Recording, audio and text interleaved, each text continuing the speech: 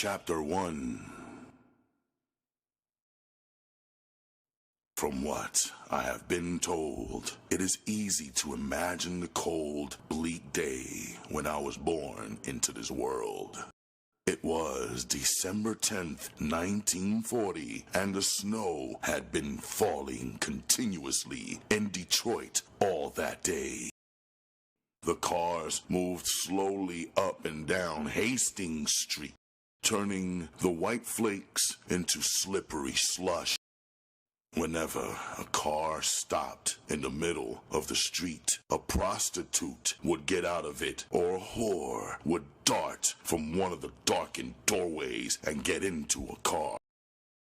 Jessie, a tall black woman with high, narrow cheekbones, stepped from a trick's car, holding her stomach.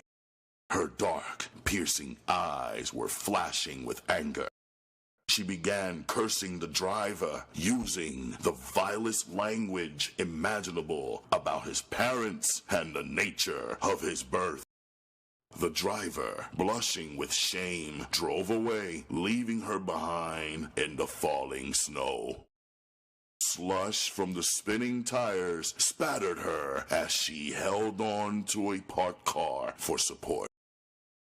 She unconsciously rubbed her hand across her face to wipe away the tears that mingled with the snowflakes.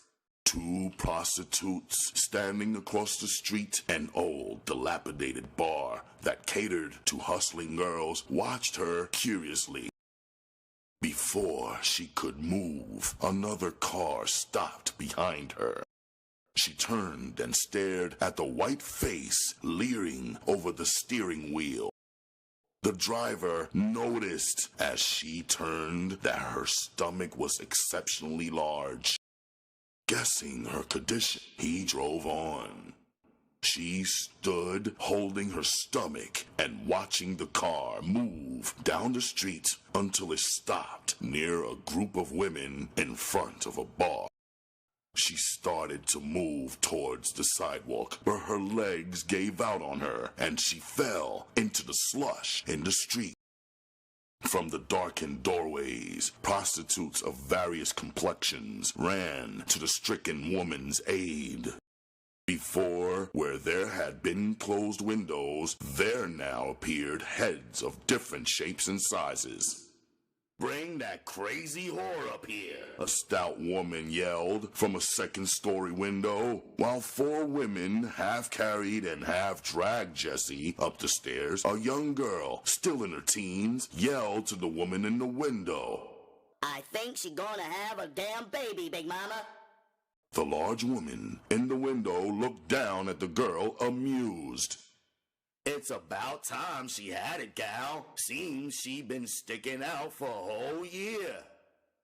Big Mama started to close the window, then added, "You run down the street and get that nigger doctor, gal, and don't stop for no tricks."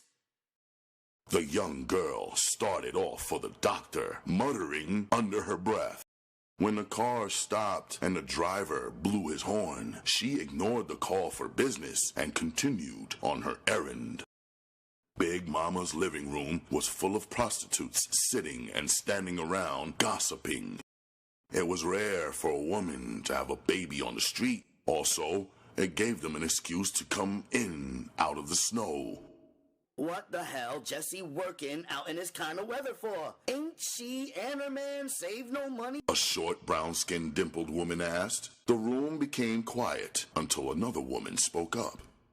"You know goddamn well that black-ass bastard she had for pimp run off last week with some white whore," she said harshly. "He jumped on Jessie and took all the money she'd been saving to get in the hospital with, too."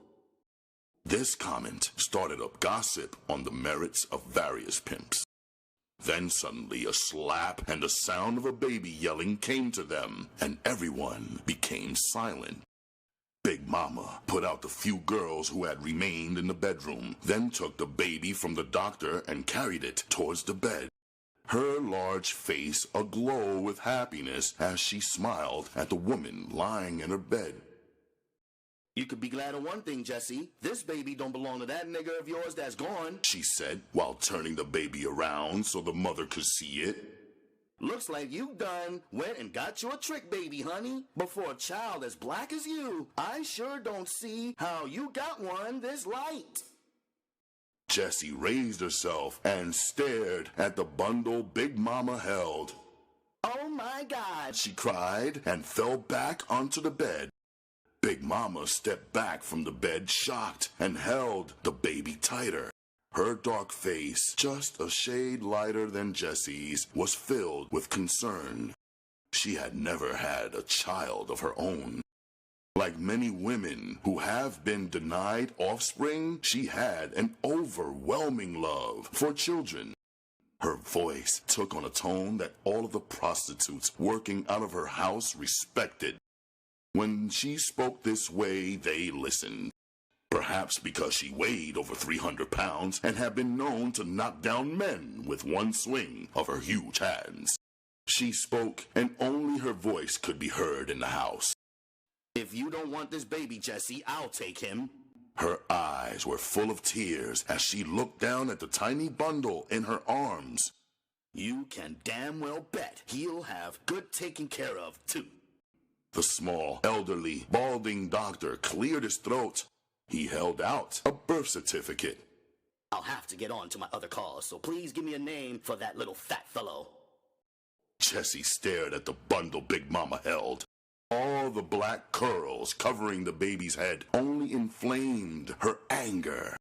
Her eyes were filled with blind rage as she turned and stared at the doctor. She stepped back unconsciously. Here, he thought, was a woman who had been badly misused by some man. He hoped that he would never again see so much hate in a woman's eyes. Jessie laughed suddenly, a cold, nerve-tingling sound. Big Mama shivered with fear, not for herself, but for the tiny life she held in her arms. Well, Mrs. Jones, the doctor inquired, have you decided on what to call your baby? Of course, Doc. I've got just a name for this little son of a bitch. Whoreson Jones. The doctor looked as if he had been struck by lightning. His mouth gaped, and he stared at her dumbfounded. Big Mama was the first to recover. You can't do that, Jesse. Give the child a good Christian name. Christian name, hell! Jessie replied sharply. I'm naming my son just what he is. I am a whore, and he's my son. If he grows up ashamed of me, to hell with him. That's what I'm wanting to name him, and that's what it's going to be. Whoreson.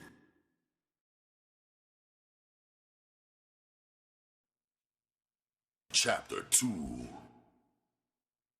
The slum I grew up in seemed to me to be the most wonderful place in the world. My early childhood was pleasant, and it was a rare occasion when I saw something in the store that my mother couldn't buy for me. Jessie saw to it that I always had money for the candy store. Whenever I lost the marbles she had previously bought, she'd quickly give me money to buy some more. Most of us kids loved the backyards and alleys that we played in, with our slingshots made out of discarded tire tubes. We overturned garbage cans in the hope of startling a good-sized rat so we could shoot at it with our homemade slingshots. Between the alley cats, dogs, and us, we kept the alleys, yards, and run-down barns clean of rats during summer daylight hours.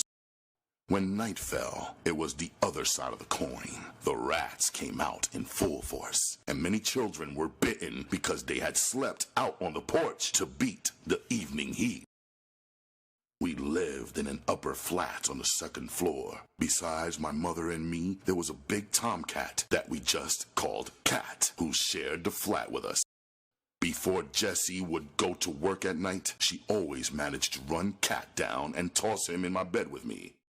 For me to mention sleeping out on the front porch at night was taboo, so I would play with Cat in my large bed until I fell asleep. I didn't know it at the time, but she did it because of her fear of rats. After tucking me into the bed, she will ruffle my hair and kiss me on the cheek. Well, little pimp, I got to go and catch him now. You be good, and I'll let you count the trap money in the morning, she'd say before turning out the light and leaving me on my own until she came back sometime in the morning. On a few occasions she didn't get back in the morning. When this occurred, one of my mother's girlfriends would be in the bed with me when I woke up. When this happened, I'd know that Jessie wouldn't be home until later that day, so I would go downstairs and have my breakfast.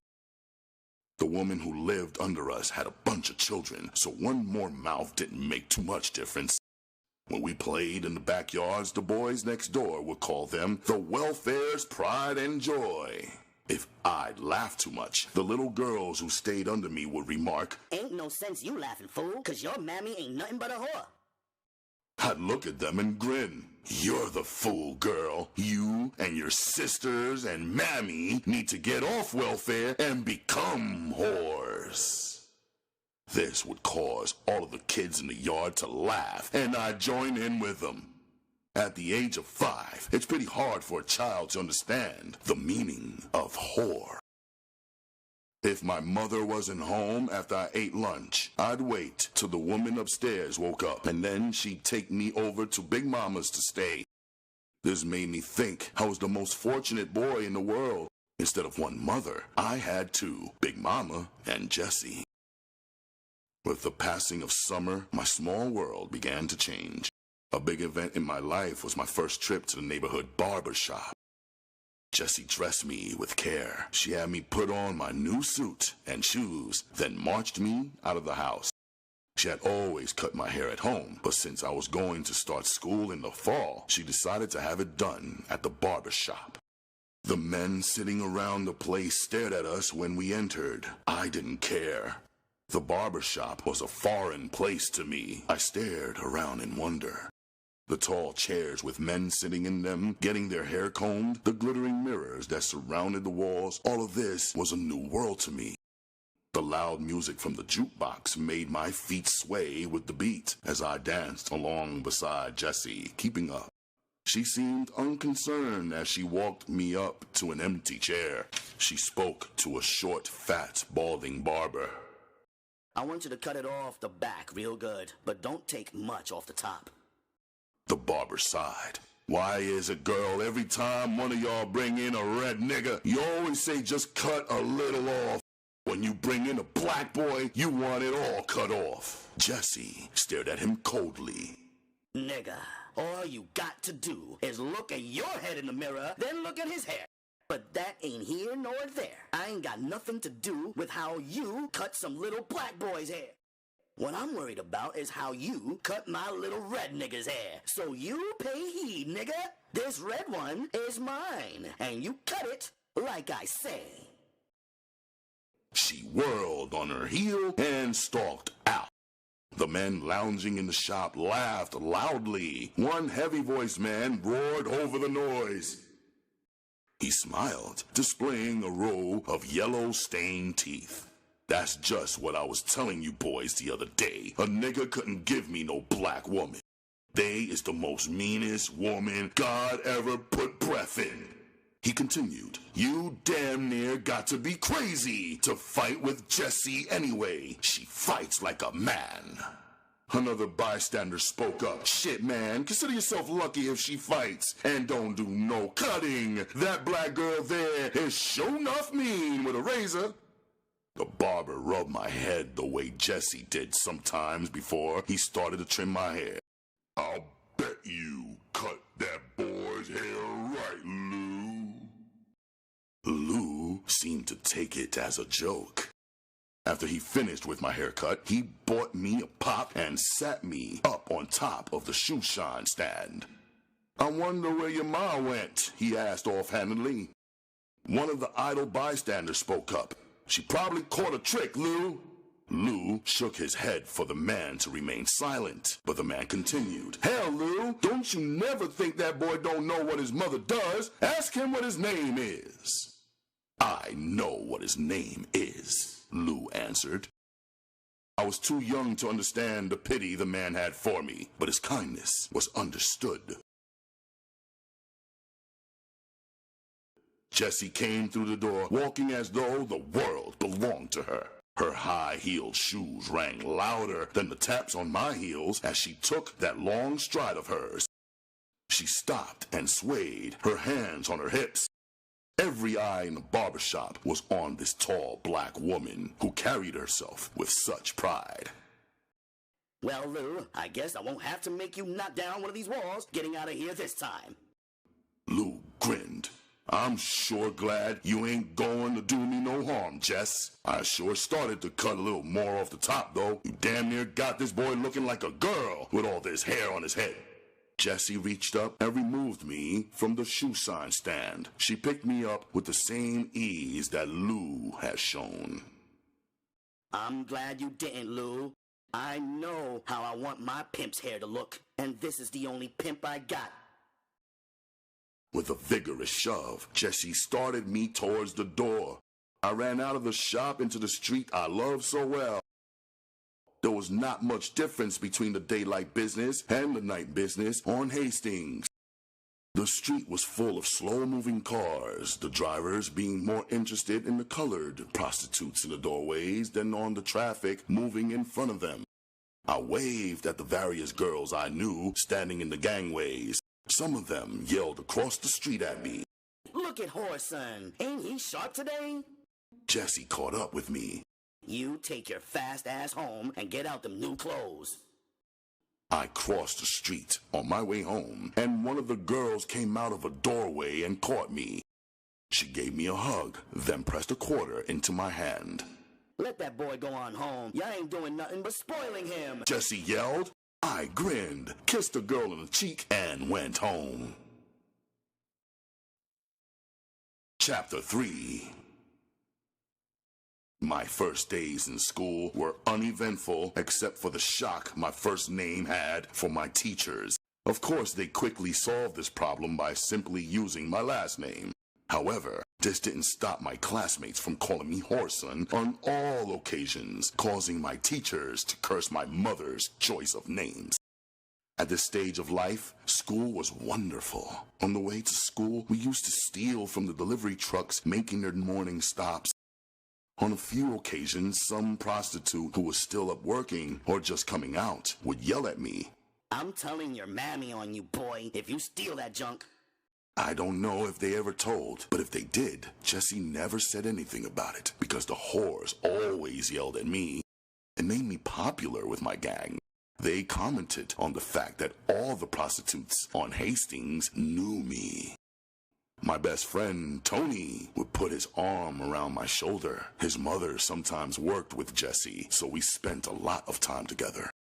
Me and you, Whoreson, he would say, we're going to be the best pimps in the whole goddamn world. I would look up to Tony's dark face and grin. He was taller than me, and I was tall for my age. Tony could outrun plus outfight anybody in our gang except Ape. Everybody knew could nobody whip Ape. He was big, dumb, and strong. There were a lot of grown men who wouldn't tangle with Ape. We always waited on the corner in the mornings for everybody in our gang before going on to school. If somebody wasn't going, there was always some kid in the gang who knew about it. Tony would stop by for me. Then we would stop and get Ape. This way, everybody came to the corner with somebody. After 9 or 10 of us got together, we would start for school, looking for something to steal on the way. After my 9th birthday, I began to really understand the meaning of my name. I began to understand just what my mother was doing for a living. There was nothing I could do about it, but even had I been able to, I wouldn't have changed it. There was a boy in our gang named Milton, whose mother wouldn't allow Tony or me in her house. She didn't even really want her son to play with us, but he found out it was easier to run with us than to get whipped on the way to school every day. I once heard her yell at him while we were waiting on the sidewalk. Milton, if I catch you giving that junkie bitch his son some of your candy, I'll kill you when you get home. That goes for that little half-white nigger they call Whoreson, too. You hear me, boy? I'll mean it now. You take this quarter and save some change for school. It had been Tony's idea that Milton try and get some money so we could buy some candy. After Milton bought the candy, Tony wouldn't eat any. He told Milton to take it home and stick it down his mother's big mouth. I helped Milton eat up the candy. She wasn't the first person who had said something about me, nor did I think she would be the last. To tell the truth, I enjoyed eating it because I knew she didn't want me to have it. Tony seemed so pitiful watching me eat the candy that I suggested we stop at Big Mama's. If she didn't give us any money, she'd sure have something to eat. I wasn't hungry, but I knew Tony was. It seemed as if his mother never did cook, 'cause he was always hungry. Milton started to complain. Y'all know I can't go up there, Whoreson. You done ate up all my candy. Now you don't want me to be with you? I saw a girl from my class at school going down Hastings Street, and I started to run to catch up with her. "Come on if you ain't scared," I yelled back at Milton. Tony ran beside me and laughed at Milton. "Come on, punk, you might get a chance to see somebody doing it. If you don't be so frightened of your mother." We crossed the street at a dead run, causing a driver to slam on his brakes. He stuck his head out the window and cursed loudly, but it just made us to laugh. Janet turned and saw us coming, but before she could get away, I had grabbed her and felt where her tits should have been, if she had had any. She called me a nasty thing and tried to hit me, but I danced back out of the way. Tony came up behind her, grabbed her by the ass, then jumped back. She screamed and slapped out at him, but she was too slow. He joined me, and we laughed. We had started on down the street when two whores stepped out of the gangway and caught us from behind. Before we could break loose, Janet had run up and slapped both of us. Tony tried to kick her, but the woman holding him got mad and slapped him upside the head harder than Janet ever could have. "Keep your black-ass feet on the ground, little nigga. You hear?" she commanded, Tony keeping his feet still. Not wanting to appear frightened, I resorted to threats. "When I catch you in school, Janet, I'm going to do more than that." Janet shook her little skinny hips at me. "You ain't gonna do nothing, nigga, but try and get along with me," she answered. I tried to get free, but the woman held me tighter. "You just wait and see," I yelled. "First time I catch you in school, I'm gonna stick it in your tight little puss." Both of the women who had seized us laughed. The one holding Tony remarked gaily, "Just listen to them. Ain't neither of them got enough to stick in a pop bottle." I turned bright red, blushing down to my toes. Tony was on the case, though, and he capped sharply, "We got enough to bust your big white ass open, woman." Instead of making them angry, his remark only amused them. Then suddenly, we heard a voice roar from the window above us. Big Mama was leaning out of the window. "Bring them fresh little niggas up here. I'm gonna see how long it's going to be before they feel on another little girl in the streets." On hearing the sound of Big Mama's voice, plus seeing that look in her eyes, we really tried to get free. It was useless, though, because after she finished speaking, some more girls helped the first two to carry us upstairs. When we got upstairs, Big Mama bore down on us. Both of us were shaking so bad we couldn't get our lies straight. I tried to explain that we were not feeling Janet, just playing with her. For telling this lie, I got a well-placed slap. After that, the women got together and took our pants off. A white man coming out of the back bedroom stopped and gave Big Mama his belt. She took the belt and lit us up with it. After we had begged, cried, and pleaded, plus called her grandma, she gave us our pants back and sent us into the kitchen to eat. After eating some ham hocks and greens, we tried to beg some money out of Big Mama. She promised us another beating if we didn't get out of her sight, so we ran down the stairs. The long, narrow stairway was dimly lit, so we didn't see the two women who had grabbed us until we got to the bottom. They stood in the dilapidated doorway laughing at us. Tony asked the one who had grabbed him to give up a quarter. She gave him a personal invitation to go to hell. So I tried another approach. I promised the one who had caught me a kiss if she would give up the coin. She stared at me for a moment. Give me one good reason why I should want to kiss you, and I'll give you a quarter. I stared straight into her eyes and stated, since I'm just a little pimp, all I'm asking for is a quarter. But you know all you whores love to give pimps money, so just give it up, whore. Her mouth flew open, and she just stared. I stepped back out of the way. I knew Jessie had told all of her girlfriends to pop me upside the head whenever they heard me swear, so I wasn't taking no chances. The sound of men laughing caused me to turn. I saw two men sitting in a Cadillac who I knew had to be real pimps. They were wearing silk suits, and their hair was beautifully processed. One of the men called over the girl I had been talking to. He gave her $2 and pointed it at us. You give it to them, he said. That way they can say they really got some whore money. She came back from the car and gave Tony his $1. She held mine in her hand. You owe me something, she said, and leaned down. I caught Tony's eye. He nodded towards her breast. I winked at him and stood on my toes. I put my hand with the $1 in it around her neck, then kissed her on the mouth. She stuck her tongue into my mouth. My eyes opened in surprise. Reaching up with my empty hand, I squeezed her left breast. I ducked my head to miss the blow if one was coming before she could move.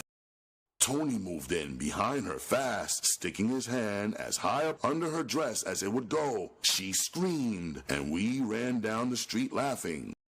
Tony yelled to me, "Whoreson, she ain't got no drawers on." People walking down the street stopped and laughed. Big Mama yelled out of the window at us, and the pimps in the car roared with laughter. The other prostitute broke out in a run after us, but when we cut into a gangway that led into an alley, she stopped. After this experience, Tony and I stayed on Hastings. When we were on this street of excitement, everything seemed to happen. Life was full. Perhaps our introduction to vice was premature for our age, but it prepared us well for our chosen profession. My mother tried hard during this period to stop me from hanging around pool rooms and trick houses. Her beatings were useless, though. She even tried using coat hangers twisted together. She called them her pimp sticks, and used them only when I had been exceptionally bad. Even after she had used coat hangers, I wouldn't stay off the corner. For 2 or 3 days after severe beating, I would stay close to the house. But when you're young and wild, you soon forget the whippings or just try not to get caught next time. Tony had started staying at my house 4 nights out of a week, so Jessie whipped him as much as she did me. After I turned 10, she began to see that beatings were not the answer. She discontinued them, except for when we would sneak back out after she went to work. For some reason, she couldn't stand for me to see her working on the streets. At school, our gang had become a terror. We shook down all the kids our age, plus a few of the older ones. We took their lunch money daily until one day we beat up 2 brothers who had rebelled against our extortion. Their mother came back to school with the police. The principal informed the officers that Tony and I were the ringleaders. We denied this, but it didn't do any good. The detectives wouldn't believe our lies, so we ended up by being escorted home by them. Tony said we were half-brothers and lived together. I think he told this lie to stop them from going to his house, where they might have found narcotics lying around. When the police knocked, Jessie had to get out of the bed to open the door. She just stood there staring at us when the officer pushed us through the door. After listening to the police talk, her eyes began to shoot sparks. We knew there was big trouble ahead. Without answering, Jessie wheeled around and ran to the bedroom. She reappeared, swinging her coat hangers. Her large breasts strained to burst free from the sheer nightgown she wore. In her anger, she hadn't bothered to put on one of her housecoats so the officers could see just about all they desired. They stared with open admiration. Tony was the one she reached first. I was glad of this because I hoped that she would be tired by the time she reached me. As I watched, I began to shiver with fear. She struck with such brutal intensity that I knew Tony wished he had gone home. I had never seen her like this before. When she released him, he squirmed across the floor in torment. She stood there breathing hard with her hands on her hips. Her eyes seemed wild. Her features were contorted by rage. I tasted fear for the first time in my life.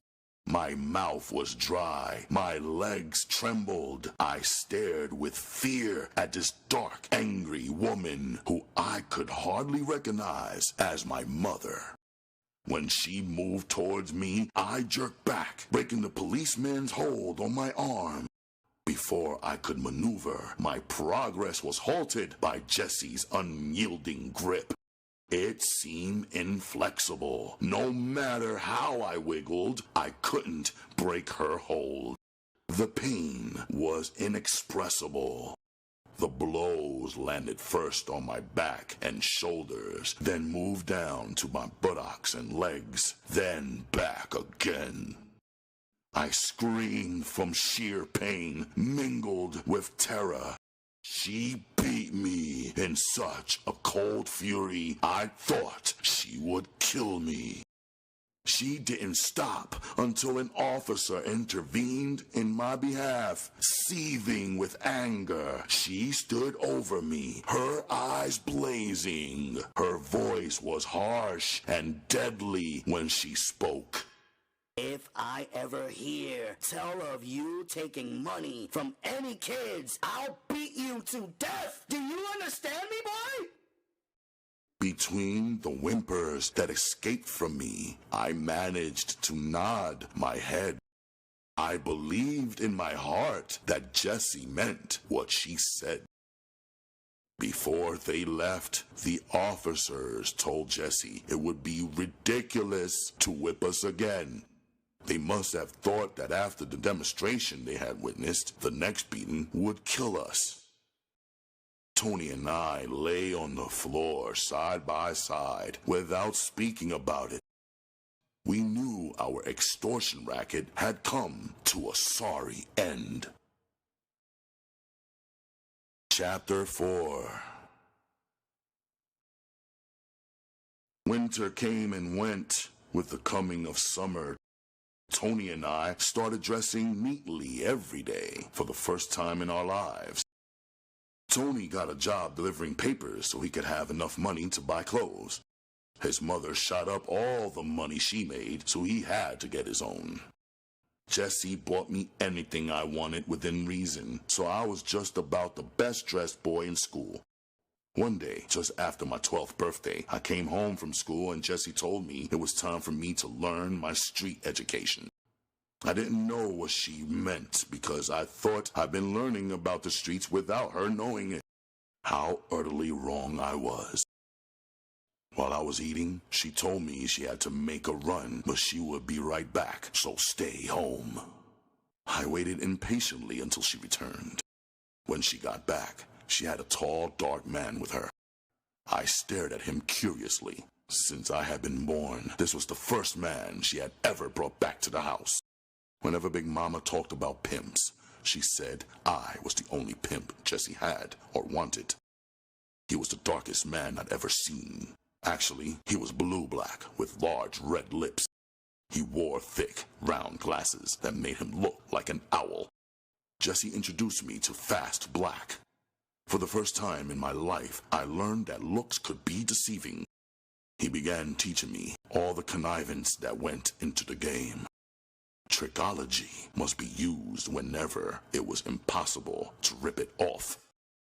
Artifice became my Bible as I learned to play stuff, the shell game, pigeon drop, and 3-card Molly. Before I turned 13, I was on my way to becoming a card sharp. With a pair of craps, I was becoming a master. I could knock, shoot a turn down, or pad roll. On sand, dirt, concrete, it didn't make any difference. Wherever they played, I just about had a shot for it. Fast Black used to tell me I could never claim to be good until I could take a pair of dice and get down on a blanket, then walk the dice from 2 to 12 without missing the sequence. My only problem at this time was the hours that Fast Black had me practice. I spent hour after hour in front of a mirror, pulling seconds or dealing cards from the bottom of the deck. When I finished with the cards, I'd have to spend 2 more hours shooting dice on the bed with the blanket drawn tight. To break the repetition of daily practice, Jesse asked Fast Black to teach Tony how to play. We competed against each other for pennies each day. It wasn't long before we were keeping all the boys at school broke. At lunchtime, you can always find a game going on somewhere on the tiny school ground. There was a Greasy Spoon restaurant across the street from the school. Most of the kids gathered there to play in the jukebox. The owner, Fat Sam, liked to watch the young girls dance, so the jukebox kept money in it.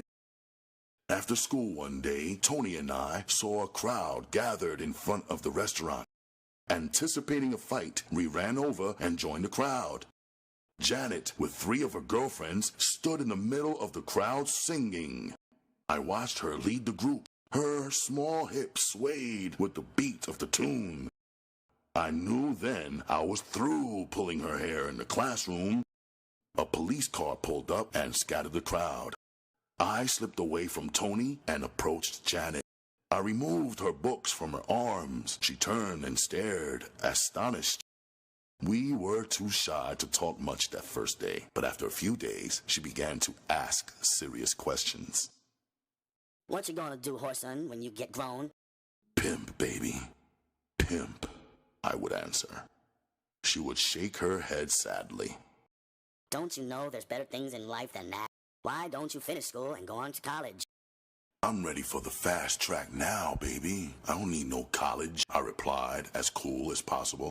She puckered up and tears rolled down her cheeks. I stopped and pulled her into a doorway. Our lips met for the first time. The kiss tasted salty, but it seemed to stop her from crying, so I kissed her again. After a while, she pushed me back from her. She stared up at me seriously. We have to stop seeing each other, Whoreson, because I'm gonna be a big singer someday, while you ain't gonna be nothing but a pimp.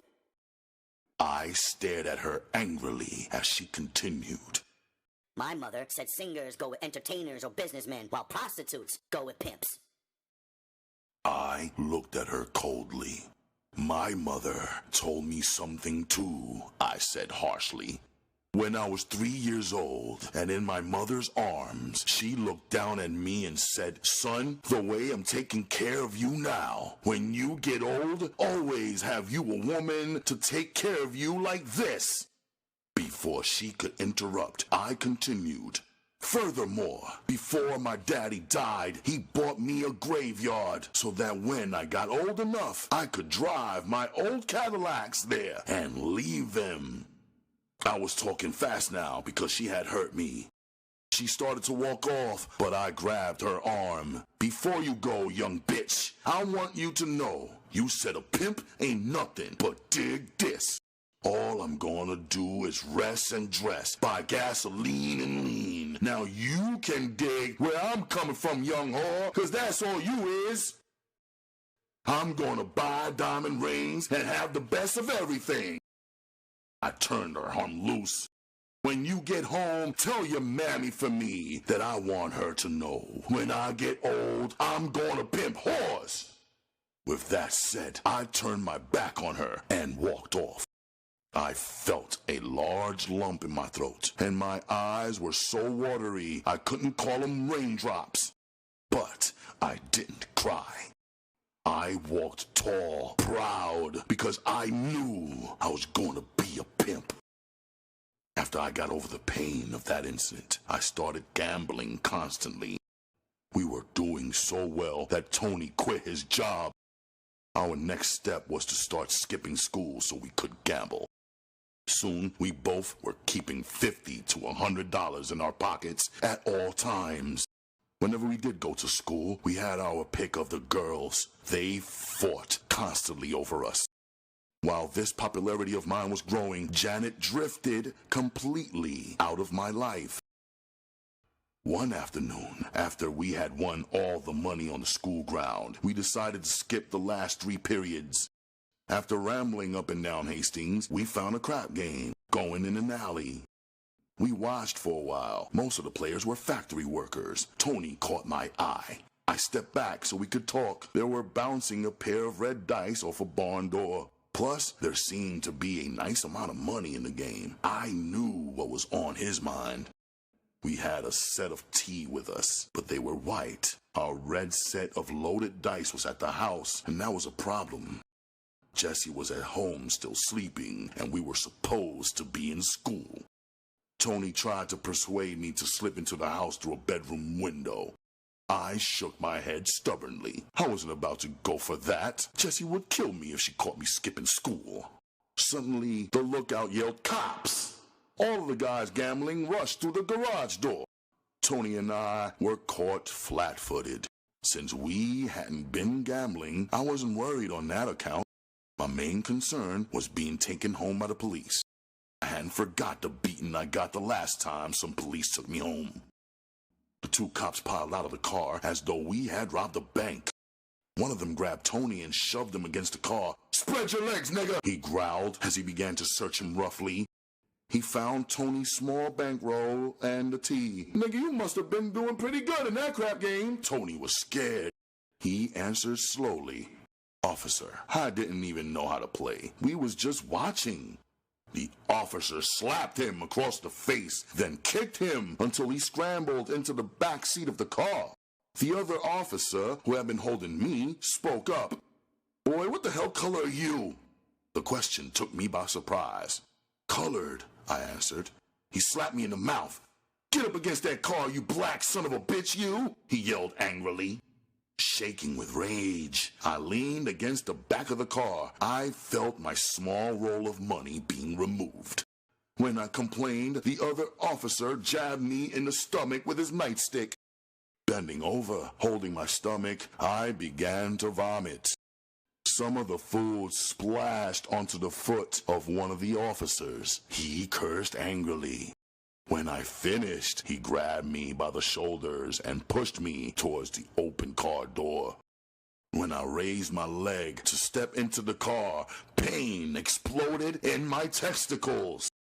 The floor of the car came up to meet me as I sprawled out on the floor, crying. The policeman who had kicked me stuck in his foot and wiped his shoe off on me, then told me to shut up. Tony rubbed the top of my head as if it might take away the pain. The police rode us around for a while. They told us what would happen if they caught us in the alley shooting craps again. They tried to give us the impression that we were just lucky, since all they were going to do to us was take the money. Not once did they mention school to us. At the time, we were only 13. They finally stopped and put us out. After threatening us again, they pulled off, leaving us about 4 miles from home with no money. "What we gonna do? Walk or catch a cab and jump out and run?" Tony asked. I didn't answer for a few moments. "I don't see no sense in us going home without no kind of money, Tony." It was Tony's turn for silence now. We walked for about 5 blocks this way until Tony stopped in front of a market. I grinned and followed him into the store. In less than 10 minutes, we were back on the streets. We both had 6 steaks apiece. We continued walking until we found a colored beauty shop. At the first booth inside, we pulled out the meat. A heavy-set woman doing hair stared at us closely. "Where'd you get that meat at?" she asked loudly. Her fingers were digging into the prime beef. The woman whose hair she was doing picked out 4 steaks. "How much?" she asked. Soon the small booth was full of bargaining women. "Let me get one of them," another woman yelled. 15 minutes later, we were back on the street, splitting the money. Nah, man, let's try that short con Fast Black showed us. I ain't never used it before, and ain't no better time than now to find out if it works. We continued walking until we came to a drugstore. We entered and tried it, but it didn't work. Our next stop was a small grocery store. No luck. The third business we entered was a dime store. I decided to try my luck this time, so Tony handed me the $10 bill and one spot. Could I have a pack of Camels, please? I held the $10 bill out to the young girl behind the counter. When she returned with my cigarettes and change, she remarked, "Aren't you a little young for smoking?" For a moment, I ignored her question. Was that a 10, miss? Yes. She replied and raised her eyebrows. I pushed her $1 and held on to the change she had given me. I'm sorry, miss. That's my father's 10. Would you please take the cigarettes out of this? They're for my mother, and I can't get the money mixed up. Oh, She said, surprised. She took the $1 and went to the cash register. When she came back, she put the 10 on the counter. I put the 10 spot in my hand with the other money and started counting fast. 10, 15, 16, 19, 20.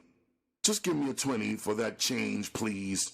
She looked down at the money and then stared at me. My heart skipped a beat. I almost broke and ran. Panic was setting in. If Tony hadn't come to my rescue, I'd have run. That other money belongs to my big brother, miss. I'm sure going to tell him what a pretty lady they got working in the store. The remark paid off. She picked up the money off the counter and put it in the cash register, returning with a 20. "You boys be careful with all this money now," she said, smiling. We showed all of our teeth as we grinned at her on our way towards the door. As soon as we hit the sidewalk, we got in the wind. We didn't stop running until we were 4 blocks away. We ducked into an alley and lit up our cigarettes behind a garbage can. We laughed and smoked, then walked on, looking for another opportunity. We found nothing favorable until we came to John R. Street. Then we came upon 2 slick old Negroes playing 3-card Molly with 4 white men. The whites were being trimmed smoothly. I was surprised when Tony asked the man handling the cards if he could make a bet. The old guy tossing the boards looked up. "Your money spends, boy, just like theirs." He laughed loudly at his own wit. Tony bet $1 and lost, then 2 more with the same results. I stared at him and wondered if he could be losing his mind. We both knew how to toss the boards, but he was better than me. He quit suddenly, turned his back, and walked away. I followed him down the street till he found a drugstore. Where he went in, he found the women's section and bought some lipstick. Now I was sure he was going mad. On the way out, he stopped. "How much money you got, Whoreson?" When I replied, he stuck out his hand. I stared at him foolishly. Removing the lipstick from his pocket, he smeared a little on his finger. "Shell out, man. Ain't you got no faith in me?" I grinned and pushed my small bankroll into his hand. When we returned to the game, Tony watched the cards go back and forth for a while. Then he bet $1 and lost, picked up the other 2 cards to see where the queen was, put a tiny mark on it, and dropped it back to the ground with the other card over it. "Old man, you ain't slick," Tony said. "I ain't gonna never let no old man beat me out of nothing. How much money can I bet?" "All you can get down with," came the reply. The old man switched the cards back and forth faster than the eye could follow. "Get your bets down while I'm in town. Money on the word makes the bets go good," he said while bringing the cards to a halt. Tony made a $35 bet, reached over, and turned up the queen. The old hustler swore, but thinking it was pure luck, paid off. Then, without hesitation, began to toss the cards again. When he stopped, Tony spotted the tiny smear and bet the whole bankroll. He flipped the queen over again. The hustler paid off while his lookout partners searched the back of the cards. I figured Tony had wiped the back of the queen off on that last catch. I wasn't taking any chances. I watched the cars coming up the one-way streets. As soon as I saw a break in the traffic, I hit Tony's arm. We crossed John R. on the run, turning up into the nearest alley. The hustlers let out a yell behind us, so we knew they must have found part of the mark. The traffic held them up. By the time they got across the street, we were cutting through the backyards on our way to another alley. We bought 3 cans of reefer for $50 and split the rest of the money. That night, we gave a lawn party in my backyard for all the young kids in the neighborhood. There was plenty of wine, weed, and beer. We had everything at the party but grass to dance on.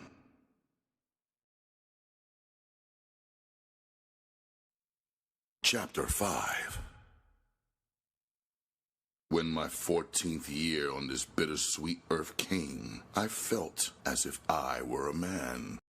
Jesse and I stood at just about the same height now. My hair was black, with thick curls that hung down upon my brow. Whenever I went up on the corner with Jesse, I could feel the admiring glances the whores would throw my way.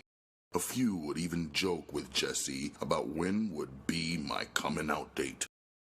On these occasions, I would remark to Jesse that I was ready to pimp, but she would only laugh and cap. You think you know how to talk slick, boy? But that ain't the key. Anybody can talk out of the side of his neck. What you got to do is find a key, honey. I can't give it to you. I can only tell you where to look for it. You got to learn how to sell conversation, baby. At this time, I didn't know what she meant by finding the key. I knew I could think and talk fast, plus I knew all the latest slang. I got some beef that sells better than hamburger. The first time I screamed this on Jessie, I don't know if she wanted to slap me or not. She had raised her hand, but I stepped back out of reach. She looked at me sadly. Had I been older, I might have been able to read doubt in her eyes. Pimping is an art, Whoreson, she told me seriously. There are very few pimps in this world who can really take the title of being a pimp. Just because a man gets his money from a whore, that doesn't make him no true pimp. Real pimps are really rare. To prove her point, she reached down in her sweater and fumbled around. When she removed her hand, she held a small roll of money. She put this into the palm of my hand and closed my fingers over the bills. Count it, she said. I'm going to continue working. When you think I've made enough money, tell me, and we'll go home. I counted the $18 on my way to the Pigfoot joint on the corner. Tony and Milton were loitering around the jukebox. There was a booth full of young girls next to the jukebox, and they yelled at me playfully. I was in the process of convincing the girls to go up to my house so that we can use the bedroom when Jessie entered the restaurant. My back was turned to the door, so I didn't notice her. The kids in the booth got quiet. I turned around to see what the matter was, only to find my mother bearing down on me. She stopped in front of me and held out a $5 bill. I didn't know what to do, so I took the money. Her eyes didn't hold a hint of a smile. Just as suddenly as she entered, she turned and retraced her steps without speaking. I felt a little self-conscious, so I stuffed the $5 bill down into my pocket without flashing my roll. The last thing I wanted was for the kids to think I got my money from my mother. Tony wouldn't know where I got my bankroll at, but they wouldn't, and I had no desire for them to start getting the wrong impressions. Had I really understood Jesse's intention, I could have avoided the next incident just by going outside, but I was unprepared when she popped back in the door. She hadn't been gone 10 minutes. I stared at her coming across the floor, bewilderedly. I held out my hand for the $10 bill she carried loosely. In a voice that sounded shriller than the one I normally used, I heard myself asking, "You ready to go in, Jessie?" Jessie had never been ashamed of anything she did to my knowledge. She knew that she was embarrassing me. This only aroused her sense of humor. It's up to you, sweet meat, she said, referring to the statement I made earlier. She ran her hand through my hair. I'm ready whenever you're ready. I really wanted to stay and shoot the bull with my school friends, but I was embarrassed by the way Jessie was acting. Given the choice of staying or leaving, I quickly accepted the latter. Had I been as old and wise as I thought I was, I would have realized that many people would get the wrong impression of our relationship. Being as naive as I was, the only thing that disturbed me was that people would think all the money I handled came from Jesse. Many sly looks were cast our way as we walked out of the restaurant from the older people as well as from the young crowd. Jesse had a way of walking that made people think a queen was going past. To carry myself with such pride was my desire. On our way home, Jessie started to cough. I held her arm as she bent over and spit up a mouthful of blood.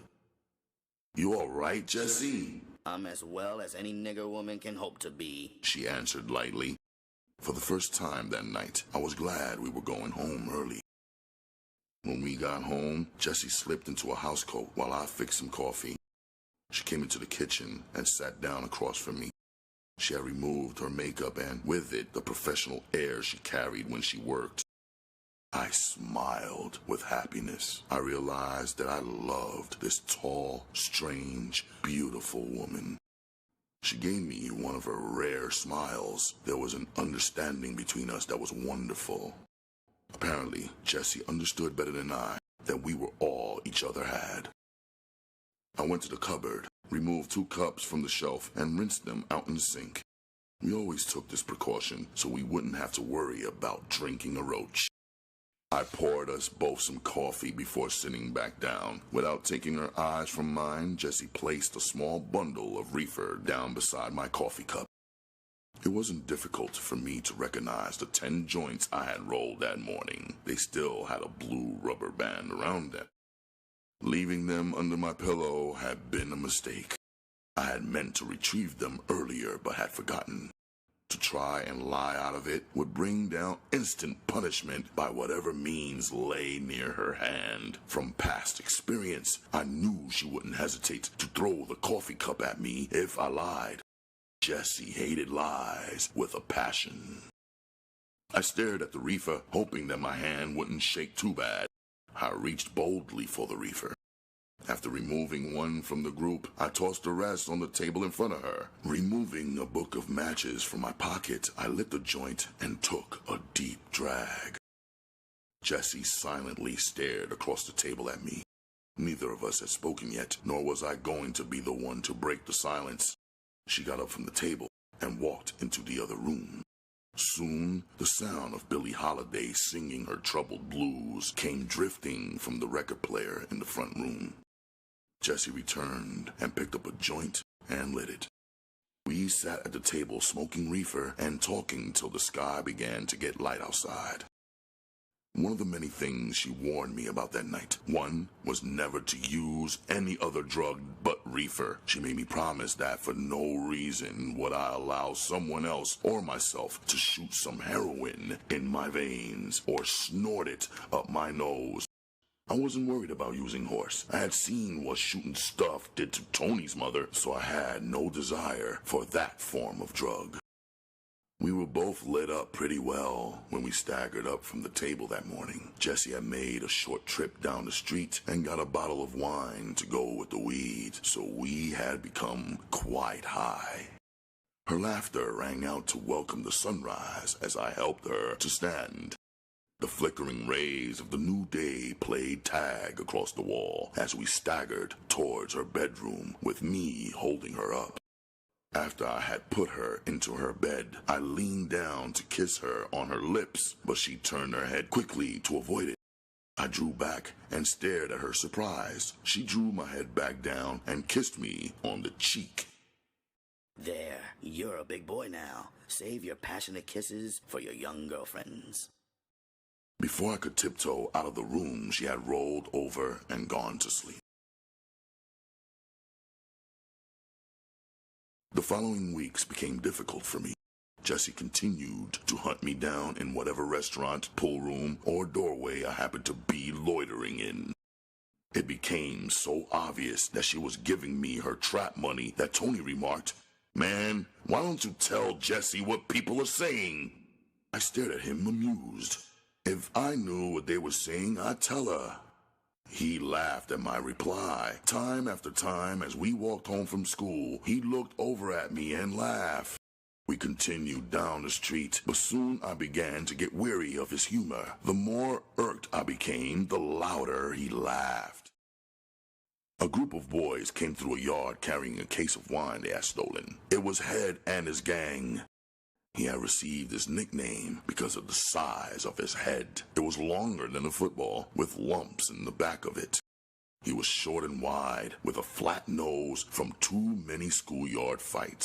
His gang was the only one in the neighborhood anywhere near as tough as ours, and because he was their leader, he was always trying to prove how mean he was.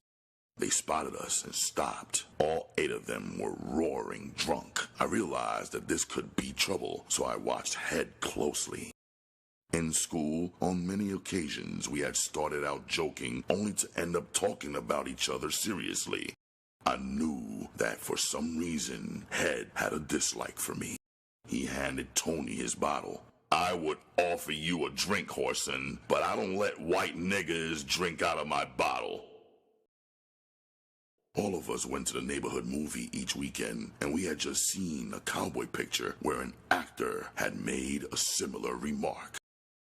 I grinned at what I thought was his idea of joking and remained silent. Tony took a long drink and then handed me the bottle. "Man, didn't you hear what I said?" Head yelled angrily at Tony. Children in front of the broken down houses stopped their playing to watch. Their mothers came out on the crumbling porches like roaches flocking to garbage, drawn by the imminence of violence. It was in the air, something intangible, felt by all but seen by none. "Fuck you, Head, in your big black ass," Tony replied quietly. I took a long drink from the bottle and then held it out towards Head. He knocked the bottle from my hand, breaking it on the ground. "I wouldn't drink after no bastard that pimps off his own mammy," he snorted loudly. "Man, why don't you be cool?" Tony said softly. "Anytime somebody's mama gives them money, some ignorant son of a bitch could call it pimping." "That's different," Head stated, and stared at me with his beady red eyes. "This half-white freakish bastard is fucking his mammy." Before the words had left his mouth, I'd reached across the narrow space and grabbed Head. My right hand seized his shirt while my left exploded on his chin. I followed this with a knee to his groin, and when he bent over, I straightened him up with my knee. Blood shot all over my clothes, and I busted his nose. With left and right hooks to the head, I knocked him out into the street. I ran after him and kicked him in the face. This is how the police caught me when they drove up behind us. I was still kicking him in the head and face. I had learned earlier in my childhood the art of street fighting. Violence was a way of life, and I was dedicated to being good in anything I participated in. The police took us downtown. Before taking me to juvenile, they dropped Head off at a receiving hospital. He was in need of medical treatment. I sat in a small room and waited for my mother to arrive. After what seemed like a 2-hour wait, a tall, white-haired man appeared and led me into another room where my mother waited. Jessie rushed over and examined me for any injuries. She seemed so concerned that I decided not to tell her what the fight had been about. I didn't want her to have any unnecessary worry, so I remained silent as we left the building. Evening had come over the city. Dark clouds covered the sky as we walked down darkened streets in search of a cab. Jessie put her arm around my shoulder and spoke slowly. Not that I give a damn about what they say or think, Whoreson, but I just never realized what some low-minded bastards would think after seeing me give you my money every night. We stopped walking for a moment while Jessie fumbled around in her purse. She removed a small notebook. Each page in the book was dated, with a notation in ink following each day as to how much money she had given me to hold that night. After each week, she had added the total for all 7 days. I stared at the book in confusion. I still couldn't comprehend her reasons for keeping notes on the money. I returned the money to her every night after she quit work. In a sudden fit of humor, she laughed at my perplexity. Darling, this is just a record to show you what kind of whore money not to accept. If any of your girls should bring you this kind of money, it will mean you're not pimping, you're simping. Oh yes, she added, laughing rambunctiously. Thanks for giving me a vacation. I have never known if she resorted to scorn intentionally that night or if my ignorance really was that amusing. Whatever the reason, it got the job done. From that day on, I knew I would never accept schoolgirl money from a woman again. When we continued walking, with her arm around my shoulder and her laughter ringing in my ear, I clutched the notebook tightly. It served its point. Besides teaching me what kind of trap money not to accept, it taught me that a woman would test her man at all times. I knew then that I would one day pimp, and pimp good, because I was going to pimp with a passion.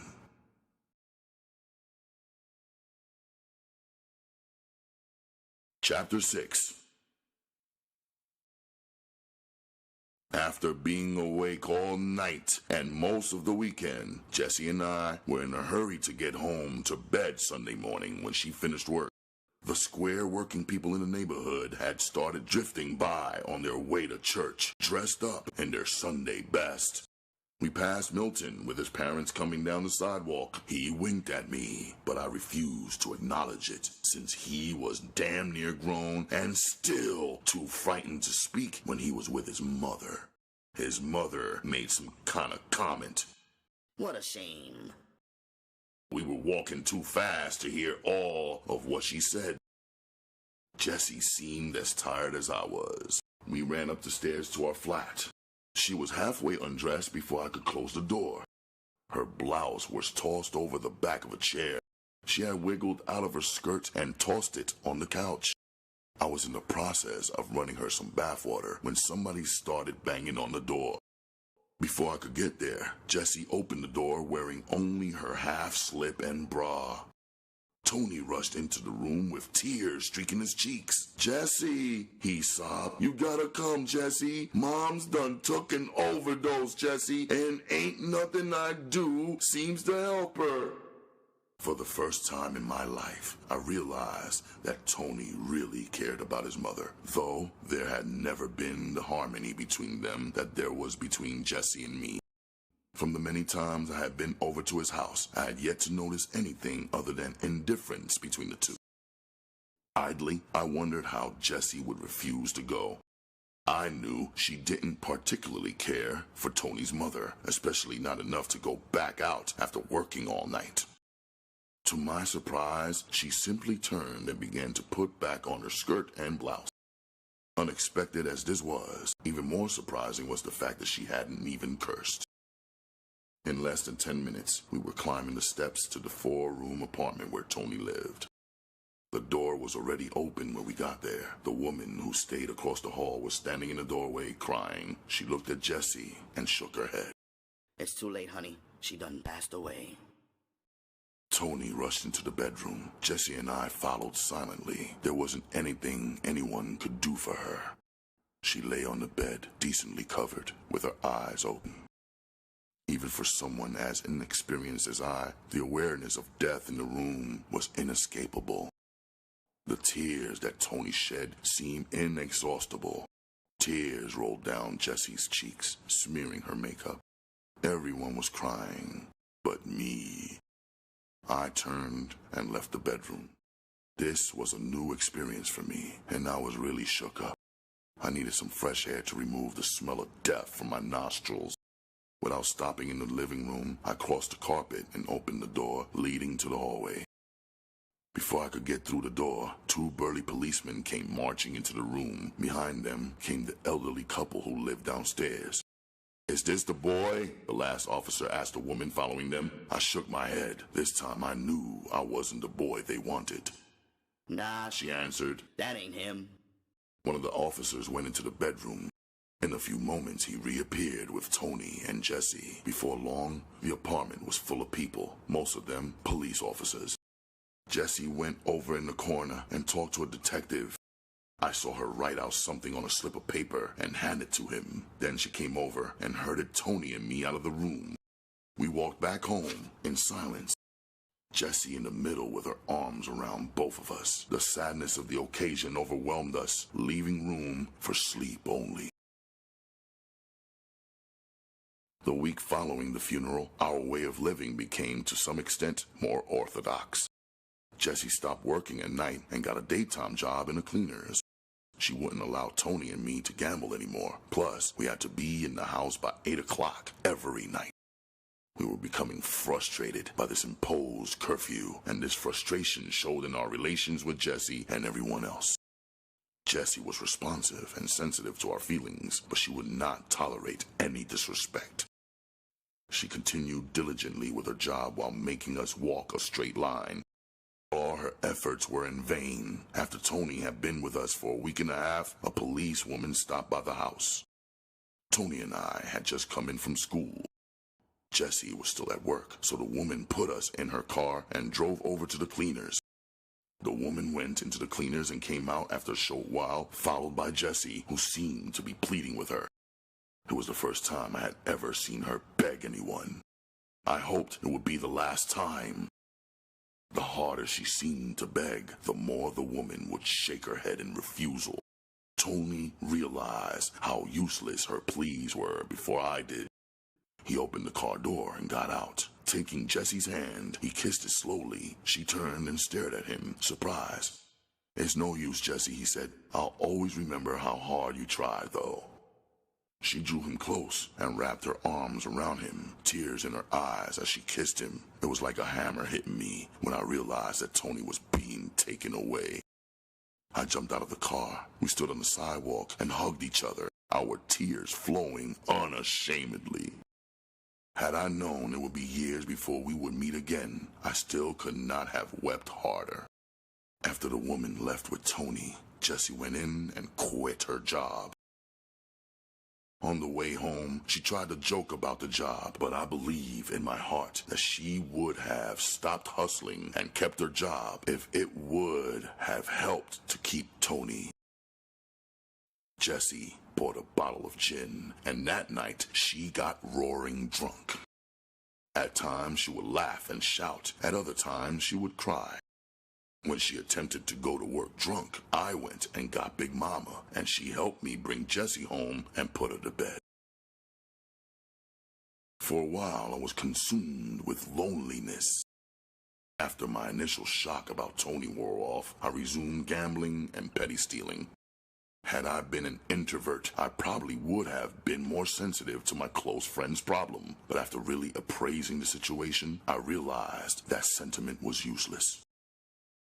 Even before Jessie advised me to quit worrying because there was nothing we could do, I had reached the same conclusion. You have too many problems of your own to cultivate other people's trouble. Usually, I spent most of my leisure time on Hastings, but since I was becoming so well known to the hustlers who hung out on that street, I had to go farther to find my action. One day, I wandered into a small restaurant on Brush. A tall, slim, light-skinned woman was bent over picking up some trash. I leaned on the counter to admire her legs better. She was bow-legged and wide across the rump. Her hair was raven black and hung down on her back. I knew she hadn't heard me come through the door because it had become a habit of mine always to enter as silently as possible. She must have sensed my presence behind her because she turned suddenly and caught me staring in fascination. She seemed startled at first, but her look was bold and penetrating. Suddenly, I became uncomfortable. She had dark green eyes, which reminded me of a cat's and a long, keen nose. Her complexion was the color of burnt copper.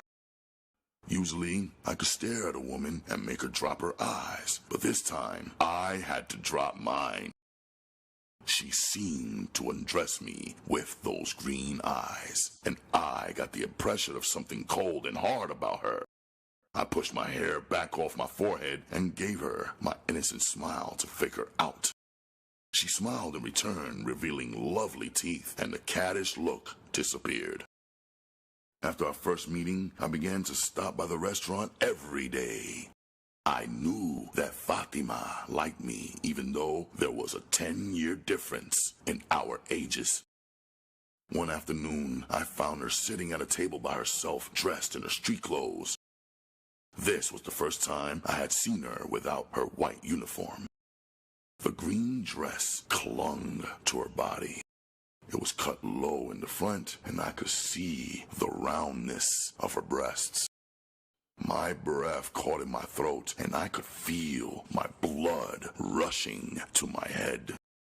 Desire for this woman had become an obsession. I wanted to possess her completely.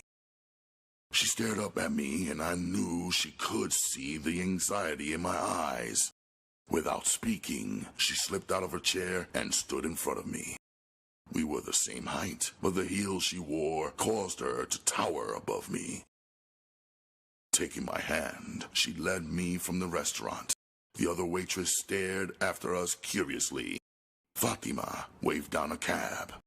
When we got in, I settled down on a seat beside her as the cab jumped in and out of traffic on its way across town. Her hand found mine on the seat, and she placed it between her legs.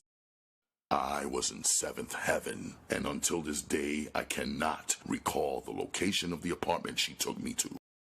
We entered the apartment and stopped inside the door.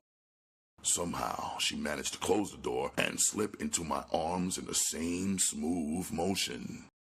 I could feel her tongue slipping around inside my mouth. It felt like a hot, flaming spear. Everywhere it touched, it aroused erotic emotions. I had been kissed by girls many times, but nothing like this. Her mouth was hot. Her breath felt like a hot wind blowing upon my neck. I could feel her body radiating heat through her dress. She slipped out of my embrace and, pulling me by the arm, led me into her bedroom. We both began to remove our clothes quickly.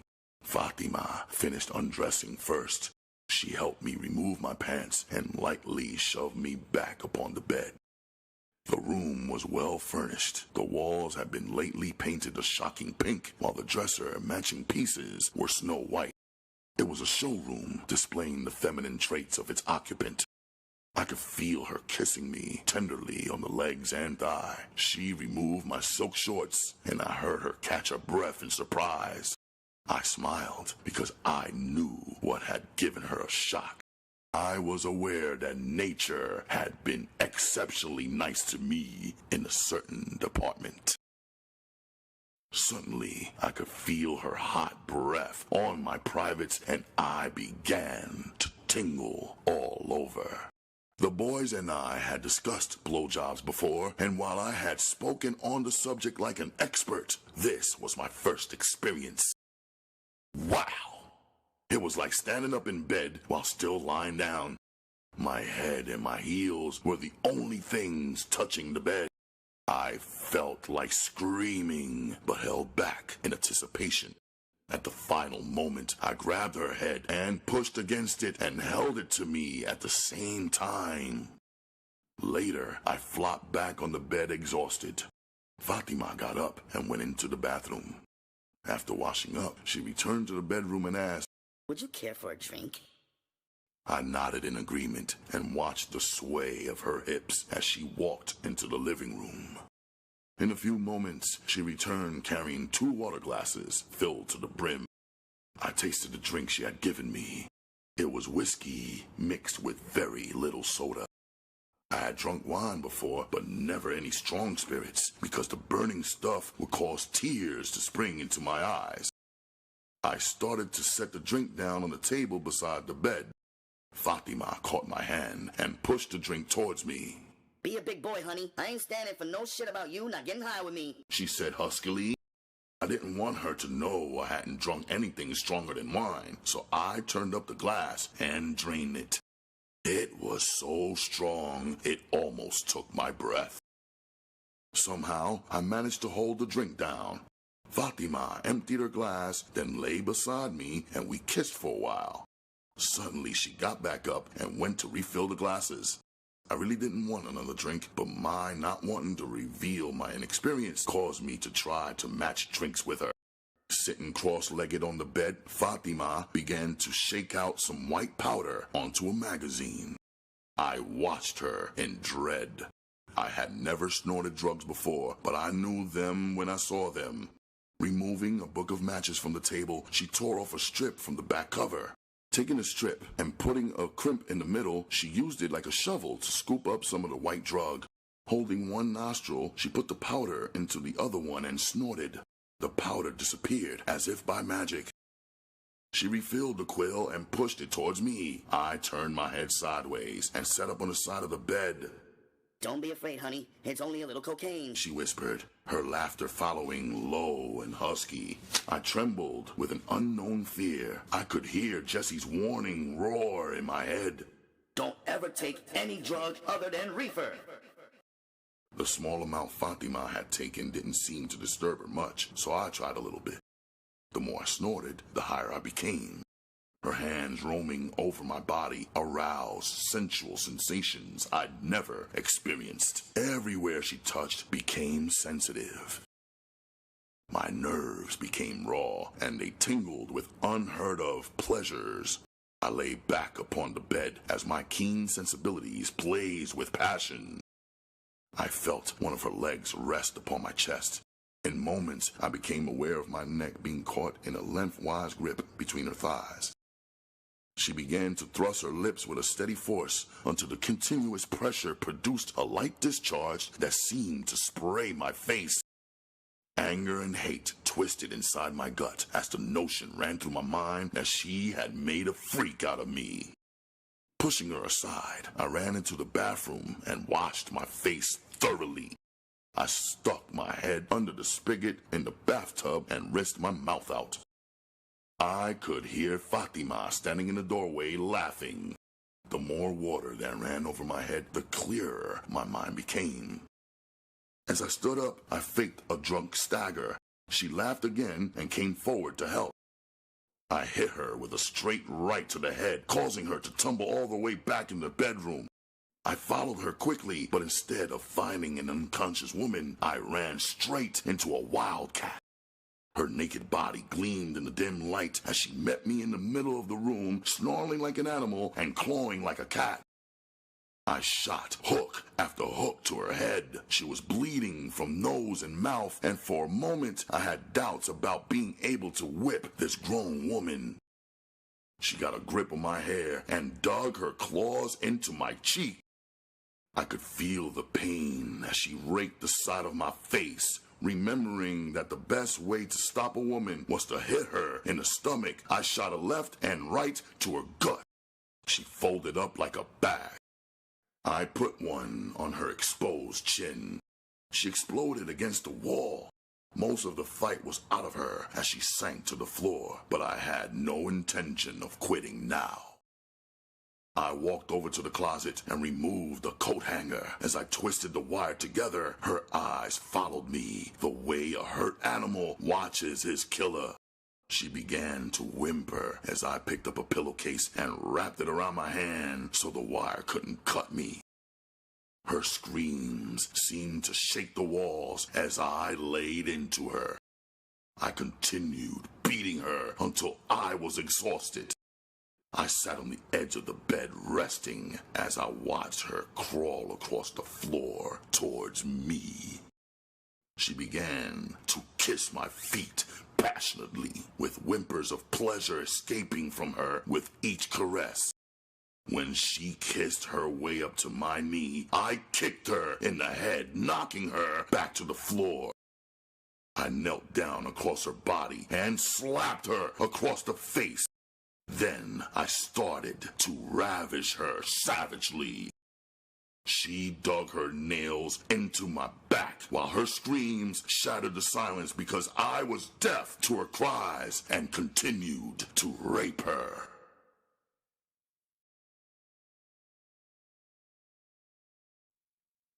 Chapter 7. I staggered from the apartment in a daze, wandering down unfamiliar streets with my face caked with drying blood. The left side of my face had 3 long scratch marks where Fatima had dug her nails in. I continued on aimlessly until the darkness of the approaching night surrounded me. When I arrived home, I was surprised when Big Mama opened the door for me. I entered the flat and turned my head so she wouldn't notice my scratches. When she spoke, her voice was low and urgent. Whoreson, you go wash that blood off your face and then change clothes. Hurry, boy. Jessie is real sick and she's been calling for you. After washing and changing shirts, I rushed into Jessie's room. 2 of the girls who worked out of Big Mama's house were in the bedroom. One of them helped Jessie while she sat up. The other one hand-fed Jessie some soup from a bowl she held. Big Mama towered over the women, watching their movements closely to make sure there were no mistakes. I walked over to the bed quietly and looked down. Jessie caught my hand and smiled weakly. There seemed to be no strength in her grip, and as I looked down on her, I realized that she was very ill. She stared at me with tense and penetrating eyes. Suddenly, she turned her head to cough. My heart shook with fear when her parched lips became covered with blood. The woman holding her gently leaned back against the pillows. At times, she coughed so hard that her body trembled and shook. She tossed her head from side to side as though the pain was unbearable. Then suddenly she would recognize me, and the dark shadows behind her eyes would leave for a few moments, and she would rest peacefully. With the arrival of the doctor, her breathing became less difficult, and she seemed to sleep. I went into the living room and waited until he came out. After he left, Big Mama said something about Jessie having consumption. At that time, this didn't mean anything to me. The following week became a nightmare. Jessie didn't get any better. She just lingered on. As the days drifted past, I couldn't help but get the impression that the 2 women from Big Mama's were getting tired of playing nurse. If one of them told me she would be there at 10 o'clock in the morning, I'd be lucky to see her before 4 in the afternoon. Big Mama came every day, but somebody always showed up later in the day to fetch Big Mama to settle some trouble at her house. Jessie had a little over $500 saved, and we had been using some of it to pay the doctor and buy medicine. One afternoon, the rent man showed up. I left him sitting in the front room while I went to get the rent. Jessie was sleeping when I entered her room, so I tiptoed over to the closet. I put my hand down in the lining of the old coat where the money was kept and came up with my fingernails full of dust. My mind was rocked by the thought of someone having beat us for our stash. Snatching the coat from the hanger, I turned the lining inside out. The money was gone. I panicked. I ripped the lining completely out of the coat. There was no money. I turned around in a daze, too hurt and dumbfounded to think. I wanted to cry, but tears would not come. Suddenly, I realized that Jessie was awake and watching me silently. My mind began to function more clearly. I pulled myself together so she wouldn't become aware of our trouble. I knew that Big Mama wouldn't have taken the money, so that left the 2 whores. My whole being was consumed with a cold, deadly hate. Is all of it gone, Whoreson? She asked in a frightened voice. My silence only confirmed her suspicion. Walking over to the bed, I took Jessie in my arms and tried to console her. I begged her not to worry, but there was murder in my heart. When she stopped crying, I fixed her pillows for her and went back into the living room. The rent man had become agitated over the delay, and when he saw me, he started to frown. My anger was just about to reach a boiling point, so I walked over to the door and opened it. "You'll have to pick your money up next week," I said, holding out his hat for him. He must have read something in my face because he took his hat and left without too much grumbling. I closed the door and leaned against it. I knew what I had to do. With no money in the house and a sick mother to take care of, my childhood came to an abrupt end. Suddenly, the bedroom door opened and Jessie stood there with her street clothes on. There was a stricken look about her, but her face was full of determination. Her body swayed as though she was being driven by a strong wind. I rushed to her side and caught her in my arms before she fell. Whoreson, put me down, boy. I'll be all right. I just ain't been on my feet in a long time. There was desperation in her voice, but she was so weak that she knew it would have been impossible for her to even walk up on the corner, let alone catch a trick. Her tears soaked through my shirt as I carried her back to her room. Much later, after Jessie went to sleep, I went into my bedroom and dressed with the utmost care. After combing my hair the way the girls like to see it, I closed the door silently behind me and left the house. The kids running up and down the street waved in my direction. Milton and 2 other guys from my gang met up with me and walked along until I came to the restaurant. We stood outside and looked through the window. Fatima was bending over the counter taking the customer's order. Cautioning the guys not to follow me unless they saw me get into trouble, I entered the restaurant. Fatima didn't notice me until I reached the counter. After placing a hamburger on the cooking grill, she turned and saw me. Her hand flew to her mouth and her eyes grew large with fear. Making my stare cold and harsh, I beckoned towards her with my head. My voice snapped at her like a whip. Take that apron off. I got something else for you to do other than fry hamburgers. She stood there too shocked to move until I stepped behind the counter. I don't know what I would have done if she had continued standing there, but she saved me the trouble of finding out. She took a quick look at my set face, then removed her apron and started to climb over the counter. Not that way, bitch, I growled. Come on around this way. She recoiled slightly when our eyes met. Why are you looking at me like that? She asked as she started past me. When I slipped my arm around her waist, I could feel her stiffen. I remained silent until I had led her out of the restaurant, ignoring the inquiring stares that followed us. When I ran my hand down over her body, she relaxed under my arm. Her mouth turned up in a smile, and I knew she was scheming fast and furious. I decided to keep her unbalanced. Seeing an empty doorway, I pushed her into it and slapped her. Stark fear sprang up in her eyes, and she backed up in panic. My words drummed at her, giving her no time to think. Bitch, I'm taking you up on the track to work. The tricks spend from $3 on up. It's up to you on how much they spend. I just don't want to hear that you turn down anything over $3. That's rock bottom. You understand? She was slow in answering, so I slapped her again. Her head bobbed up and down in reply. I want you to turn at least 3 tricks an hour. At $3 a lay, that's $9 an hour, $90 in 10 hours. I stepped back from her. Now, bitch, do you think you could get my trap money together without causing me to kill you? She mumbled something in agreement.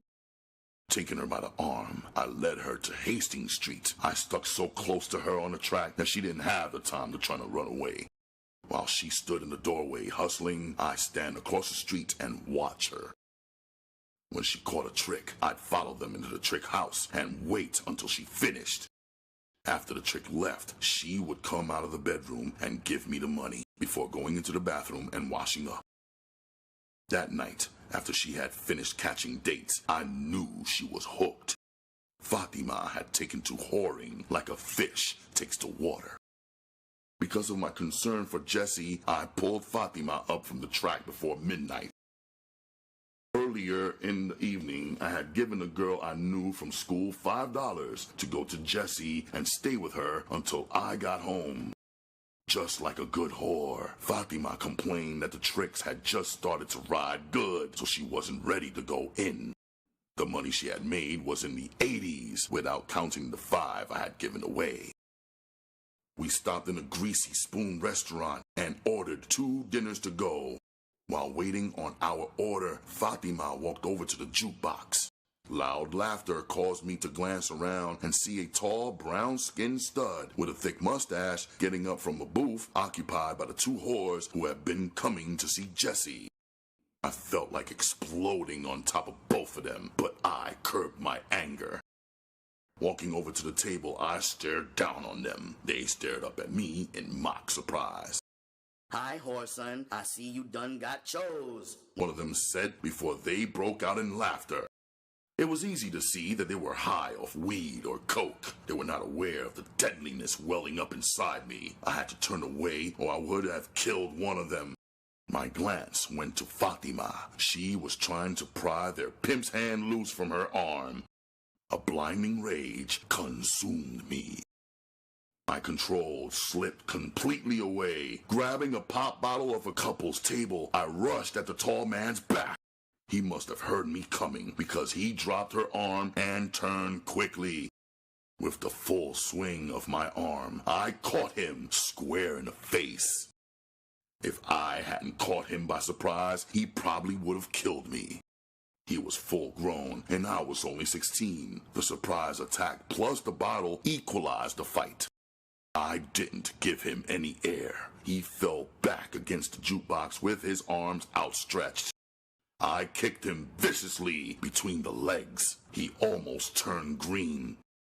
As he fell forward, I grabbed a handful of processed hair with my left hand and burst the bottle with my next swing in his face. Blood and teeth spattered the floor. A warning scream from Fatima caused me to whirl around. Both of his whores were charging, and they meant business. The first one had a knife, while the second one had a bottle. Fatima tripped the first one when she rushed past to get me. I stepped back as she sprawled on the floor in front of me and kicked her in her face. The second one was on top of me with the bottle. I took the first blow on my upraised arm before she could hit at me again. Fatima caught her behind the head with a chair. After that, I could take my time. While Fatima kept one girl busy, I stomped the other one in the face till her nose broke and most of her teeth were stomped out. When I finished with her, I turned and pried the bottle loose from the one Fatima was tussling with. Breaking the bottle, I bent down and pinned the second whore to the floor with my knees. With the knowledge of what they had done to me and Jesse burning in my breast, I took the jagged edge of the bottle and cut up her face.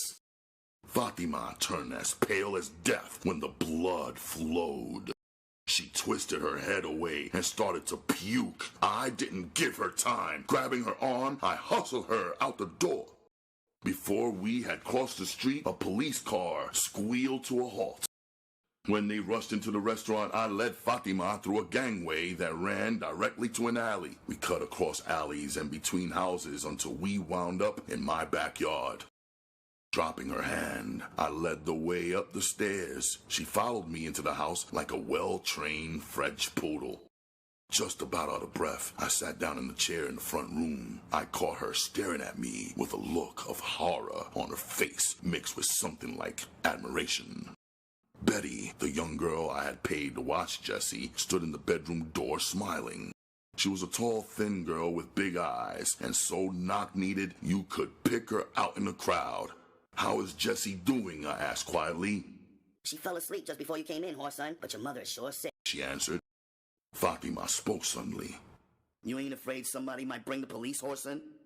I hadn't given the problem any thought. Now that she had brought it to my attention, I realized that it wouldn't take long for some informer to lead the police to my house.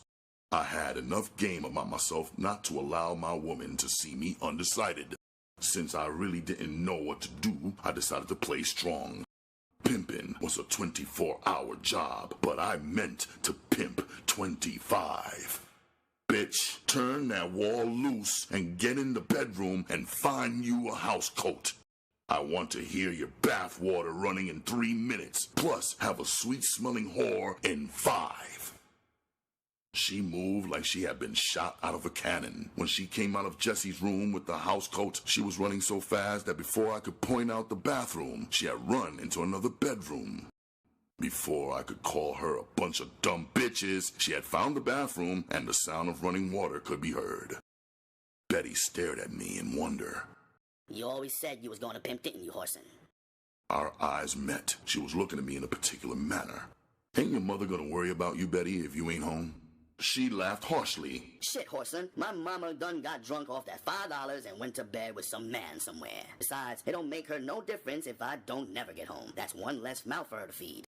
You mean your mom won't say nothing if I pay you to stay here and take care of Jesse? I asked quickly. She replied bitterly. My mother wouldn't say anything if I moved in here with you, Whoreson, except to warn me not to bring no babies back, expecting her to take care of them. There was a strange light in Betty's eye that I couldn't make out. You wouldn't mind sleeping on the couch, would you? I asked. She wet her lips with her tongue. Betty was staring at me the way a hungry dog watches a bone. It made me uncomfortable. There was something inflexible about her look, causing me more discomfort than I'd ever felt from a woman's stare. It seemed like an eternity before Fatima finished her bath. When she came out, I had stretched out on the couch.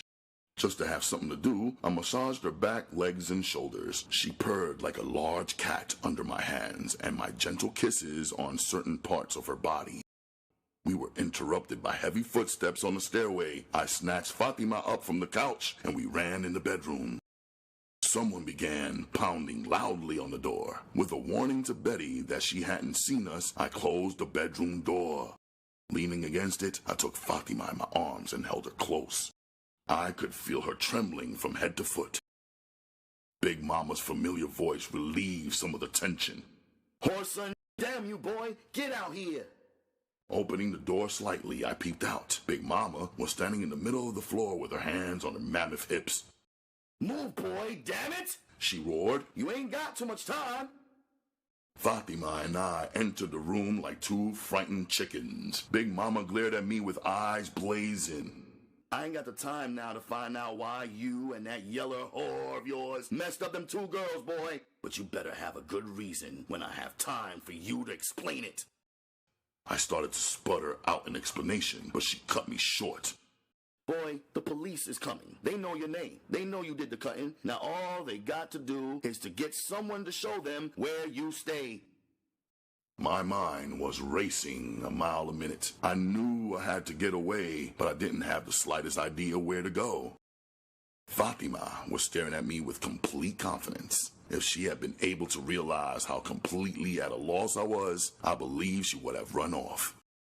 Big Mama came to my rescue.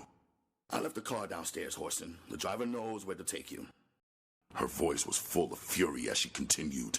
I want you to make damn sure you stay there and keep that whore with you, too, until I get there. I could tell her temper was just about at the exploding point, and when that happened, Big Mama went into her violent bag, so I got out of her sight real quick. The last thing I wanted was for Fatima to see somebody with me. With a few clothes tossed together, I stopped in the bedroom and spoke with Jesse for a moment, then departed, not aware that it would be the last time I'd see my mother alive. Chapter 8. We had been hiding in a flat right off of Hastings Street. After 2 weeks, the room had started to become smaller and smaller. Big Mama had stopped by on 3 different occasions. The first time she showed up there had been nothing but smiles for us. Jesse had explained to her about the $500 getting stolen, and since the girls had been wife-in-laws, all of us figured that the money had been taken by both of them. Betty came over twice a week to do our shopping. The only thing Fatima had to do was cook and pester me about making love. When we went to bed, she seemed to have more arms than an octopus. After I pried one hand loose, she always managed to secure a firm hold with the other. One afternoon, while we were going through our wild wrestling match on the living room floor, we were interrupted by someone pounding on the door. Fatima went to the door. I was surprised to see Betty because she had done our shopping the day before. There were tears in her eyes when she stopped in front of me. A sudden apprehension overcame me. Before she spoke, I knew that what she had to say would be bad. You better come quick, Whoreson, because I think Jesse is going to die. Fatima and Betty ran after me as I rushed from the flat. Die? Jesse couldn't die, I thought, while making that frantic dash. In my shock, I didn't even notice the cab sitting in front of the house. The girls jumped in the cab and caught me before I reached the corner. When we reached our destination, I leapt out of the vehicle before it came to a halt. I ran up the stairs. Entering the living room, I was vaguely aware of the people milling around. I rushed into the bedroom. Big Mama, tears streaming down her cheeks, stood aside to let me reach the bed. Jessie lay as though she was sleeping, except that the chill fingers of death had given her a tranquility that would never again be disturbed. Falling upon her, with my arms clutching the slim body to me, I remained motionless with my head pressed to my dead mother's bosom. Realizing that I would never see her smile again, hear her laughter, have the joy of just being with her, was unbearable. The sobs started deep within me, where they hurt.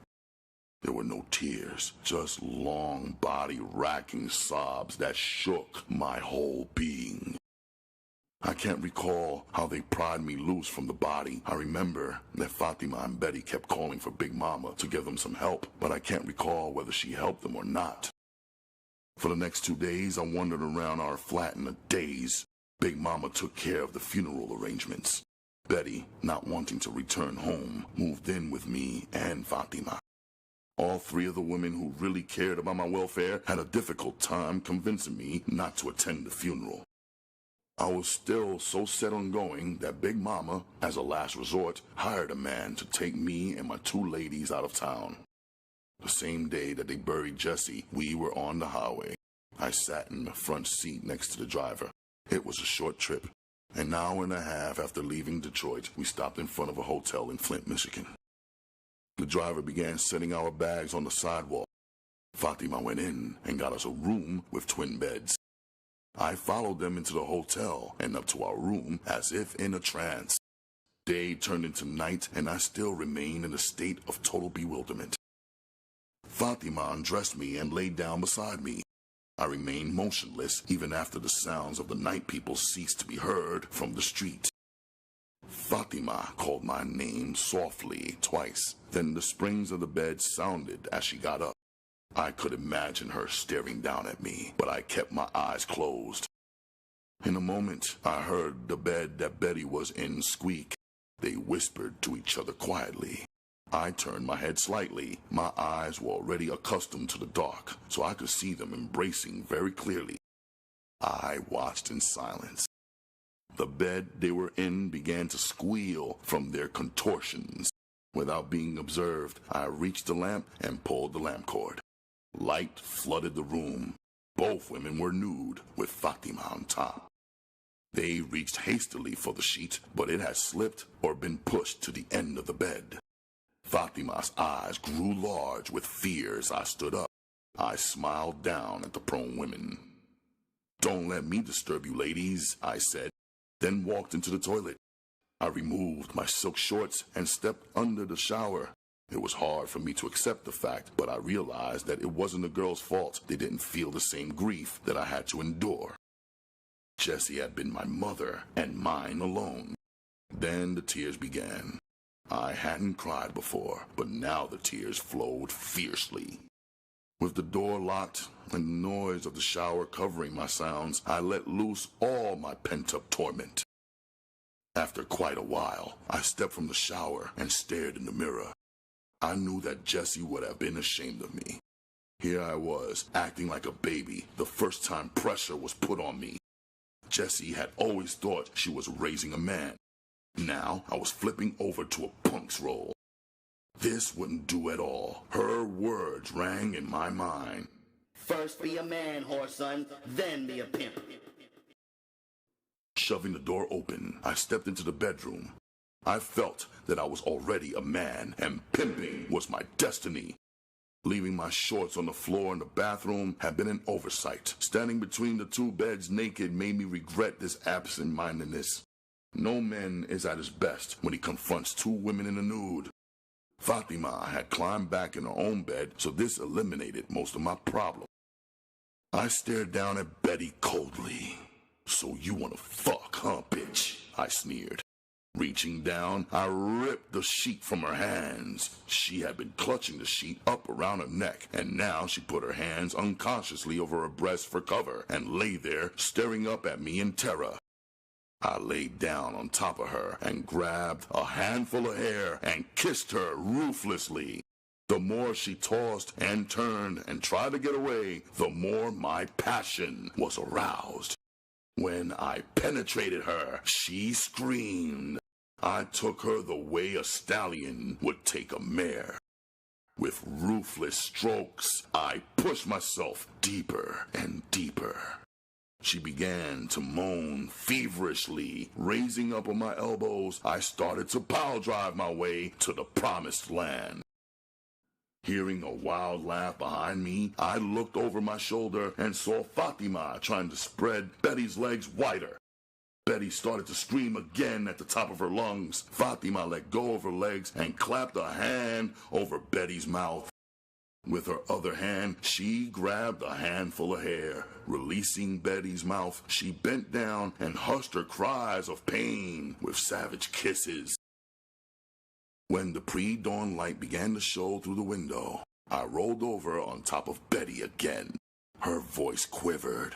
No, not yet. Please, shut up, bitch. Fatima snarled as she rolled over to enjoy herself. You know goddamn well you like it. For an answer, Betty put one arm around Fatima's neck and pulled her down to kiss.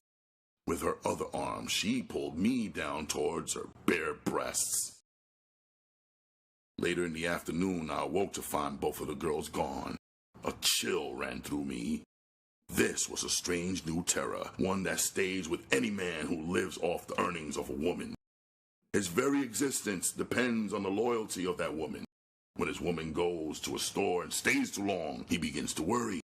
If she should stay exceptionally long on a date, fear builds up inside him until he hears her steps upon the stairway. A prostitute will run off from a man she has been staying with for the past 10 years without any warning. She will leave him at any minute, hour, day, or night, taking with her only the clothes on her back. The only thing a pimp can be sure of is that the rent is due or his car note needs to be paid. Jumping from the bed, I rushed to the closet with fear pounding in my heart. Their clothes were still there. I slammed the door and leaned against it weakly. Where could they be? I didn't think they would have run off without taking some of their clothes. I reopened the closet and counted the suitcases. There was nothing missing that I could see. I sat down on the bed with my head in my hands. Suddenly, I heard steps in the hallway. My heart skipped a beat. Holding my breath, I waited and prayed. The sound of the key being put in the lock put an end to my anxiety. Lying back on the bed, I cursed my stupidity. The first thing I should have checked for was the key. They came into the room laughing and carrying dinners. The aroma from the soul food caused my stomach to ache from too many missed meals. I ate slowly and listened to their constant chatter. They had never seen so many white tricks as they saw up on Industrial Street. This was due to the fact that a car factory was right across the street from all of the bars there. Whoreson, Fatima said happily. I met a girl who was working the streets and she took us to a trick house where we could turn our tricks for $1. She went on excitedly. $1 each time you use the bedroom ain't too much, Daddy, because the tricks up here don't spend under $10. Betty was just as happy. She pulled out a $20 bill and held it out to me timidly. While we was at the house, Whoreson, this man come in and he didn't want to see nobody but me, she said cheerfully. The John thought Betty was a schoolgirl, Fatima added without malice. You know, I couldn't get that bitch to spend no part of that 20. She borrowed $1 from me for the use of that room. Then the hussy wouldn't break that damn bill to pay me back. At that moment, I really believed I held the world in my hand. I smiled at both of them. Then I lay back on the bed and relaxed. How sweet it is sometimes to get your money off the top of the dresser. The following week, my bankroll grew swiftly. I met a pimp who went by the name of New York and moved my small stable over to his house, taking the upstairs flat. There had been a family of squares renting the 3-bedroom flat from him, but when they found out he was running a whorehouse downstairs, they got indignant and moved. New York had 5 prostitutes living with him, 3 white girls and 2 colored ones, plus 4 French poodles running around the downstairs apartment. It was a madhouse, also one of my favorite homes. New York pimped, and pimped hard. The only time I can remember one of his demands being ignored was when he spoke to the dogs. New York was not only a small-built man, he was short. With his shoes on, he couldn't have stood over 5'5". He wore his hair processed, and he always kept it neatly done. His eyes had a coldness that was hard to overlook. But when he smiled, he revealed beautifully even-spaced teeth. He dressed the way only a small, neat man can. His personal grooming was perfection in motion. Our flat became the trick house. All the girls from downstairs brought their dates up to my flat to take care of their business. Our 3 bedrooms in my flat stayed in constant use.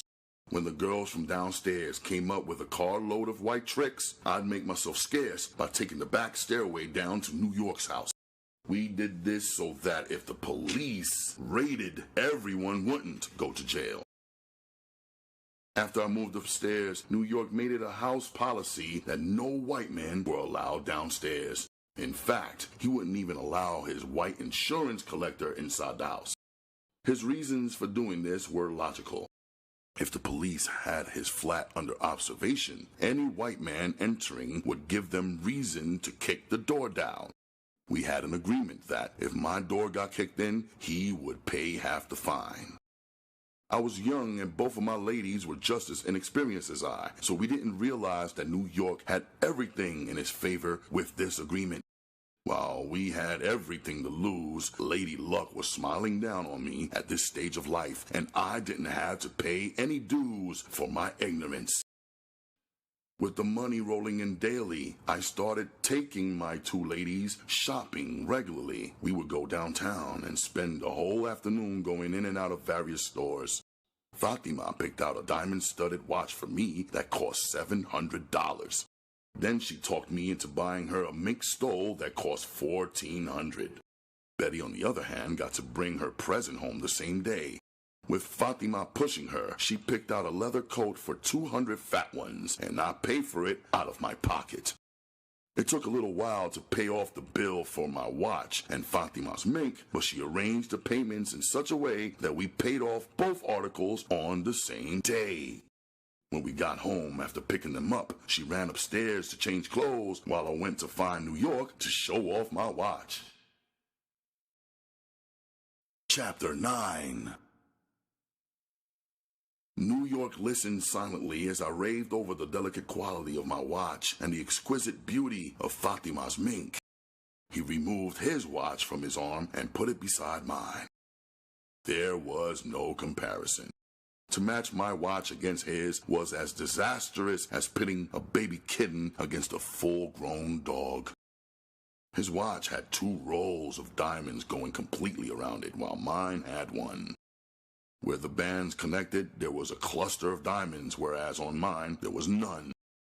I had always known that his jewelry was superior to anything I could purchase off the whore money I was getting, but my excitement over buying my first diamond-studded watch had led me to act rashly, and now complete embarrassment was my reward. All 5 of his girls were lolling around in the front room watching us. When he compared our jewelry, they giggled. New York caught them with his glance, and the sound froze in the air. But the damage had been done. I felt like jumping in a hole and covering the top up for the duration. There was a knock on the door. Before anyone could open it, Fatima came parading into the room, hands on her hips, impudently flaunting her mink. She moved with the grace of a live, sinewy leopardess. "How do I look?" she inquired, and turned with that leopard-like motion. Instead of looking at me for an answer, she stared directly at New York for her compliment. Her face was lighted up with a rare beauty. It was almost shocking. It demanded that you acknowledge its superiority. New York returned her stare as though in a daze. I think he realized at that moment that Fatima was the most beautiful woman in the house. I sensed something passing between them, but I couldn't understand what it could possibly be. Whoreson done gave me the night off, New York, she whispered. But he can't get in no bars because he's too young, so I'm stuck for a date. If I hadn't felt foolish before, I did now. I wanted to choke her till she turned blue. I wished I had never purchased that damn mink. I was beginning to learn, but my dues hadn't come up yet.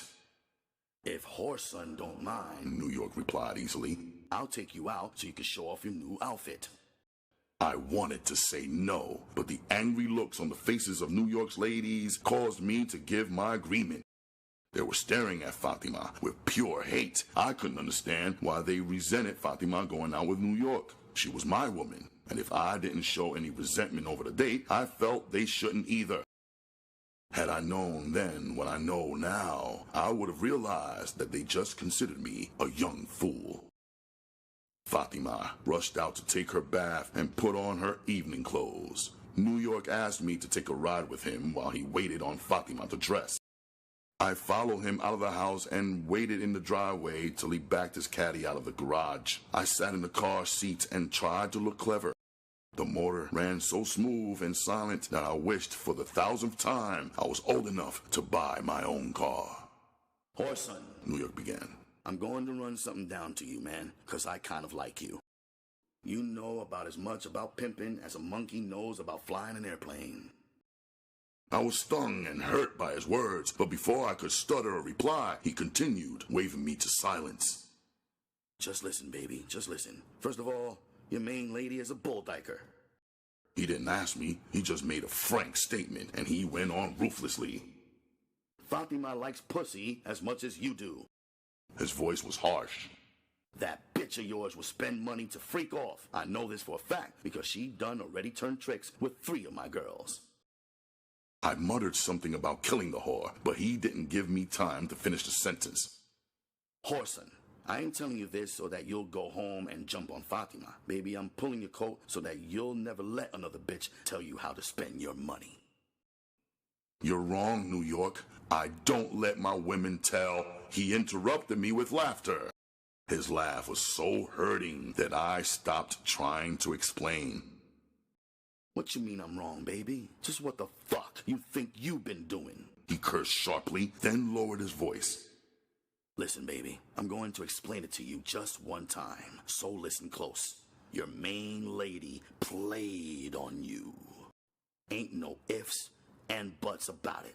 The bitch played boss game on you. First, the bitch had you spend $1,500 for the mink, plus $200 for an alligator purse, then a cool $100 for some matching shoes, and we don't even have to count all the dresses you bought her that cost over $50. Add up all the money you spent for your watch, suits, shoes, then maybe you'll dig just how far ahead that bitch done got on you. There was no need to count. Once New York had mentioned it, I realized how the bitch had played on me. He didn't even know about all the cash money I'd given her to send home for the care of her 2 children. Stopping for a red light, New York lit a cigarette. Dig, baby, it ain't no sense in violence. If you're as cool as I think you is, just give Fatima her propers, baby. She put boss game on you. Can you dig it? I'd give the bitch her propers, all right, I thought angrily. To pimp, Whoreson, he said arrogantly. You got to have style. I don't mean copy it off somebody, like for instance the way you imitate my walk. I've even heard you try and mimic the way I talk. In fact, baby, I've seen you duplicate my hand motions. I blushed like a schoolgirl. His words hurt, mostly because what he was telling me was the truth.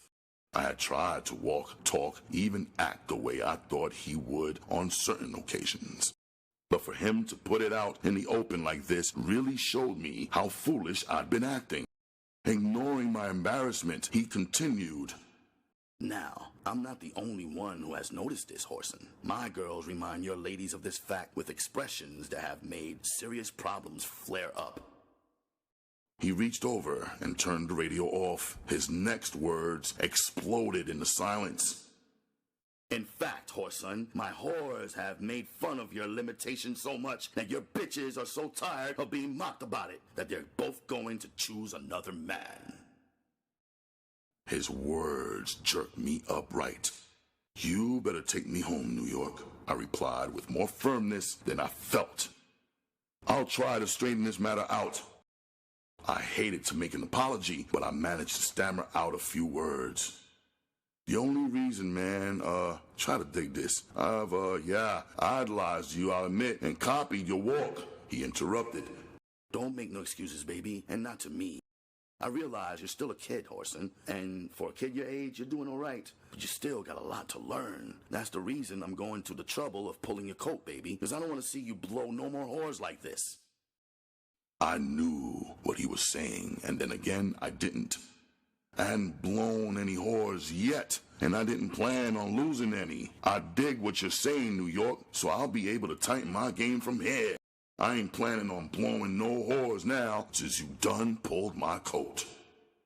He smiled at me real friendly, then pulled my world down on top of me. Whoreson, he said quietly, you ain't got no whores, baby. When we left the house, my girls went upstairs to help yours pack. They done chose me, Whoreson. The words have been spoken quietly, but the message came to me loud and clear. I had taken him for a friend, but the friendship had only been respected by me. At that stage of my life, I wouldn't have accepted one of his girls if she had come to me. That was something Tony and I never did, mess with each other's girls. But New York wasn't Tony. I trembled with rage, not because I had lost my whores, but because I'd let my admiration for New York make me completely forget Tony. I realized with anger that I'd forgotten to send Tony any money since my involvement with this so-called friend. New York said something. I had to bring my thoughts back from the spreading fog to understand what he was saying. Dig, baby, I ain't going to let you down uptight, Whoreson. I'm going to give you the money both girls make for the next 2 days, baby. That way, you can get yourself together, baby, because I really dig you. I laughed sharply. If them whores done chose you, mister, the only thing you could do for me is have some bitch call me a cab so that I can get the fuck out your house. New York got mad. You ain't got to take that attitude, baby. After all, the game is cop and blow. I was quivering. I had to fight down the urge to kill him. One day, New York, I'll see you, and instead of looking up to you, I'll be looking down. You was blowing the bitches. If somebody was gonna cop them, it might as well have been me. You might as well learn now than later, Whoreson. When it comes to whores, you don't trust your brother. Anyway, you ain't ready for no bitch like Fatima. Me now, I know how to handle her. What you should have did, Whoreson, was send her to a whorehouse so that when she freaked off with another bitch, she have a chance of pulling a new whore for you. He shrugged his shoulders to emphasize how simple it was. What you did wrong was to let Fatima tighten Betty. Now, instead of losing one whore, you blow two. He pulled the Cadillac into his driveway and stopped. All the lights were out in my flat. Whoreson, you ain't got to take no cab. I'll drive you wherever you want to go. This was too much. I had stepped out of the car, but at the sound of his voice, I stuck my head in. Motherfucker! I screamed at him. I don't want you to do nothing but stay the fuck away from me. My understanding is completely zero. So you and them bitches ain't got shit to say to me. Do you understand, bitch-ass motherfucker? New York didn't answer. He just stared at me and shook his head in agreement, and I realized that he was frightened. The fear in his eyes smoothed my anger. Some of the girls had heard us pull up in the driveway, and now they were standing on the porch. I knew they had heard everything I'd said to him, so before I closed the car door, I tried to humiliate him. If I ever see you anywhere, punk, downtown, on the track, in the streets, and you look at me too long, sucker, I'm gonna get knee deep in your ass. Then I added for emphasis, If you keep frowning, sucker, like you don't like what I'm saying, I'll get in your ass now! He stared straight ahead, not looking in my direction, his hands frozen to the steering wheel. I could sense the struggle he was having with himself. Even a fool can comprehend certain facts at certain times, and I began to grasp the reason for New York to ignore my insults. It wasn't that he was so afraid of me. He just didn't want any trouble. He had copped my girls, so why fight? Later in life, I would meet up with Betty in Detroit, and she would remind me of this night and tell me that New York had a pistol, but he really liked too much, so he didn't shoot me. He slowly regained his composure and smiled coldly. We'll meet again, Whoreson. Maybe by then, you'll have learned something about pimping. I slammed his car door shut. His girls watched me climb the stairs. There were contemptuous glances shot in my direction, but I stared at them so scornfully that they dropped their eyes. There was a burning passion in me to kick New York's door in and drag both my whores out and kick them in their ass till their noses bled. The only thing that kept me from going on the wild was my earlier teaching. Jesse had always taught me that I was better than 5 whores. If a bitch ever left me, it wasn't my loss, it was hers. Her words rang in my mind. You don't need no bitch, the whores need you. Don't fight a woman just because she wants to leave you. Help her pack, give her cab fare, then go out yourself and have big fun. Don't let a bitch living get the idea that she is hurting you by leaving. If anything, make her believe she is doing you a favor. Tell the bitch that since she is leaving, that's one less worry you'll have. With these thoughts in my head, I straightened my back and went on up the stairs. My bags were sitting in the front room, packed. I smiled. They had really crossed me out of the picture. I sat down on top of a suitcase and pondered my problem. I still couldn't shake the feeling of shame. The sound of a horn blowing in front of the house woke me from my stupor. I walked to the window and looked out. A taxi was parked in front of the house. Raising the window, I yelled down for him to wait. I picked up my bags and went down the stairs. I knew that I had blown my first horse, and I also knew that they wouldn't be my last.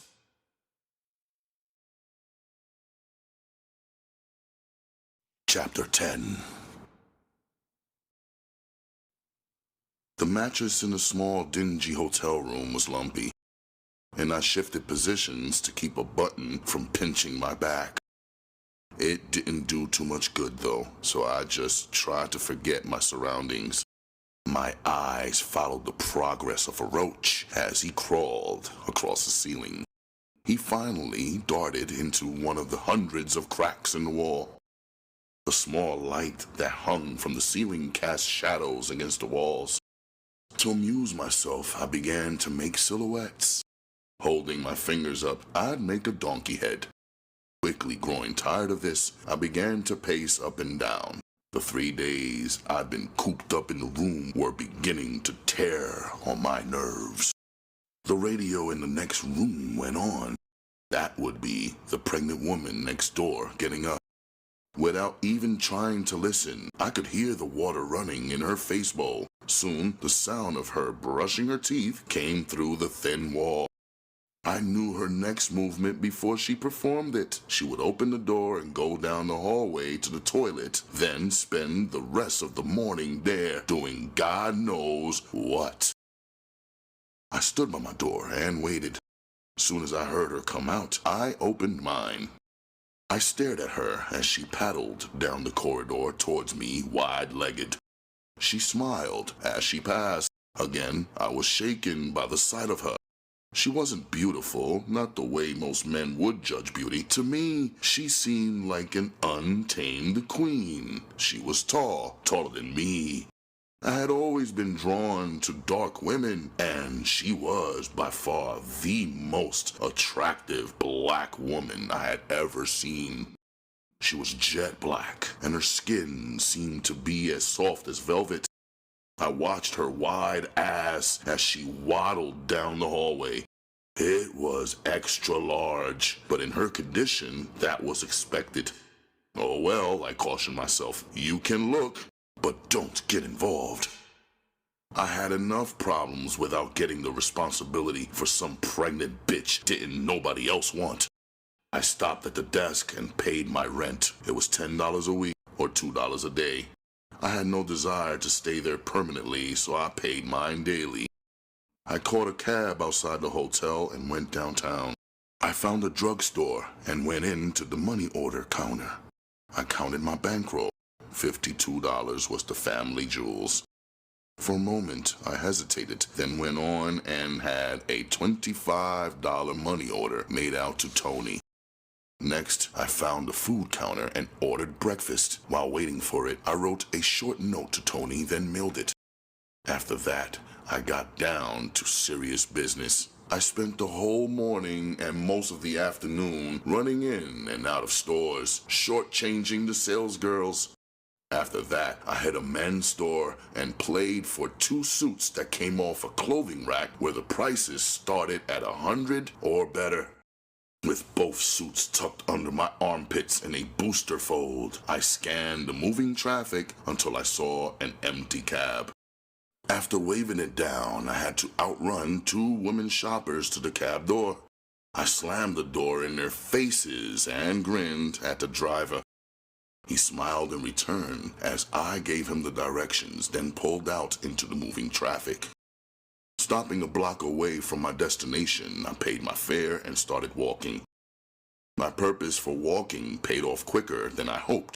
Towards the middle of the block, I entered a barber shop and sold both units. When I came back out on the street, I felt pretty good with myself. I had made over $200 hustling that day. The Ding Dong restaurant was partially empty when I entered. It was a very large, greasy spoon slop house. In the middle of the floor was a horseshoe counter with 2 waitresses on the inside of it, each working a different side. I sat down in the curve of the counter so that I could watch the pinball machines lined up against the wall. The sound of laughter caused me to whirl around on my stool. 4 sporting girls, still in their teens, entered with 2 young pimps I had seen around. One of the men nodded towards me while the other ignored me and went to the jukebox. As soon as the music began, 2 of the girls started dancing. George, the fat white proprietor of the restaurant, came out from the back and stood at the counter watching the buttocks of the dancers. From the gleam in his eyes, I knew that the sign on the wall, "No dancing," meant nothing. When my food came, I just picked over it. The short, thin, light Negro who had gone to the jukebox took a seat near me and began speaking to the girls.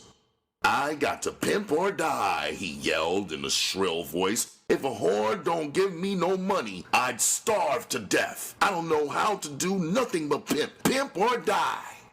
He continued to babble. "Some people think the game is cop or blow, but it ain't. It's cop, lock and block, cop and hold." The girl shot me a startled glance. His remarks were directed at me. Everybody in this town seemed to know that I had lost my ladies. "That's why," he continued, "it's pure delight for a bitch to choose me. I'm the sweetest thing this side of heaven. Why, a bitch would have to be crazy to leave me. Ain't that right, baby?" He turned to the girl sitting next to him for agreement. Her head bobbed up and down stupidly. If he had stated he could fly, she would have given the same answer. The jukebox went silent. George came from behind the counter and put in some more money. He motioned to one of the girls dancing, and she ran over to punch some buttons. George slipped his arm around her waist and got a few free feels. She squealed with laughter, punched the last record quickly, and expertly slipped out of his grasp. Loudmouth jumped up with a yell. "Everything I do good," he shouted, and pulled the nearest girl from her stool and started dancing. After watching him a few moments, I knew I could make him wish he had never learned to dance. From close observation, I knew the smaller of the 2 girls dancing was the better dancer. Without hesitating, I grabbed her arm and pulled her towards the middle of the floor. I gave her a spin before she was ready and caught her hand when she came around. I dipped and started doing the nuba. She smiled up at me. All women love to dance with a man who knows what he is doing. And she quickly realized that I was exceptional. We danced as though we had been doing this together all our lives. Out of the corner of my eye, I could see the other couple. Loudmouth was doing the split and whatever else came into his mind. He tried to outdo me, but it was useless. The harder he tried, the sillier he looked. The record ended and I went back to my seat with Tiny following me. You sure are mellow, baby, she said, sitting down on the stool next to me. Her compliment was sweet to my ears. I turned around on my seat and stared at her. She was smaller than I thought. With shoes on, she still wouldn't stand over 5 feet. That was the only way you could call her small in height. Her legs and hips were extremely large for a woman her size, while her breasts would stand up to measurement in any company. You like what you see? She asked softly. I smiled and continued my meticulous examination. Her hair had been processed and she wore it flat combed to the front. It gave her the look of being fast and slick. She was golden brown and her skin didn't have a blemish. There was a look about her eyes that seemed older than her body. She had the eyes of a woman who had been hardened by life, yet she couldn't have been older than 18. Everybody calls me Little Bit, she informed me. So now, Whoreson, we know each other, don't we? Her laughter was harsh but pleasant at the same time. I remained silent and smiled at her knowingly. I knew she had used my name for the sole purpose of getting me to ask her how she found it out. I listened to her simple chatter. After a while, I came to the conclusion that Little Bit wasn't too bright. She talked constantly in an unceasing flow about various people in show business. It would have been impossible for her to have known all the entertainers she spoke of. After we had danced a few more times, Little Bit chose. I had copped a whore by the simple fact of being a good dancer, not because I'd run some heavy game down to her or impressed her with how clever I was. She talked so fast that I hadn't been able to get my few words in. We left the restaurant and headed for my place. I was still trying to pimp from between my legs. Little Bit laid up with me till close to midnight before she got up and started to dress. She dressed slowly and ran her mouth constantly. Having my own racehorse on the track meant a lot to me, but her persistent gibbering had destroyed the satisfaction I had felt about copping another mud kicker. Normally, I would have gone up on the track with her. The main reason for doing this would have been to protect her from the man she had left, but Little Bit claimed she hadn't had any pimp. Common sense should have warned me. Most of the time, when you find a prostitute who doesn't have a man someplace, something is wrong somewhere. Being at that stage of life where impressing people meant so much, I lay back on the bed and imagined what the whores would be saying about my quick cop. When she returned at about 6 in the morning, she shook my shoulder and started chattering. I rolled over and mumbled for her to put the trap money on the dresser. Then I quickly covered my head up with the pillow and pretended to sleep. I lay there silently and listened to all of the sounds of morning life, cars starting up to take men and women to the factories and shops. Finally, Little Bit settled down, and soon the sound of her gentle snoring came regular to my ears. I drifted off again and slept until the door next door, opened and closing, reawakened me. After lighting a cigarette, I got up and walked over to the dresser to find my trap money. If I hadn't been fully awake at first, I was now. I recounted the 6 crumpled $1 bills. In 2 giant steps, I was at the bed, jerking the covers back. I shook a little bit until her eyes opened wide with fear. Holding the money under her nose, I slammed her back against the bed. Wait, Daddy, she managed to say. I didn't break luck till early this morning. You know you kept me in the bed till late, and when I got up on the corner, there wasn't many tricks riding. Releasing my grip on her nightgown, I stepped back from the bed. She was awake now and talking a mile a minute. The floodgate was open, and I really didn't know how to stop it unless I put my fist in it. Since this was Friday, it would be a good night in the streets for a whore, so I didn't want to jump on her. It was the only thing that prevented Little Bit from getting a good ass-kicking that morning. She was talking so fast, I couldn't get a word in. Stepping up to the bed, I grabbed the pillow and covered her face with it. Not to scare her, but just so I could get a fucking word in. Bitch! I yelled angrily. I'd rather toss bricks at the penitentiary than allow a whore of mine to bring me short money. She was kicking so hard, I took the pillow from around her head. I didn't want to smother her. Had she realized that I lived by this code, she would have avoided a lot of future grief. All she had to do was gather her few belongings and leave. Even though I was still immature and too unseasoned to be a good pimp, I'd set certain standards, and any whore that chose me would have to live up to them. Soon as she caught her breath and figured I wouldn't kill her, she opened the floodgates again. I turned my back on her and slammed the door. On my way out, I stormed down the hallway in a rage.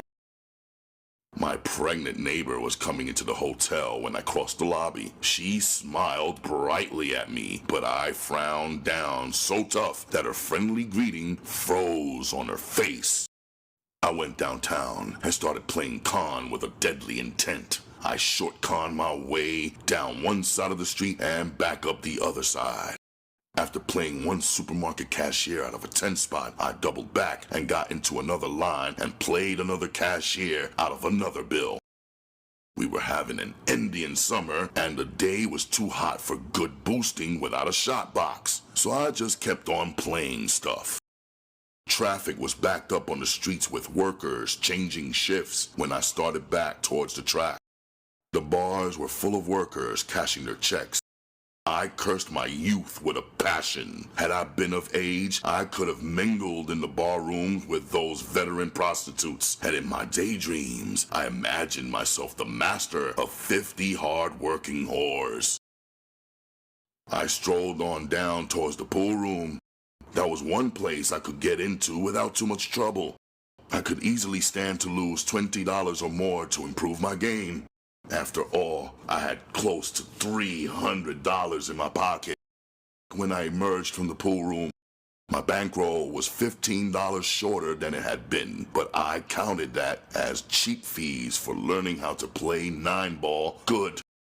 On the back table in the pool room, a crap game was in the process of starting. I knew that it would start off with small bets, but as the night advanced, it would gradually accelerate until most of the players were wagering the don't-go money. I stopped and peeped through the ding-dong window on my way home and spotted my paltry whore. She was in the middle of the restaurant floor doing a bump and grind. 2 prostitutes leaning on the front of the building watched me closely. I spoke to them and continued on down the street. Back at the hotel, I pulled my suitcase out and rumbled around until I found my bag of tea. Removing 3 pairs of white, green, and red dice from the bag, I tossed them on the bed while I put the suitcase back up. Returning to the crooked dice, I made a few practice knocks with the bust-outs. I practiced switching the dice until my movement was so graceful, I felt I could swindle the game without fear of being detected.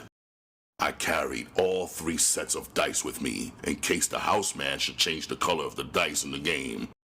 My nerves were tingling at the prospects of winning.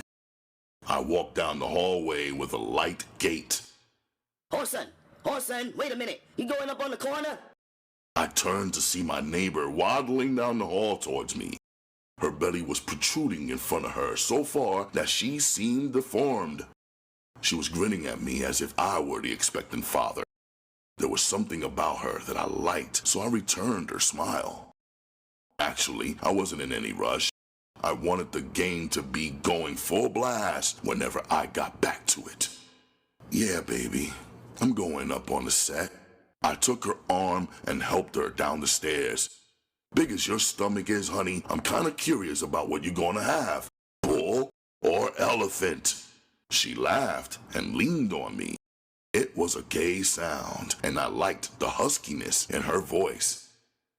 I'm a big girl, Whoreson. Look at me. Can't you tell? Everything about me is big. I tossed my hands in the air in mock alarm. You mean to tell me everything is large, honey? That deep, beautiful sound of gaiety escaped from her again.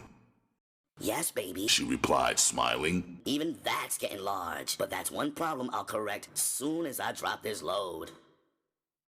Without seeming to do it, I examined her closely. With the heels she wore, I was a couple of inches under her. She inquired casually, now that you have smoked me over at close range with those bewitching eyes of yours, would you care to know my name? That is, if I've passed your inspection. Actually, I was ashamed of living next door to her and not having taken the time to ask her name. She sensed my embarrassment. Putting her arm around my shoulder, she drew me closer. Mary Wilson. That's my whore name, and my real name too. Even though don't nobody call me that. They all call me Boots.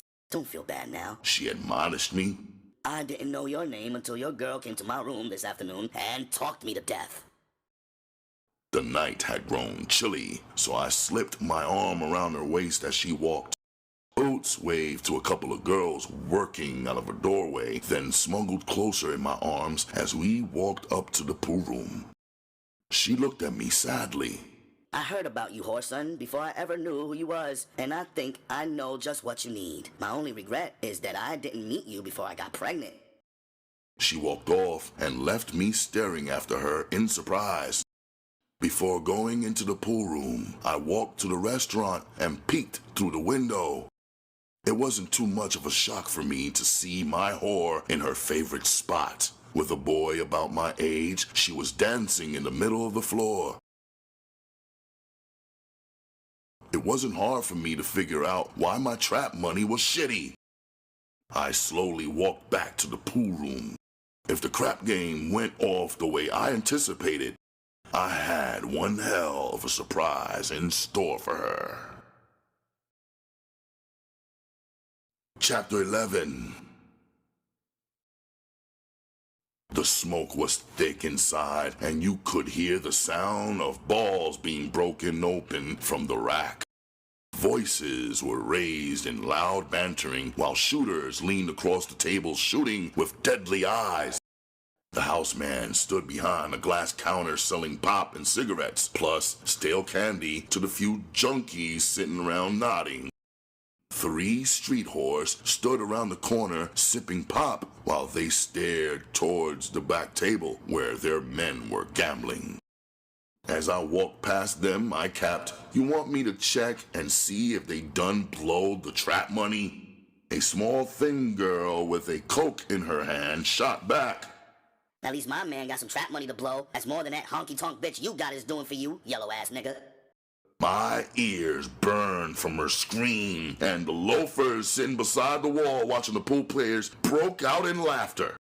A short, fat, brown-skinned hustler I play pool with sometimes remarked, "Whores can be awfully cold at times, Whoreson." I grinned at him. "You're right about that, Fat Daddy, but I brought that on myself," I replied, and kept on walking towards the crap table. I tried not to let it show, but I was warm. If I had anything to do with it, I was going to make sure her old man didn't have any money when I pulled up. I knew him by sight, plus that his name was Ray, but that was all I knew about him. The crap game was roaring when I got there. I stood in the sidelines and watched the dice go round. It was mostly factory workers playing with a sprinkling of hustlers. As I watched, I realized that very few of the so-called hustlers really knew how to get down. The game was ripe. Each shooter could pick up the dice and shoot them like he wanted to. If the fader didn't catch the dice, point seen, money lost. The dice finally came to Ray. He got covered for $20. I groaned when he shot the dice out. He was using the turn down, the same shot I was going to shoot, and he knew what he was doing. My plans for busting him began to dim as I watched the diamond on his little finger glitter. My diamond-studded watch needed some company, so I promised to buy myself a ring in the morning if I won. The house had a limit on passes. After you hit 5 licks, you had to pass the dice. Ray jumped a 4 for his 4th shot. He tried to get faded for $120, but wouldn't anybody fade him. Since this was his last shot, I decided to try and set him up. I knew he was crap-wise and also wouldn't catch a point if I covered such a bet, so I wouldn't have time to slip in the bus house. I stepped over beside him. "I got you faded for the 20, baby. I want some of that whore money you be getting," I said, talking hip out of the side of my neck. He grinned at me. "Going for your 20, baby boy," he said, and just as quickly tossed a 7 in the door. "Man," I exclaimed, "I'm glad I didn't fade the whole thing." The stick man, keeping the game moving, yelled, "Next shooter!" I tossed $100 to him. "Shoot it," I yelled. I almost blowed it fading, so I might as well bet it. I shot the dice out of my hand all the way down the table, the way a square would shoot. The dice stopped on 7, too. The stick man yelled, "Wait a minute, Red, you ain't even faded." Putting on my good square grin, I smiled. "That's all right, house man. I got plenty more of them 7s. Get me on." That kid jive stung, but I waited till his money was in the houseman's hand with mine. I picked up the dice and shot them away from Ray so he couldn't catch them. The dice spun like tops, neither one turning off the 5 deuce I'd set them on. Ray almost broke my ribs trying to push me aside so he could catch the spinning dice. I had braced myself, though, and he couldn't have moved me out the way with a Mack truck. "7!" yelled the gamekeeper. "Shooter shooting 200!" Ray stared at me angrily. His eyes were slits. Suddenly, he grinned. "Boy, when you got me, you got a good one," he said quietly, then yelled, "Bet the shooter hits." I couldn't get covered for but $50 the next shot, then 20. The last 2 fades were for $10. I caught 4 on my last shot, and between the bets I could beat Ray to, I picked up $40 more on side bets. I jumped 4 and passed the dice. I waited until the dice had gone halfway around the table before I made another killing.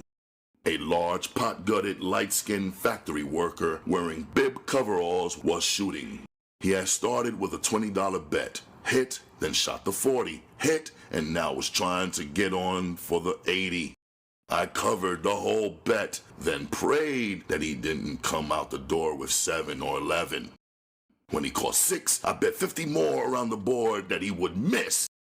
Ray was betting the odds, percentage, and hunch, so he spread about 50 around the board that the shooter would miss. When the shooter turned the dice loose, I caught them and asked him to give me a shake. The dice I tossed back in his hand were bust-outs. When he 7'd out, I grabbed the dice and switched the proper ones back in the game. "You sure know when to get down, kid, and I mean get down," Ray said, and slapped me on the back. I didn't know if he had seen me switch, but for the rest of the game, we both bet the same way. I was holding over $200 in my hand when Little Bit came barging up to the table. She grinned. "Daddy, give me some money so I can eat." Looking up from the table, I growled, "Eat when you break luck, bitch!" She whirled around and ran out of the pool room angrily. 2 colored factory workers showed up with 3 white guys from the afternoon shift with fresh money.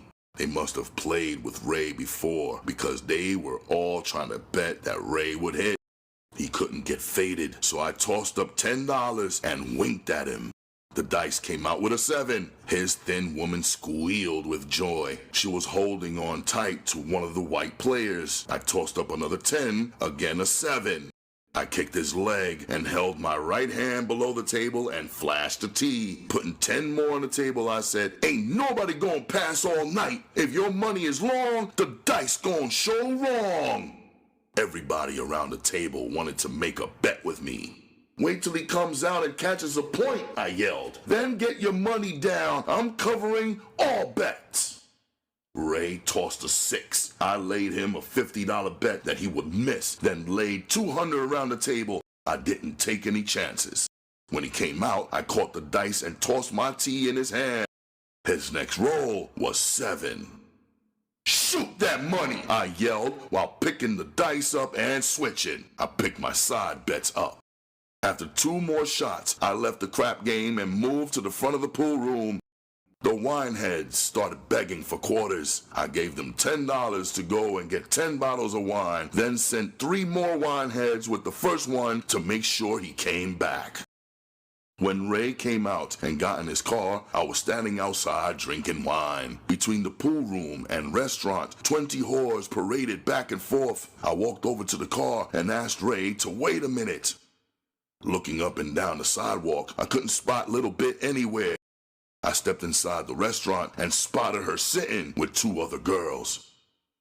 "Did you break luck yet?" I asked slowly. "How do you expect me to do something, huh? I'm too weak from hunger," she cracked loudly, and her girlfriends laughed. I wheeled around and retraced my steps out of the door. On the sidewalk, I found 3 wineheads and paid 2 of them $5 apiece to go in the alley and get me 2 half-full garbage cans. I paid the other man $10, 5 now, and the rest when he returned to run to the hotel and gather up Little Bit's clothes and bring them back in a paper bag. Ray was sitting on the passenger side with the window down. "Hey, baby," he called, beckoning to me. "What's the deal here? Sit down, Mello, and run it to me." He moved over under the steering wheel, and I sat down on the passenger side. His woman stopped and peeped through the window. "Get on, bitch. You ain't gonna make no money staring at me," he said brutally. I pulled my roll out and split the money I made when he shot at the 6. "You didn't have to take the chance to put that T in my hand, Whoreson. I was going to miss anyway," he added. "You sure got a beautiful motion, Whoreson. I know you be knocking, but I'll be damned if I could see you doing it." Our conversation was interrupted by the return of the 2 wineheads. Each of them was rolling a half-full garbage can. They left the can standing in front of a darkened doorway and came over to the car. From the doorway, infuriated whores screamed curses at the wineheads for leaving garbage cans in front of their working spots. I leaned my head out of the car window. "I'm gonna give you $10 more to do 2 more simple things for me." "What's that?" they asked in the chorus. "First," I said, "I want you to make sure don't nobody move those cans for a few minutes. Can you handle that?" They shook their heads in agreement, so I continued. "Second, I'm gonna put some garbage in those cans, and I want you to make sure they don't get out till you got it back in the alley where all garbage belongs." "Man, I don't know what's going down," the taller of the 2 stated. "But if that's all you want, we can sure handle it." The guy I had sent for the clothes walked up with a brown paper bag in his arm. He handed me my key through the car window. I opened the car door and got out. After I took the bag from him, I became aware that we were getting a lot of attention. Ray got out of the car and came around and sat on the fender. I sent the man who had brought the clothes in the restaurant to get Little Bit. Walking over to the nearest garbage can, I began dropping the feminine apparel down on top of the garbage. Looking up, I saw Boots staring, apparently shocked. The girls with her watched me with open curiosity. Suddenly, the air was ringing with curses. I whirled in time to catch Little Bit's arms. "What the hell do you call yourself doing with my clothes?" she screamed. "God damn it, Whoreson, you bastard! Turn me loose, you red motherfucker!" Realizing that it would hurt her more if I humiliated her, I held back from cracking her head. Picking her up, I pushed her down inside of the other garbage can. Each time she tried to climb out, I pushed her down deeper in the can. She eventually stopped trying and just sat there and cried. Some of the pimps and wineheads and other night dwellers laughed loudly. The prostitutes stared angrily at me for my treatment of their sister. Removing my large bankroll, I beckoned to the wineheads I was paying. Take this garbage to the alley where it belongs with the rest of the trash, I commanded, peeling off some bills. The anger in the prostitute's eyes only added fuel to the fury inside of me. My voice was full of contempt as I tongue-lashed them. I'd rather sleep in shit or suck a dog's dick than let one of you funky bitches think for a minute that you got enough sense to put game on me. If you feel sorry for that trampish-ass bitch, don't. The bitch is where she belongs, with the garbage. Ray slapped me on the back. Pimp hard, he yelled. Let these whores know that a hard-pimping young man is on the set. The prostitutes began to slip away. Ray, with his arm around my shoulders, led me towards his car. We got in, and he started across town to get me some cocaine and reefer. The night was young. I had a pocket full of money, and I believed in my heart I could make as much money as any whore that peed between two heels. We came back to the track around 4 in the morning. My nose felt like it was frozen from so much coke. We sat in the car, high, smoking reefer with the windows rolled up tight, watching the girls work. Boots walked up and down the street. Even with her belly stuck out a mile, she tried. Every time she stopped the car and waddled out to haggle with the men, some other girl will always come off the sidewalk and stand conspicuously behind her.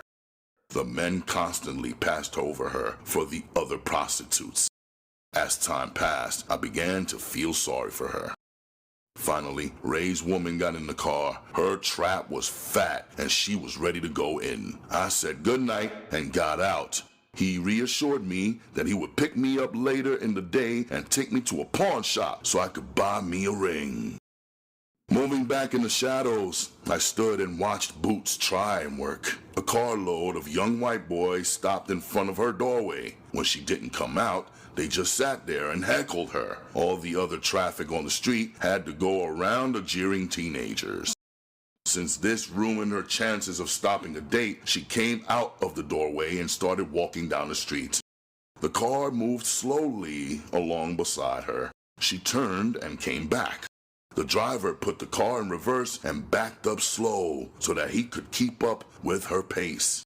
When the light from the restaurant outlined her pregnancy, they really began to harass her. 2 prostitutes walking past began to take up for her. They berated the kids in the car viciously, their words dripping venom. When the kids had found Boots vulnerable, they now found themselves defenseless.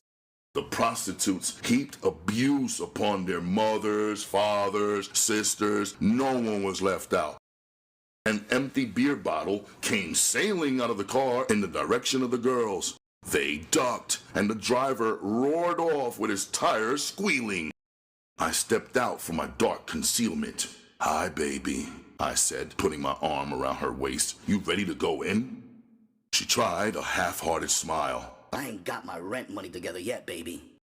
"Don't worry about it," I replied, and took her arm. Boots shook her head. I couldn't, Whoreson. If I took the money from you, I'd still have to try and make it to give it back. She added, "Besides, I'm too big to be stuffed in a garbage can." Since I still held her arm, I didn't leave her any alternative. "Listen, Nut," I said, "I'm going to spend $20 with somebody tonight. If you don't want to make that money, that's okay with me, but I'm going to find me a working girl somewhere who ain't so choosy." My proposition was the answer to her problem. Shrewd as she was, she saw through my little plot. Boots was well aware that I wasn't planning on spending $20 on a whore, but handling men was her profession, and she was professional enough to know the error of calling a man a liar to his face. For her to yield to my request now was a simple matter. Her ego wouldn't be hurt, and she would still be independent. Mischievously, she put her head down on my shoulder. You really make me feel wanted, she said, and laughed lightly before adding, Sweetie. My muscles tightened involuntarily. The term sweetie was mostly reserved for tricks, black or white, as long as they spent cash money. Genuine laughter erupted from deep in her throat. She had immediately realized my extreme dislike for this term of endearment when it was used in connection with me. Loneliness was a part of life that I was not used to. As we walked towards the hotel, I was overjoyed at the prospect of finding temporary release in the warm embrace of Boots' arms. Later, much later, Boots lay in the crook of my arm with her back pressed against me. The sound of her light snoring was pleasing. My thoughts were troubled as I pondered the future. I kept trying to push the idea from my mind, but it was no use. I recognized that no matter how much inconvenience it would cause me, Boots would have to be mine. Instead of going to sleep, I rolled her over on her back. Then I kissed her eyes, nose, neck, till she moaned and came awake. Blinking her eyes, she stared at me in surprise. What, baby? She asked sleepily. Ain't you gonna get no rest? I kissed her until I could feel her really responding. Tomorrow, honey, I whispered. You're going to move your clothes in here. I'm not giving you time to choose. I've already chose. I had her complete attention now. She twisted around affectionately so that I was gazing down into her beautiful dark eyes. Whoreson, don't do nothing for me out of pity, baby. I could make it. I replied crudely. Don't you understand, bitch, that I really want you? Pity ain't in it. I know you're a good whore, so I'm gonna hook up with you now. She raised up on her elbows, not truly convinced of my sincerity. She apparently was trying to reach an honest decision. Her acceptance of my proposal was a must, especially since I had committed myself. If she refused me now, my pride would be hurt. Determined that she wouldn't deny me, I enclosed her in my arms and compelled her to surrender. Her nipples grew firm under my caress, and I made love to her till her voice trembled with erotic weakness. Sometime in the early morning, I relaxed against the sweat-soaked sheets. Her murmur came to me low and husky. I can't describe how you make me feel, but I'm yours, Whoreson, as long as you want me. It was late in the afternoon when Ray showed up. I had just come back from the bathroom after taking a hot bath. He nodded and smiled warmly at Boots propped up in the bed with both pillows. Hey girl, he yelled. What you done gone and did? Cop you a Mac? I know you ain't laying up in no pimp's bed yarding, girl, so tell me the real deal.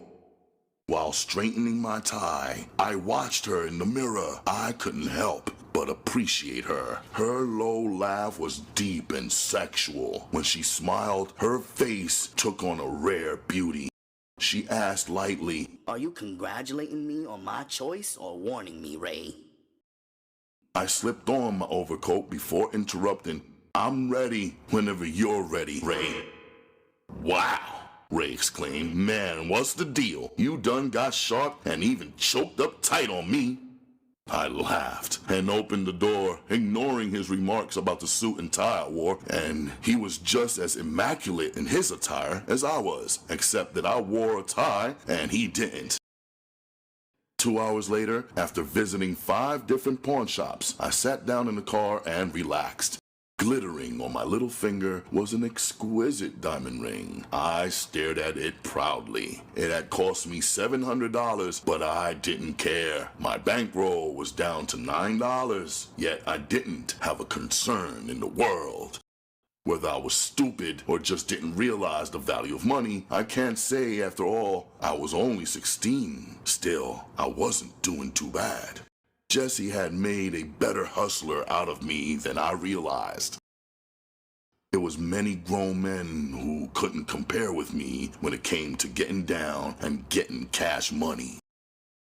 Here I was in a strange town with a pregnant whore to support, and yet I didn't have any doubts about living, because if the sun came up, by the time it went down, I'd have figured out a way to get fresh money. Chapter 12. I stared out of the car glumly. The feel of the steering wheel didn't excite me as it had the past week when I received the keys to the Cadillac from Ray. For a few moments, I let my mind dwell on Ray and his predicament. Last week, the police had picked him up for draft evasion. I had gone down to visit him, and he'd give me the car keys.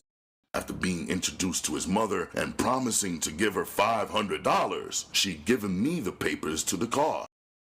Everything was still in Ray's name, but I had the payment book. Sleet beat a tattoo against the windshield. I stared at the mess falling. It wasn't snowing or raining. This slush was a mixture of both. Visibility was slight, so I strained my eyes trying to pick up Boots, who was standing in front of the restaurant in an attempt to pull a trick. I let out a sigh of relief. Boots came out of the restaurant door with a white John in tow. At least we would be able to pay the rent in the morning. I watched them make their way to the Trick's car. I wondered idly how she would handle him. He was just about the biggest, fattest man I'd ever seen. If we hadn't needed the money so bad, I would have told her to pass him up. She was about 7 months gone now. I pictured her and the honky together and grinned. The Trick had a pot gut on him as big as the one she was sporting. I left the curb in pursuit of the Trick's car. I had no fear of being seen because the John's back window was completely covered, like mine, with frost. I found a parking spot a few doors down from the hotel, and I left my motor running, absorbing the heat. I watched a couple dash for the entrance of the building. Boots had turned out to be an asset instead of a hindrance during the past 3 weeks we had been together. Time passed slowly as I sat there with the radio swinging. I glanced at my watch for the 10th time. They had been gone over 15 minutes. I lit a cigarette to help pass the time. Angrily, I realized that if something didn't jump off soon, I'd have to pawn my jewelry to raise the $500 for the car. After smoking the cigarette down to the butt, I put it out in the ashtray. Cutting the motor off, I jumped out of the car. Tomorrow was my birthday, and I'd be damned if I'd spend it cooped up in the car. I pulled my coat collar up and glanced at my watch. Damn tomorrow, today was the beginning of my birthday, and I was poor as hell. The hotel lobby was empty as I crossed it and started up the steps. The night clerk had a small room behind the desk, and you had to ring the bell if you wanted a room after midnight. Stopping in the hallway leading to my room, I glanced at my watch. They had been up there for over 30 minutes now. Hesitantly, I stood in front of the door holding the key. I was undecided on whether I should knock or just barge in, when the sound of a muffled scream came from behind the closed door. I inserted the key and lunged into the room. The sight in front of me enraged me. Boots was completely naked while the Trick was wearing only his shorts. He was so obsessed with beating her that he hadn't heard me enter the room. He was using an ironing cord to whip her. Blood was running from her nose and mouth from the punches the Trick would give her each time she tried to grab hold of the cord. Boots Boots was so engrossed in trying to avoid the cord and punches that she didn't hear me either. She tried to cover her head with the pillow while pulling the sheet up around her body to protect as much of it as possible. Picking up a chair sitting beside the dresser, I slipped up behind the trick and tried to cave his skull in. The chair splintered on the back of his head. He whirled around and reached for me. His face was covered with blood from the long nails Boots had raked him with. With the remains of the splintered chair, I struck him in the face. The chair didn't stop him. He grunted and wrapped his arms around me. He was as hairy as a gorilla. His chest, legs, arms, and back were covered with a thick, filthy mass of hair. For the first time since I'd entered the room, fear filled my mind. His foul breath was smothering me from our nearness. In desperation, I swung my knee up between his legs as hard as I could. A cry of pain exploded from his lips, and I kneed him again. His big frame began to fold up. Catching him by the hair, I pulled his head down and lifted my knees with all the force I could put into it. I caught him full in the face, crushing his nose and causing teeth to scatter about the room. He had false teeth because when he fell to the floor, he spat out the rest of them. He stared up at me with fear in his eyes. When I saw that fear, I knew I had him. Grabbing up the ironing cord, I began to beat him viciously. His screams had the effect of waking up everybody in the hotel. The trick crawled towards a corner, and I beat his hulking body unmercifully. Every time he tried to get off his knees and come out of the corner, I'd kick him in the face. Suddenly, he screamed, "That's it! That's it! Don't stop!" He gasped in a shuddering ecstasy. I stared at him in astonishment. He held his penis tight and moaned sickeningly. The doorway was filling up with couples trying to peer in. The clerk stood in the doorway and stared in horror. His eyes kept going from the sickening sight of the perverted trick in the corner to Boots, naked and bloody, stretched out on the bed. Not realizing that I still held the ironing cord, I started towards the door to close it. Everybody in the doorway backed up in a hurry. "Listen here, boy," the clerk said hotly. "If you start beating them again, I'm calling the police. I don't give a damn if that freakish honky in there wants you to beat him or not. I ain't having this kind of shit in this hotel." I slammed the door in his face. When I turned around, the trick was putting his clothes back on. My voice was cold and deadly. "Leave your money on the dresser. All of it, honky. Just consider yourself lucky that that's all it's going to cost you, too. I should kill you, Peckerwood." He took all of the money out of his wallet and placed it on the dresser. Then, clinging to the wall till he reached the door, he snatched it open and fled down the hallway. My heart began to beat normally again after he left.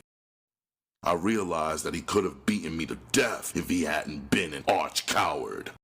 Assuming an air of compassion, I moved over to the bed and began to examine Boots. I found the pan, filled it with warm water, and washed her wounds gently. All the while, I'd ignore the money on the dresser, but my mind was in an uproar from wondering how much was there. After I finished washing Boots and got her to go to sleep, I rushed over to the dresser. There was only $18 there. All the bills were $1 ones. I had been hoping for a couple of hundred at least, but the singles had faked me out.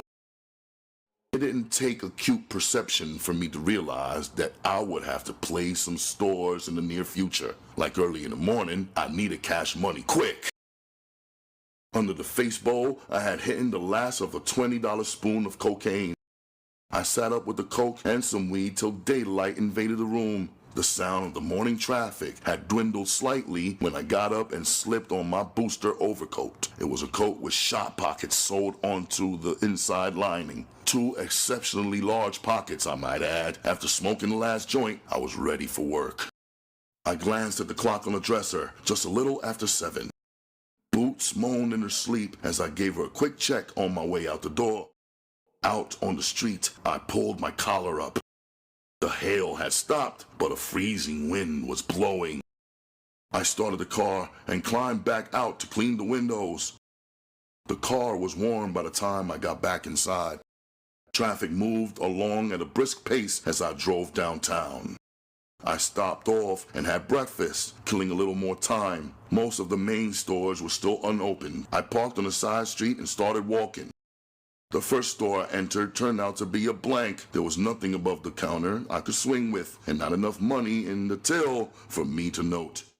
Hitting the street again, I fell in step behind 2 well-dressed ladies. They walked fast in an attempt to escape the chilling wind. When they turned down a side street, I stopped and watched them run across the street and enter a modern-looking building. That made my mind up for me.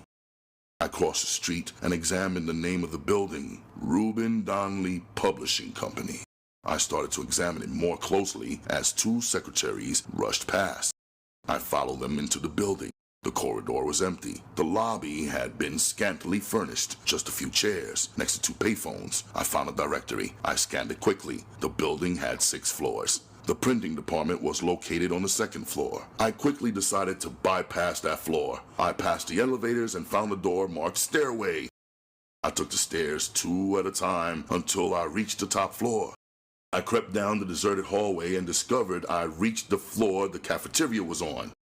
Peeping through the window, I saw the sister I noticed enter the building. She seemed to be fixing up the counter. Except for the 2 women in uniform, the place seemed empty. Retracing my steps, I took the stairs down to the 5th floor. I hesitated before opening the door until the sound of high heels faded away.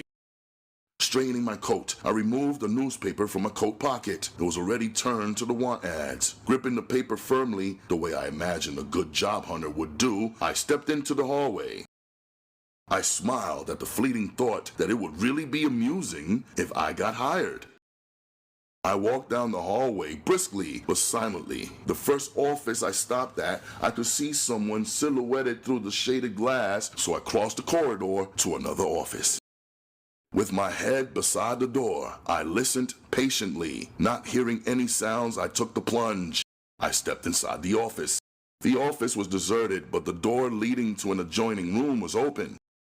I could hear a woman's voice coming from the other office. As I listened, I heard a man speak, but I couldn't make out the words.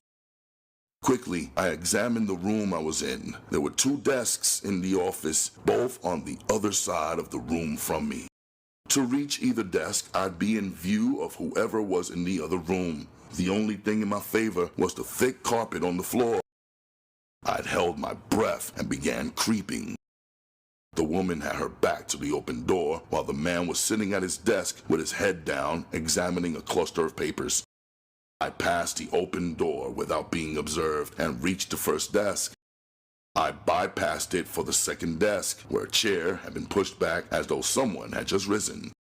As quietly as possible, I opened the 2nd drawer. The bottom one on the right had held only paperwork. It was empty too. I moved over to the other side of the desk and pulled out a drawer.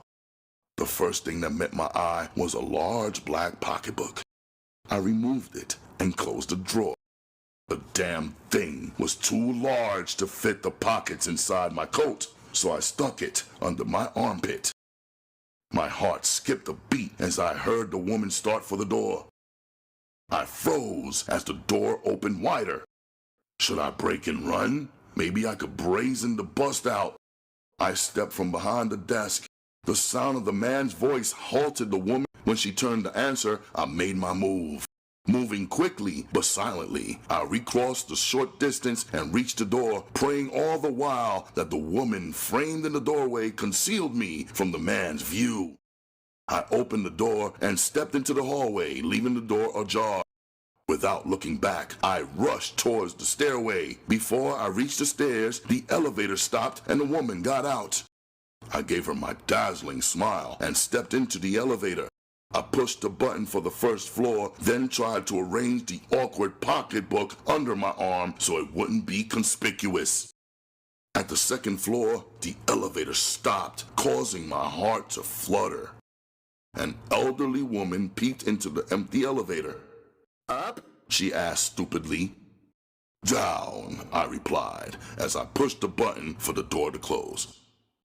When I got downstairs and out on the street, I looked back over my shoulder at the building. This was one hell of a way to be spending my 17th birthday, I thought bitterly. I reached my car and rode away from the downtown district. After I found a small deserted side street, I parked and started searching the pocketbook. The purse had $10 in cash in it. I cursed for about 10 minutes, then investigated the rest of the contents. The bank book I inspected with care. The $1,450 she had deposited in the bank really interested me.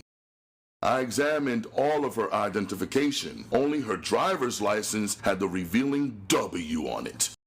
I tossed the license out the window and started the car up. There was no way in the world for Boots to pass for white, but the rest of the ID could be used by her. The woman was 28 years old. Boots could pass for 28 with her belly sticking out in front of her a mile, providing we found a white bank teller. They always said we looked alike to them. Taking my time on the slippery streets, I reached the hotel with time to spare. The bank didn't open till 9, whereas I was completely unfazed about stealing the purse. I did have a few qualms over Boots withdrawing the money. Despite my concern, I was going to make her try and withdraw all that cash. After all, I reasoned, if she fucked up and got caught, being pregnant would be in her favor when she went before the judge. Boots was lying on the bed moaning when I entered the room. I put my hand on her head. It was hot. I'm bleeding, Whoreson, she whispered. I stared down at her for a moment. Listen, baby, ain't there something you can do, like pack yourself or something? Just slow the bleeding down. I got something I want you to do now. I might not be able to stop the bleeding, Whoreson. I done already soaked through 2 pads and a sheet. I think I'm hemorrhaging. My mind was running super fast. I needed her now. I'll tell you what, baby. Take and pack yourself with cotton, then get dressed, and I'll take you to a doctor. There was no compassion in my heart, nor was I conscious of any concern about her having a miscarriage. In fact, I hoped that she would lose the baby. If my mother could see me now, she couldn't help but be proud. At 17, I was developing into a cold, vicious pimp. This is the way I reason with myself, but in my heart, I knew that if Jessie could see what I was doing, she would have thrown up in my face. I needed that money though, and time was something I didn't have. If I didn't get it this morning, it would be too late later on in the day.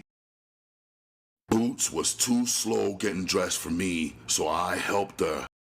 After getting a maternity dress on her, I grabbed the spring coat and tossed it across her shoulders. She was in too much pain to notice that I had left her heavy winter coat on the rack by mistake. The mistake had been made on purpose. I wanted the bank teller to be sure and see she was pregnant. Finally, we got ready to go. I had to just about carry her down the stairs. I began to have doubts about her holding up long enough for us to make it to a bank. At no time did I even think about taking her to a hospital or doctor. I wanted the money before the bank could be notified. There was another stop I had to make before going to the bank. I parked in a no-standing zone and rushed into a drugstore. I bought a pair of round-rimmed glasses and some pain pills. The eyeglasses she put on, the pills she couldn't swallow without water, and I didn't have the time to stop and get any. Driving towards the outskirts of town, I searched frantically for a branch office bank. I finally found one near the city limits. By this time, Boots seemed nearly delirious. Her legs were stretched out towards me while her head was against the door. When I shook her, she didn't wake up completely. I got out of the car and picked up a handful of slush. Opening the car door on her side, I held her head and washed her face with dirty snow. She sputtered and spit, but the ice shocked her awake. "Listen, baby," I whispered. "You're gonna have to be kind of sharp now. I done told you a dozen times how to do this and how simple it is." I had to help her out of the car. "All you got to do is fill out a withdrawal slip, give it to the teller, and get big bills." "You going with me, Daddy?" she asked, clutching my shoulder for support. "You know I am, baby. You don't think I send you by yourself, do you?" I said. I hadn't planned on going in with her, but a blind man could see she would never make it herself. I steered her through the bank entrance. While she filled out the slip, I arranged her coat so that her protruding stomach couldn't help but be seen. It's a belief of mine, I don't know if it's true or not, that people will never suspect pregnant women of a hoax. The mother image is so strong that most people wouldn't imagine a woman in this condition swindling anyone, let alone them. The only doubt I had after entering the bank was when the teller picked up the phone. The only reason I didn't run was that my hands were full trying to keep boots on her feet.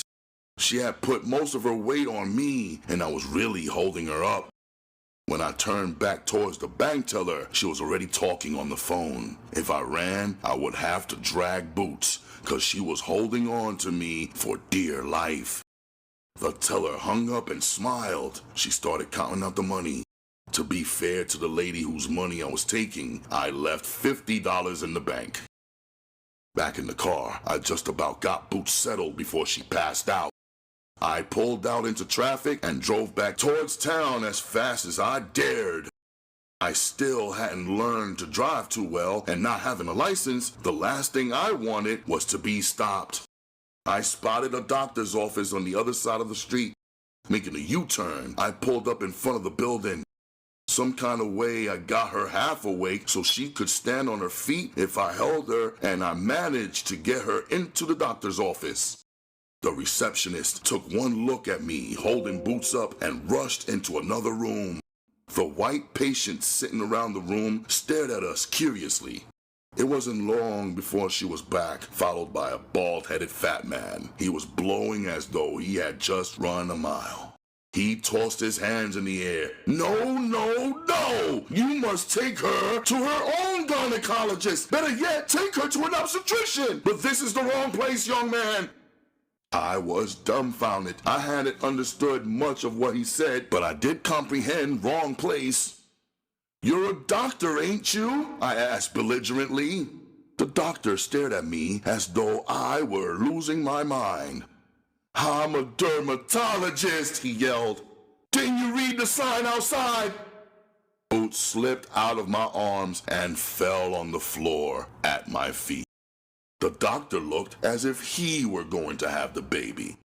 The nurse rushed to a telephone while the doctor and I raved. I pulled my large roll of money out. Behind all I'd heard and knew of white people, I knew this would get results. "Look, Doc," I started to say. "I'll pay." The doctor raised his hand towards heaven, spoke for a few moments in another language, then said, "I don't want your money. I'm a dermatologist, don't you understand? There is nothing." I interrupted him harshly.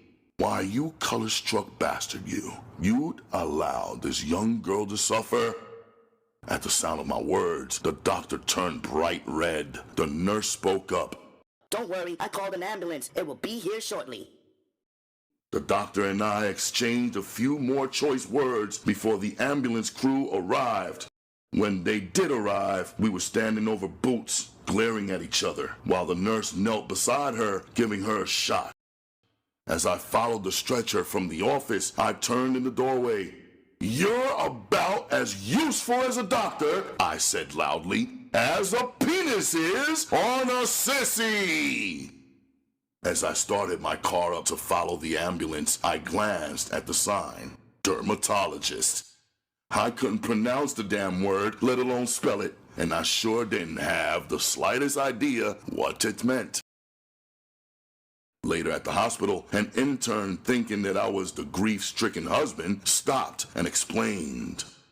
Your wife has had a miscarriage. The membrane was punctured, causing the fetus to die. And when that happens, the uterus started to expel it.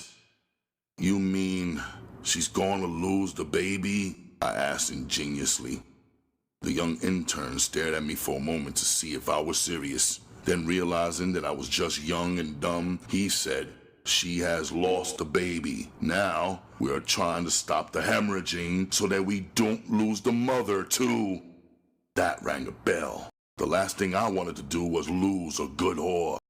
After waiting all this time for her to get streamlined, I didn't want to lose her now that she was ready for the track.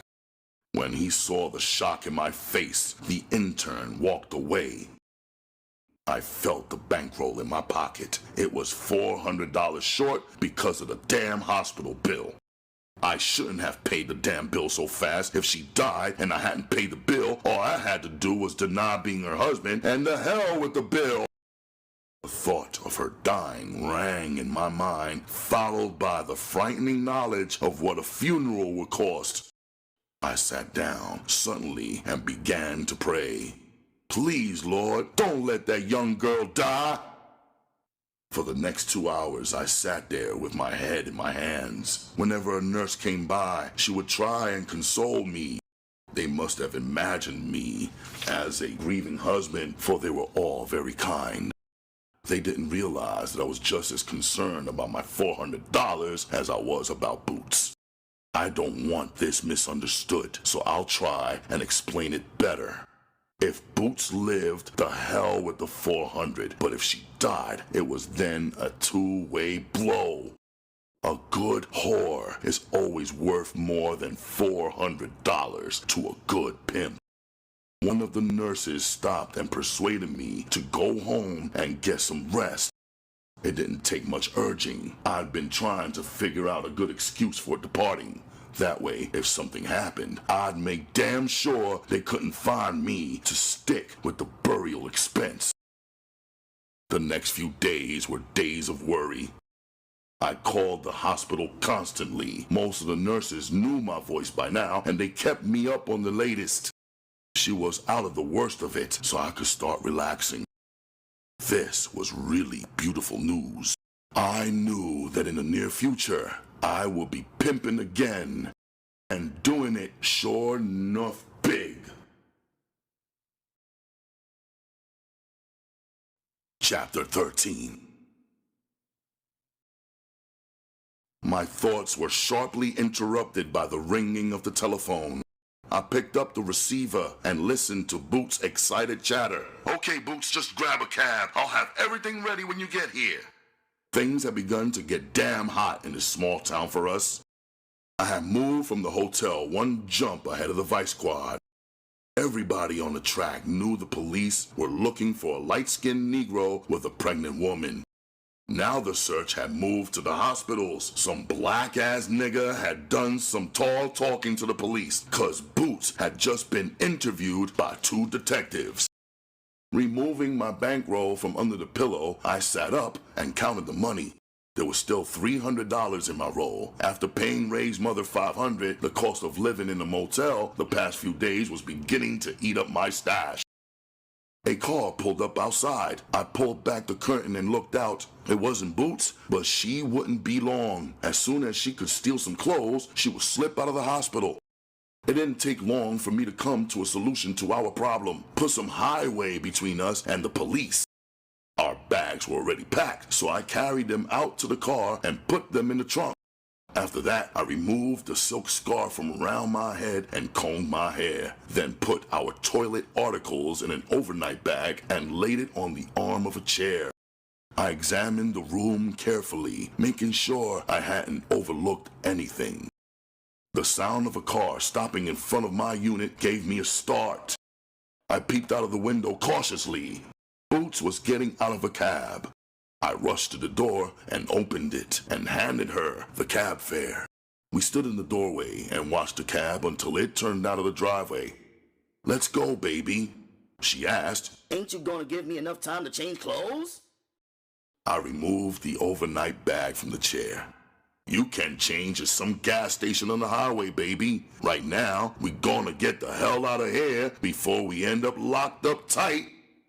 The mention of jail put wings on her heels. I didn't begin to relax till we got out of the city limits. The farther I got away from the city, the better I felt. After I got out in the country, I stopped at a gas station and filled the tank up, while Boots went to the restroom and changed clothes. When she came back to the car, I helped her put her suitcase in the back seat. I pulled the car out onto the highway again. I was undecided on where to go, Detroit, Chicago, or New York.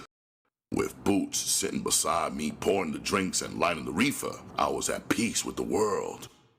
Where we going, Daddy? She asked, crossing her legs and leaning towards me. She rubbed the back of my neck, titillating me slightly. Driving with one hand on the wheel, I put my other one between her legs and rubbed her smooth thighs affectionately. Her long, shapely black legs seemed to vibrate with heat. She moaned softly and nibbled at my ear. I can't do nothing for at least 4 weeks, Whoreson. You can do something, I replied with a grin. I ain't heard nothing about your head being dead. We both laughed raucously. Boots lit up another stick of weed and choked on the smoke. She coughed for about 5 minutes while I laughed all the while. When we reached Detroit, we were still in a jocular mood. Driving down Hastings Street was a thrill for me. The appalling deterioration of the tenements, gloomy and frightening to some people, filled me with joy. This was home to me. I didn't know any other way of life. The women huddled in the doorways trying to find some measure of warmth and shelter while plying their trade didn't arouse commiseration in my heart, only regret that they weren't in my stable. Boots' impression was altogether different from mine. I sure feel sorry for them bitches. I bet they done damn near froze in them doorways. Then she added, If it was me, I'd walk up and down instead of standing still. That way, at least you might stay a little bit warm. Some of the more notable pimps could be seen sitting in their cars with the motors running. Sometimes a girl will run out of a doorway and get in the car. After sitting in the car for a few moments to get warm, she would run back to her doorway and continue working. I parked in front of Big Mama's. Most of the women standing in her doorway knew me. They began to yell before I got out of the car. Look at Whoreson, honey, driving a Cadillac and diamond it down. Marge yelled, a healthy coffee-colored woman.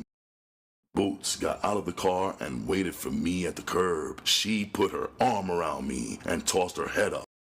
Her attitude revealed beyond a doubt that I was her man and that she was plenty proud of it. We walked up the stairs, arrogant and self-sufficient, without a care in the world. Big Mama, her face all aglow, smothered me in her huge arms. Whoreson boy, why didn't you write her something? Here I've been worried to death over you, and you don't even bother to write. I finally extricated myself from her embrace. I hadn't realized how much I had missed this big woman who cared so much about me. There was a lump in my throat, and I hoped that my eyes wouldn't betray me by glittering with tears. Come here, baby, I said to Boots, and meet my grandma. Boots was a big woman herself, but when Big Mama embraced her, she was completely lost in those enormous arms and bosom. Big Mama removed a bottle of wine from a refrigerator, and we sat around in her kitchen drinking and reminiscing. Whoreson, Big Mama said, I still got your flat, boy. If you want to move back in, it's okay with me. I've been paying the rent and sleeping there sometimes. It does my poor heart good to get away from all these silly girls at times. I'm sick of hearing them talk about their damn pimps. My acceptance of the flat seemed to bring joy to the old woman's soul. I guess she just felt as if I were her wayward child. On my part, I not only felt but knew that, except for Boots, she was the only person in the world who really cared about what happened to me. Quite a bit of time had elapsed since we entered the apartment. I stood up. Well, Big Mama, I said, I guess we had better be going. We've been traveling all morning and we need some rest. Boots stood up and clutched my arm for support. The drinks and weed had finally caught up with her. That child sure can't drink much, can she? Big Mama asked. We've been drinking all morning, I replied. Plus, she just got out of the hospital today. If that's the truth, Whoreson, Big Mama said plainly, don't you go putting that girl to work too soon. You wait till she ready, you hear? She followed us to the door. I mean that, Whoreson. If you need any money, boy, let me know. But you better make damn sure I don't hear about that girl out there working sick. Her friendly warning followed us down the stairs. It was obvious that I wouldn't work Boots until she was in good shape. Amusing as Big Mama's threat was, it would benefit me to pay heed to it. If I put Boots out on the streets working and Big Mama got the wire, she wouldn't hesitate to lock Boots up in her flat, and there was nothing I'd be able to do about it. It was a sure bet that I wouldn't try kicking a door down. Anytime a man has been raised by a woman, his mother or not, there are certain liberties she can take with him that no other person in the world would dare do. By the time I got Boots in the car and was starting the motor up, someone knocked on the window. I glanced over my shoulder and saw Ape grinning at me. Reaching over Boots' sprawled out form, I opened the car door and let him in. He waved back at the men he had been with as I pulled away from the curb. Ape had filled out quite a bit since I'd seen him last. He had been big before, but now he was huge. When he smiled, he didn't have but 2 teeth in the front of his mouth, and his lips were large and blubberish. Boots got sober enough to look up at him. She tried to climb on top of my lap. "Watch out, woman," I yelled. "What you gonna do, sit on the steering wheel?" "How far we got to go to find some good reefer, Ape?" He hesitated for a moment. "Billy got some light green, Whoreson. While Eddie's smoke is good, it's got a lot of sticks and stuff in it," he added. "Eddie's dealing out of the pool room." "I don't care nothing about sticks, Ape, if the smoke is boss." "The smoke is mellow, baby," he answered. "The sweet thing about it is that it don't take no time to cop. When Eddie ain't at the pool room, he leaves his bag with the rack man." The pool room was on John R., so I turned down a side street. "Give him $15, Boots," out of my inside pocket. "Cop me a half a can of weed, Ape, and pick up a couple of bottles of wine. We'll be around at the flat where I used to stay. Is that cool with you?" He took the $15 out of her hand. "That's swinging, brother. What should I do if some of the mellow fellows want to come around to your pad with me? Cut them loose?" I laughed. The expression on his face revealed all he didn't say. I knew that he was wondering if I would cut all of my old partners loose now that I had a caddy and a whore. "Bring whoever you want, man. This is Whoreson, not John Flippengates." He stuck his hand back in the car. I leaned over and smacked his hand hard with mine. He yelled, "Mellow, mellow, mellow! I can't dig it! I can really dig where you coming from, baby boy." He turned and catted towards the pool room. Boots looked at me amused. "Baby, I could really tell that you're at home." Chapter 14. Empty wine bottles and overflowing ashtrays littered my apartment. For the past 2 weeks, our flat became an open house, with wild parties continuing for 3 or 4 days without stopping. Since Friday, I'd promised myself that come Monday morning, the party would end. At long last, I had got the last drunk started down the stairs. It had taken over an hour to get rid of all of them, but now I could sigh with relief. Now, with dawn breaking through the early darkness, I watched from my window the working men of the neighborhood preparing to depart for work. Milton's father, dirty as usual, stood in the street beside his car talking to one of his neighbors. I watched him with disdain. His coveralls were grimy with filth. The old model car he drove matched its owner in shabbiness. My gaze flickered to my Cadillac. There was a feeling of triumph inside of me. I wasn't even half his age, and I'd already accomplished more than he ever would. Milton's mother could look down her fat nose at me if she wanted to pretend, but we both knew who had the sweetest end of the stick. Exultation overcame me as I turned and watched Diane dumping ashtrays. With my chest pushed out with pride, I walked over to the bedroom and opened the door. Boots and Vera were both laid out side by side. They had danced so much over the past few days that they were just worn out. "Diane, why ain't you in bed getting some rest, girl?" I asked quietly. "You know I'm sending you to work later on today." She looked up from her cleaning and smiled shyly. "I just wanted to clean this mess up a little, Daddy," she answered innocently. A good pimp should try and know what his whores are thinking. Sometimes you will be put in an awkward spot, but most of the times you can guess just about what they have on their mind. "Quit lying, bitch," I replied coldly. "I know the only reason your lazy ass is up faking like you're working is on the slim chance that I'll give you some meat this morning when I go to bed."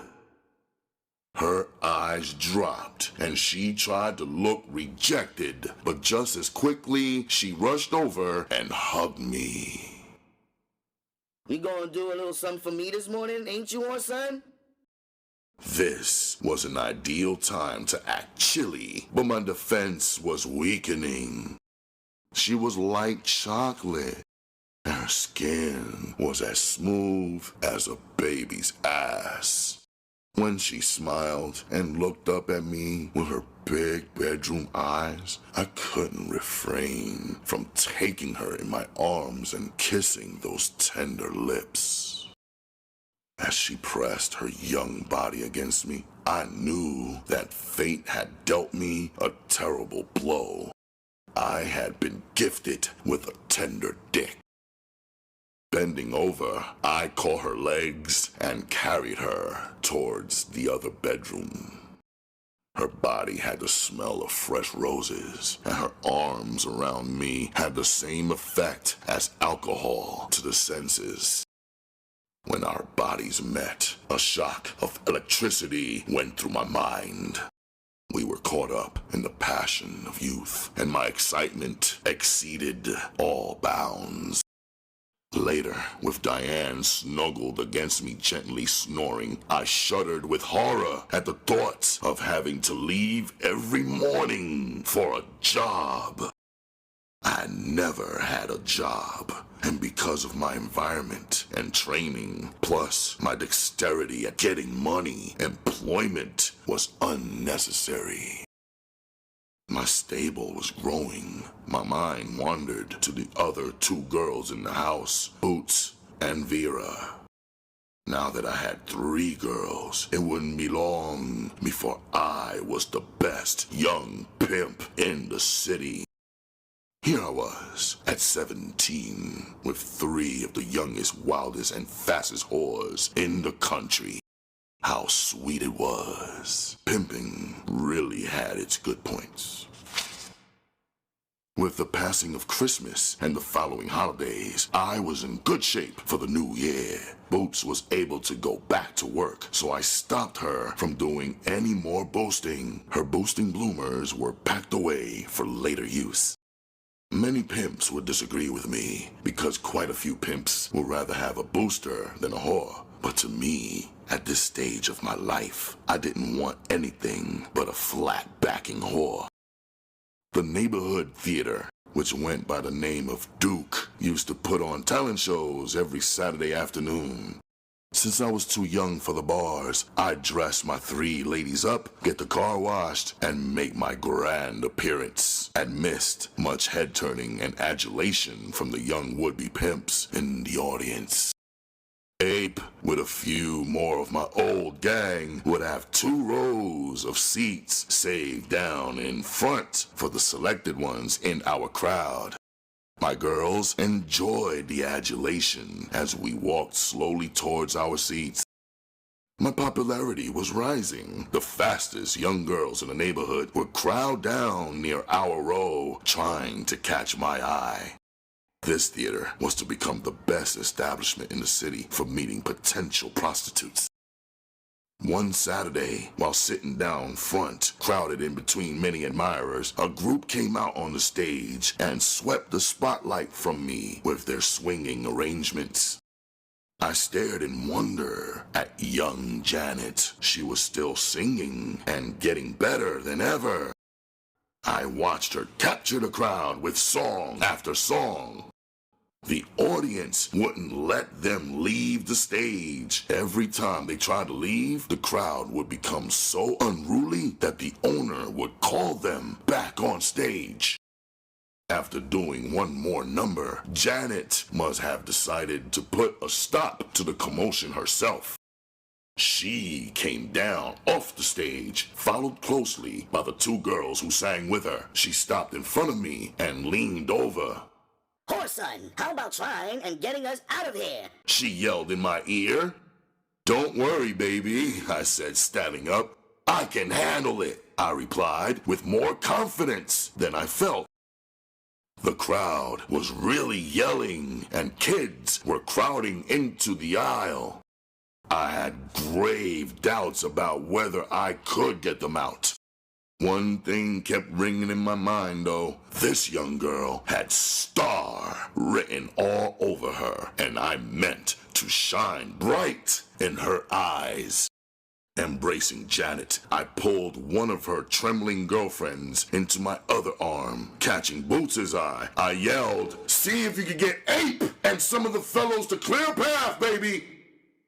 She nodded and ran over to him. With Ape and 5 more of the bunch in front of her, Boots started breaking through the crowd with us right behind.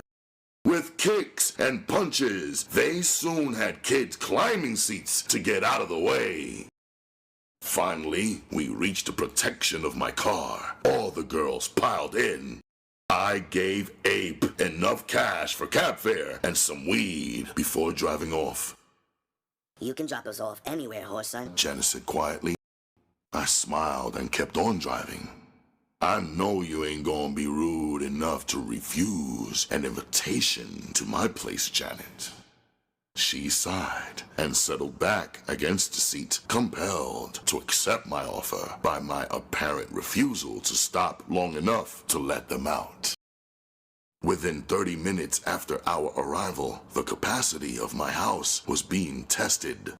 Teenagers were everywhere except the back porch, and that was only because of the cold weather.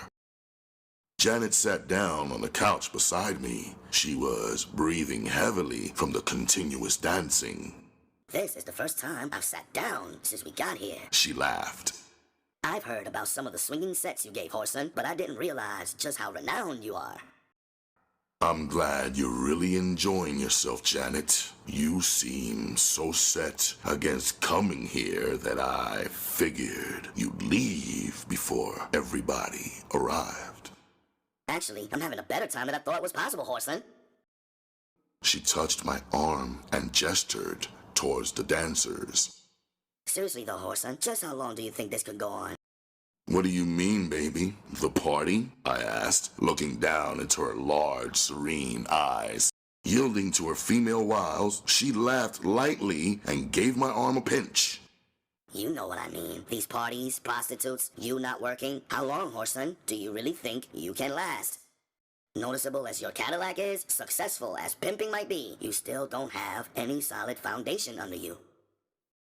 It finally occurred to me that she was serious. Probably this was her way of letting me know that she would be available if I would give up the game. Naturally, I had no intention of ever giving up the game, but I didn't want to hurt her feelings. Listen, sugar, I said softly. Name me one good job that I could get. Don't think about the caddy that I drive, or the diamonds that I wear, nor the silk suits that I look so good in. Just forget about those things, and name me a decent job that I could get. She bit down on her lip for a moment. Well, you probably have to go back to school for a while. She hesitated to see if I was taking it seriously before continuing.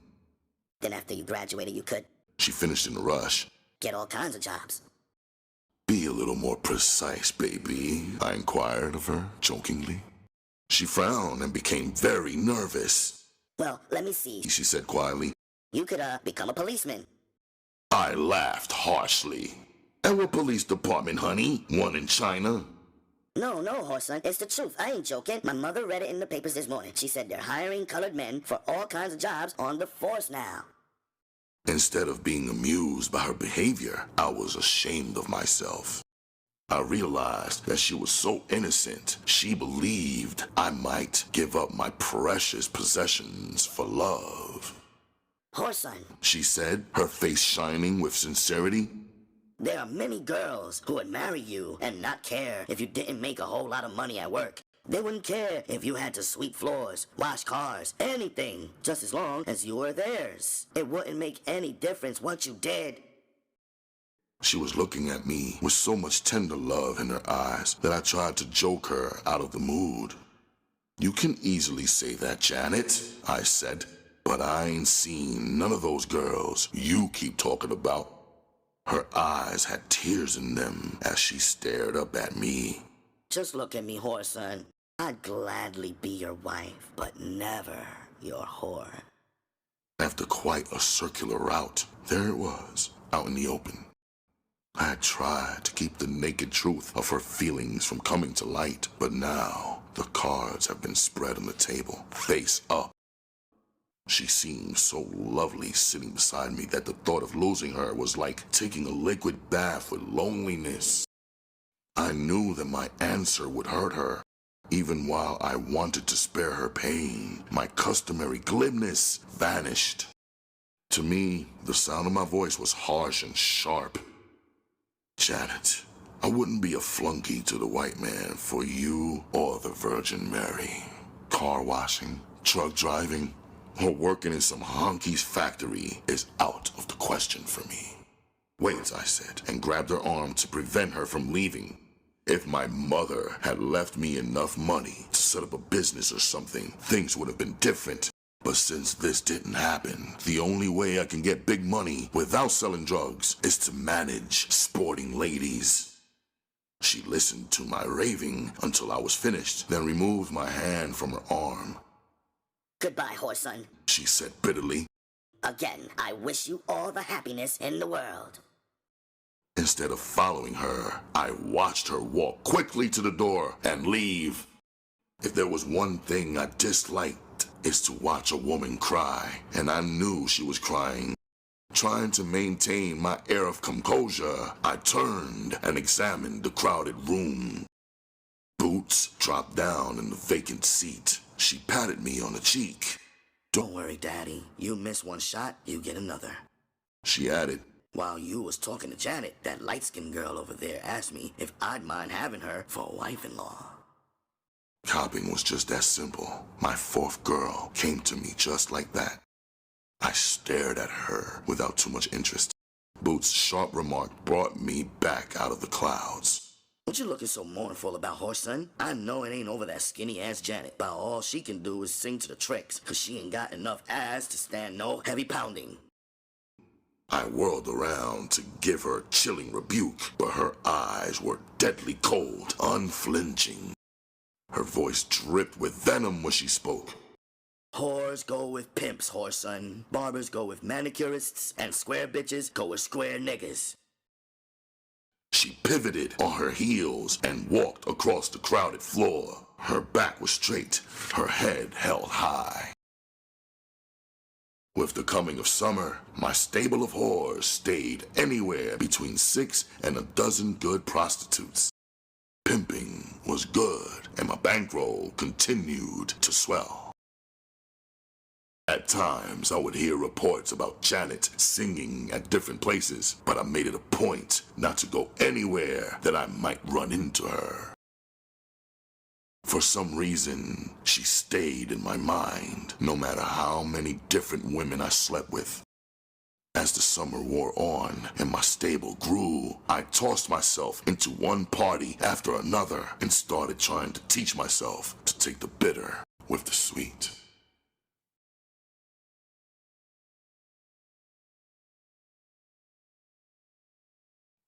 Chapter 15.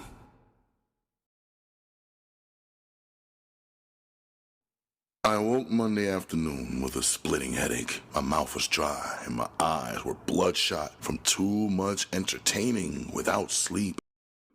I reached over one of the ladies in my bed and removed the last stick of weed from the night table.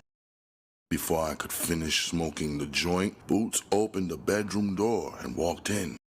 Her sharp glance briefly lingered on the two sleeping forms I was lying between. Whoreson, why don't you get them lazy bitches up and on the track? Shit, they ain't done nothing but pop their fingers and shake their ass since Friday night. Before replying, I sat up in my bed and inhaled deeply on a tiny cocktail between my fingers. Bitch, I replied coldly. Until you grow a pole, you leave the pimping to me. Boots put her hands on her hips and leaned provocatively towards the bed. Yes, sir, master, sir, she said sardonically. Amused at her answer, I climbed out of the bed and stretched. Since the miscarriage, Boots had developed into one fine bitch. You couldn't have paid one of my other whores to speak to me in such a flip manner, but Boots knew that she was my main lady. So at times she acted just like a black queen, and to me, that's just what she was. Since I'm up now, I guess I'll take a hot bath, I said. Boots hurried over to the dresser and took out a large towel. Whoreson, I went over to the hotel like you said, Daddy, but I couldn't get the top floor like you wanted. It was already rented out, so I rented a suite on the second floor. How much did that one rent for? I asked sharply. She hesitated for a moment. $30 a day, Daddy, but I didn't pay but a week's rent on it. She rushed her words out, afraid of my reaction. More from habit than anger, I yelled, "Bitch! Dumb bitch! Ignorant bitch! Did it ever occur to you that I might not want the suite on the second floor?" I walked out, leaving her to stare after me dumbfounded. Pushing the bathroom door open, I stopped at the sight of another one of my whores. "Damn!" I exclaimed irritably. "When you get finished, Jean, run me some bath water." Before slamming the door, I added, "Get some spray, or either burn some goddamn incense in there. And please, mix some water with it." The girls in the kitchen burst out laughing. I stared at the women preparing breakfast until silence greeted my smothering glance. Boots came quietly into the room and put on a stack of records. "Any of you bitches got some reefer head? Set it out for Daddy," she ordered. Diane, small, thin, with features that seemed to have been carved from a bronze statue, danced out of the kitchen. She held up 2 joints proudly. "Here, Daddy." Her voice belied her small frame with its deep sensuality. Her large hazel eyes twinkled as she held out the weed. Without commenting, I removed the reefer from her outstretched hand and watched her dance back into the kitchen. If all my girls had the vim that Diane displayed at all times, my pimping will be a relief. Next to Boots, she was the best moneymaker in my stable. Jean came out of the bathroom. She was almost as tall as Boots, but that was where the comparison ended. Where Boots was dark, Jean was light, with yellow teeth full of gaps. Ordinarily, I wouldn't have accepted her in my stable because she was lazy and virulent. At the time, she chose me. I was just beginning my stable. She came to me after ripping off 300 from a trick. I finished off the joint I had started before traipsing off to my waiting bath. The mellow weed plus the hot bath eliminated my slight irritation. Living in a house full of women had its drawbacks, but I found it much more rewarding than living in a house without any women. Slipping deeper into the tub, I splashed water up on my chest and shoulders. With the rental of the suite, I will eliminate the problem of some of the worrisome women in my stable. When I moved out, I reasoned, I wouldn't take but Boots and Diane with me. My meditation came to an abrupt end with the entry of Diane. She closed the bathroom door behind her and said by the time I turned to see who it was, she had slipped out of her duster and leaped into the tub naked. Now, I have heard many people speak of how wonderful it is to make love in the bathtub, but to me, ain't nothing happening with it. First of all, I don't enjoy a woman bathing with me. And as far as I'm concerned, when it comes to having sex with a person in the tub, I think it's foolish. As small as Diane was, she still hurt my legs when she sat on my lap. I pushed her up, so she turned around and sat down in the bathtub facing me. She was so full of mischief that she made me grin in spite of my attempt to look stern. I put my knee between her legs and began to probe for the right spot. Her lithe and graceful body began to move in a most assertive manner. She looked up at me and groaned enthusiastically. "Oh, Daddy, you sure know how to make it good to me." Before the sound of her vibrant voice descended to its normal tones, Boots had shoved open the door and stepped in. She stood in the doorway, glaring with the reefer I had given her hanging from the side of her mouth. Diane broke the silence. "Whore, you don't own this dick, bitch!" She yelled. "So try putting an egg in your shoe and beat it." Boots ignored her and came over and sat on the side of the bathtub. "Little hot cunt heifer," she said. "why don't you get your ass out of there so that Whoreson can enjoy his bath?" The weed had put me in such a mellow mood that I just sat back and enjoyed the byplay. Diane snorted. "Huh, whore, I like your nerve. There you sit on your wide ass, smoking my reefer and shit, talking shit." Before Boots could retort, Diane followed up her verbal attack. Using her palms of her hands, she began scooting water in Boots' direction. Boots took to her heels while I tried to save my towel from getting soaked. Cursing, I climbed out of the tub. It would be my luck to get hooked up with a bunch of crazy bitches. Diane jumped out of the tub and snatched the towel from me. Resigned to my fate, I stood docile while she rubbed me down.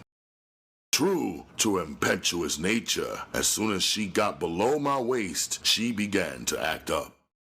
Using the towel with an imp's delight, she took to her task vigorously. I laughed at her unruly behavior, but before I became too aroused, I decided to put a stop to it. I slapped her wrists, but it didn't do any good. She just got a tighter grip. Trying to pry her hands loose was more difficult than trying to get free from an octopus. "Bitch!" I yelled. "Enough is enough! Turn my Jones loose!" Instead of obeying, she dropped to her knees and opened her mouth as though she were going to eat some rare delicacy. I grabbed a handful of her hair and pulled her head back. Only the sudden opening of the door stopped me from slapping her. Boots charged in carrying a bucket of water. Diane uttered a scream and scrambled behind me. I leaped sideways, but I was too slow. Most of the cold water landed on me. I shook like a dog, shaking water from his fur. Boots turned and fled, and I leapt towards the doorway in hot pursuit, cursing every step of the way. Shrill, piercing shrieks greeted me as I ran bare ass into the living room. All of my women were sitting there eating, and 3 other prostitutes that didn't belong to me had stopped in to roll up some reefer. My predicament was embarrassing, even for me. There I stood, in the middle of the floor, naked as a newborn baby, with no less than 10 women evaluating my prodigious instrument. I looked down unconsciously. Because of the vicious tugging by Diane a few moments ago, I had nothing to be ashamed of. Gathering up as much dignity as the occasion would allow, I ambled towards the bedroom amidst catcalls, much laughter, and sly insinuations. Uh-huh. One girl exclaimed. I see why Whoreson got all your whores in his stable now. Another one cracked. I don't know what y'all got between your legs, but if I dreamed I took that much meat, I'd wake up with female trouble. And amidst much loud laughter, I slowly dressed, listening from behind the door to their frank appraisal of my merits. Once again, I became aware of the fact that whenever a group of women got together, they discussed private sex matters much more openly than a group of men would. To a stranger, the conversation would have sounded vulgar because they discussed oral sex as though it were a hat they had just purchased. But to me, the conversation was as normal as eating and sleeping. They were discussing their work and the easy way of doing it. I hadn't turned 18 yet, and prostitutes were the only kind of women I had ever known. If someone had inferred that the life I led was quite different from the rest of society, I wouldn't have given it a second thought. From the factory workers I knew and the ones I saw coming home from work, I didn't have a doubt in my mind as to my role in life. As far as I was concerned, there were 2 categories of people. One group consisted of tricks and the other of players. And I knew I had been born to play. I finished dressing and glanced in the mirror. My apparel consisted of black pants, a gold high-low shirt, and black alpaca sweater. The black alligator shoes set off my casual dress to perfection. I put on my diamond ring and took one last peek in the mirror, fixing my features in a cold, unruffled mask. I opened the bedroom door and stepped out onto my stage. All pimps must be actors to some degree. Not to act spells failure in their field. When a woman comes to your bed in the early morning hours with a fist full of money for you, you are forced to act. No matter how much you may detest this certain lady, you cannot allow your true feelings to show. Being aware of the possibility that she may have consumed a bucket of sperm in the course of a night, you don't display any aversion if she wants to kiss you. You just send her to the bathroom with the Listerine and toothpaste. So instead of her ever becoming aware of your true nature, she only sees the part you act. Instead of scorn, she finds acceptance. Instead of hate, she finds her conception of love. Thus, many people believe that prostitutes are the biggest tricks of all. Closing the bedroom door behind me, I yelled, "Diane!" My voice was cold and harsh.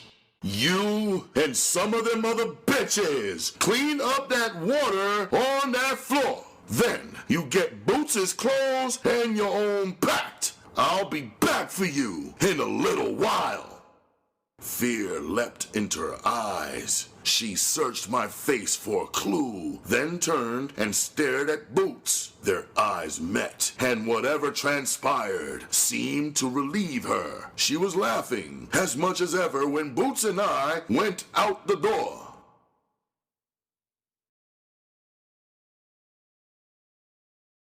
Chapter 16. The following weekend, Boots and I drove up to visit Tony. He had grown quite tall, with a swell of muscle in his forearms and chest. Wiry, but with more than an intimation of great physical strength in the young, cleanly built body. Deep-set black eyes and aquiline nose showed the fierceness of his African heritage, tempered by the compelling beauty of a black, starless night. His broad features burst into a genuine grin of happiness.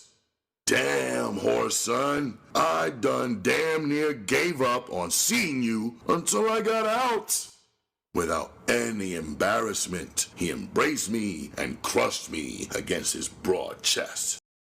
I had to blink to hold back the tears of joy that were filling up my eyes. The other inmates ignored their visits to watch us curiously. Just as suddenly as he grabbed me, he released his bear hug and swooped down on Boots. She uttered a startled yell before being swept off her feet, while swinging her back and forth as though she were a toy. He planted wet kisses all over her cheeks. Damn it, girl! His voice boomed out across the visiting area. You better stay out the sun. You get any blacker, I'm going to disown you as being my sister. He winked in my direction, and I grinned. Knowing him as I did, I knew he had said it to embarrass the white people who had stopped visiting to watch us. Boots hadn't realized why he did it, so she kicked him sharply on the leg. He set her back down. God damn you, Boots, he swore, and then added quietly, I was just showing the white folks we was true to form. The frosty glare disappeared from her eyes, and she smiled suddenly. Well, just don't use me for any more of your demonstrations. Tony put his arm around my shoulder. I don't see how you do it, Whoreson, he said, shaking his head at Boots. Me now? I ain't gonna have nothing but white girls. They know their place. You show me a black girl, and I'll show you the most evilest, meanest, mule-headed women God ever put on this motherfucking earth. Glancing out of the corner of my eye, I could see that Boots was steaming. She managed to control her temper until the visiting period was up. We were just about the last ones to leave, and all of Tony's friends who had had visitors joined us. The lush green lawn was almost free of people. Before it had been full of running and screaming children, but now most of the lawn chairs were empty. A guard started towards us. Boots stood up. Oh yeah, Tony, I almost forgot to give you Jean's message, she said quietly. She said, Tony interrupted her. What Jean you talking about? Don't try and act clever, nigga, Boots replied sharply. She asked me to tell you that she wanted you to know that she sure liked that hothead you laid on her before you left the streets. The cold, harsh words fell on a silence like a void. For a moment, there was total stillness. Then Tony's friends broke out in laughter. Some of them laughed so hard they fell down and rolled over on the grass, holding their stomachs. Amidst the uproar, Boots stalked off towards the car. Tony stared after her in wonder. That's what I call a dirty black bitch, Whoreson, he muttered angrily. I watched her feline grace until she entered the Cadillac. Looks like you got a lot of explaining to do to your friends, baby. He grinned. That's a top-notch whore you got there, Whoreson. In fact, he continued soberly, there's something about her that reminds me of Jessie. Later on, as I drove back to Detroit, his words stayed in my mind. I'd take my eyes off the highway and glance in Boots' direction. After catching me looking at her a few times, she asked, You ain't mad with me about what I said about Tony, are you, Daddy? Since Tony mentioned it, I could see some similarity between Boots and my mother. Though Jessie had been slightly smaller, both were tall, dark, beautiful black women with forceful personalities. Whereas Jessie had been quiet, content to live within herself, Boots was the complete opposite. She enjoyed the company of others, and when she was by herself, she became miserable. I roused myself from my thoughts as her voice penetrated my daydreams. Yeah, baby, I said lightly. Just you be careful who you say such things to, baby. 'Cause some niggas get awful mad when people infer that they go in the bushes. She slipped her arm over the back seat and laughed lightly. Her skirt inched up above her knees, and I put my arm in her lap. As we neared the city, I pulled her skirt up higher and caressed her smooth thighs. I let Boots out of the car in front of the restaurant connected to the hotel so she could pick up some cigarettes. I parked the car and walked slowly back. The lavish hotel lobby was crowded with people sitting around and talking. Upon entering, I stopped and looked around casually. Boots came out of the side door of the restaurant without seeing me and started towards the elevator. There were 4 men sitting at a table playing cards, and one of them reached out and grabbed her arm as she went by. His voice came across the room to me, clear and sharp. "Hey, honey, what's your hurry?" he asked. "That young boy you got upstairs got too many girls to be worried about you." "That's my arm you happen to have a hold of," she replied coldly. "Dig how cold she is," he said sarcastically. "Honey, you ain't cold, and that young punk you got for a man ain't got enough sense to tell you how to respect a man." A few of the whores and pimps sitting around began to laugh. I watched Boots with amusement. I knew she had a sharp wit, and I hoped that she could handle him. If she couldn't, I was pretty sure that I could. Boots's voice began to rise in anger. "I don't care what you say about my man. At least he don't have to sit out here in the lobby and molest other people's women." "You got it wrong, baby," the tall, thin card player said. "First of all, you ain't got a man, you got a boy. And second, you have to be a man to hang out down here." Boots laughed sarcastically. "You say my man is a punk, huh? Why don't you come upstairs and tell that to them 10 black whores he has sleeping up there? Better yet, why not try and tell the 6 white whores, 3 bulldikers, and 2 punks, and 1 gold-toothed mule that looks like you that he ain't a man?" The card player's friends laughed at a retort, but I noticed that he was getting mad, so I moved in. I grabbed the arm that he was holding Boots with. "If you don't mind, buddy," I said softly, "I'd like to see my woman go on about her business." "Sure, man, sure," he said, and with insolence slowly released her hand.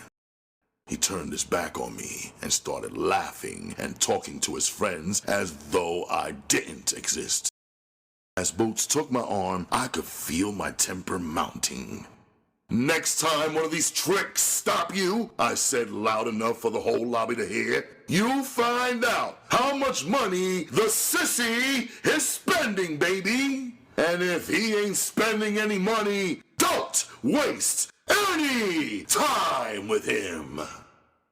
And then I added as an afterthought, "You know how some freaks are, baby. They come just by holding a whore's hand."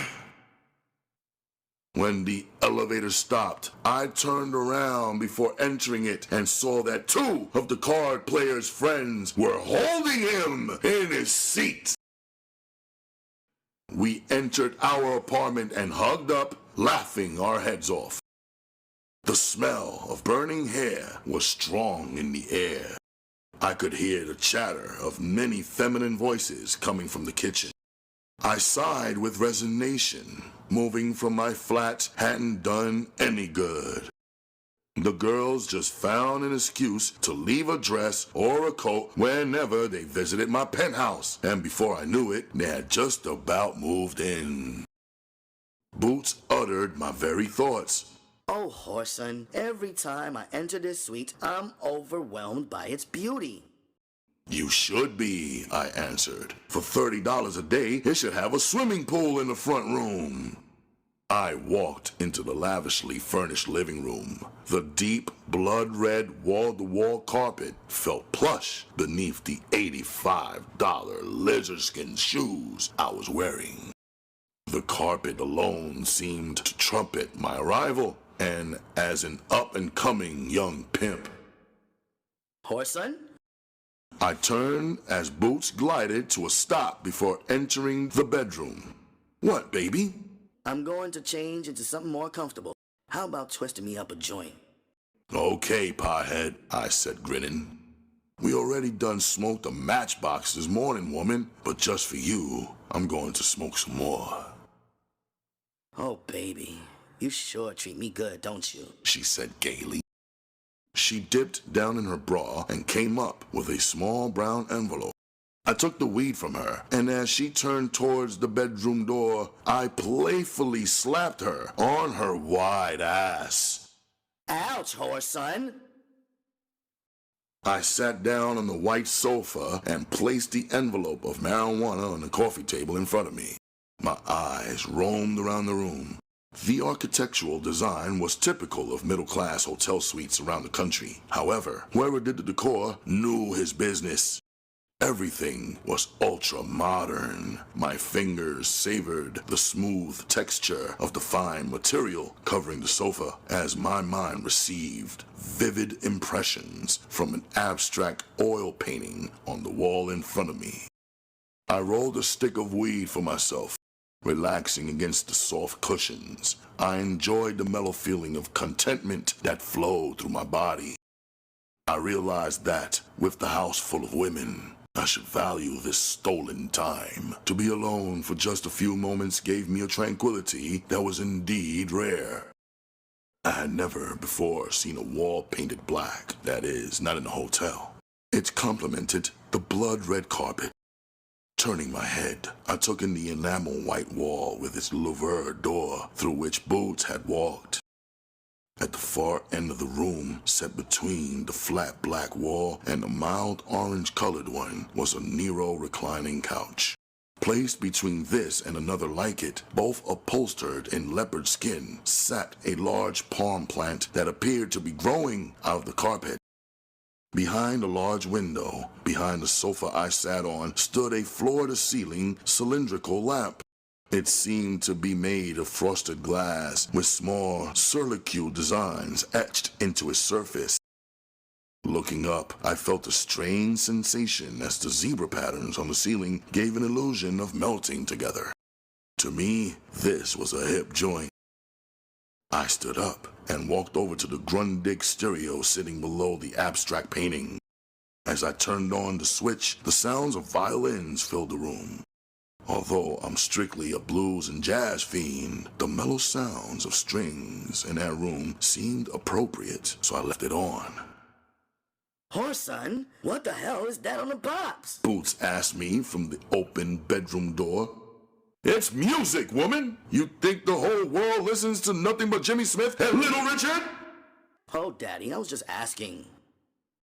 I'd walked back to the sofa and, taking some zigzag papers from my coat pocket, sat down and opened the envelope, pouring its contents of dark green reefer onto the long glass-top coffee table. Boots walked over and said in a sexual voice, Lace me up, Daddy. Turn around. I stood up and made a bow in the two silk strings hanging from the back of a transparent, hemmed in mink pink silk negligee. Boots, call down to room service and have them send up a fifth of Johnny Walker Red and 6 bottles of beer. As she walked towards the telephone, she reminded me of what a top-notch whore should look like. The mink that ran around the hem of her negligee bounced softly from her half-exposed buttocks. They were large for her size, but without flaws. Her dark thighs and legs were second to none I had seen, and she drew tricks like bees to honey. After reseating myself, I began to roll a few joints. And a bucket of ice, I called after her. She stuck her tongue out at me, but relayed my message to the desk. After hanging up, she came over and lowered herself to the carpet in front of me. I lit up a joint and handed it to her. Now be good, honey, I said, and pried her inquiring hands loose. Daddy, I'm always good, she said, and then started doing what I knew she would do. I took the joint from her hand and leaned back on the sofa. Smiling up at me, she unzipped my pants and began fumbling around for the separation in my shorts. "Why don't you just ask me to take them off?" I asked. "It's more fun this way," she said. After finally getting a grip on what she was after, she began squeezing and pulling gently, then lowered her head. I felt the warmth of her mouth move up from my thighs and settle deep into my stomach. Each movement of her tongue sent frantic sensations up and down my spine until I didn't think I could stand it anymore. Through the pounding of my heart and the roaring in my mind, I heard a metallic sound. The door opened and Diane walked in. "God damn!" she yelled. "Every time I look around, that bitch got a yard of dick down her throat." Diane pulled her wig off and walked across the room. "Damn, I'm tired," she said as she sat down. She stared at Boots for a few moments. "Damn, bitch. Ain't you got no shame, cum-loving whore?" Boots stopped and looked around. "Why, tramp? You jealous?" "You damn right I'm jealous, dick-loving whore. I've been out catching tricks all day, and you sit up here with your black ass sucking all the life out of Whoreson." "Well, don't worry, little white girl. You'll get your chance." Diane capped. "I know damn well I'll get my chance if you ever turn the meat loose, black-ass cow." I stood up and straightened up my clothes.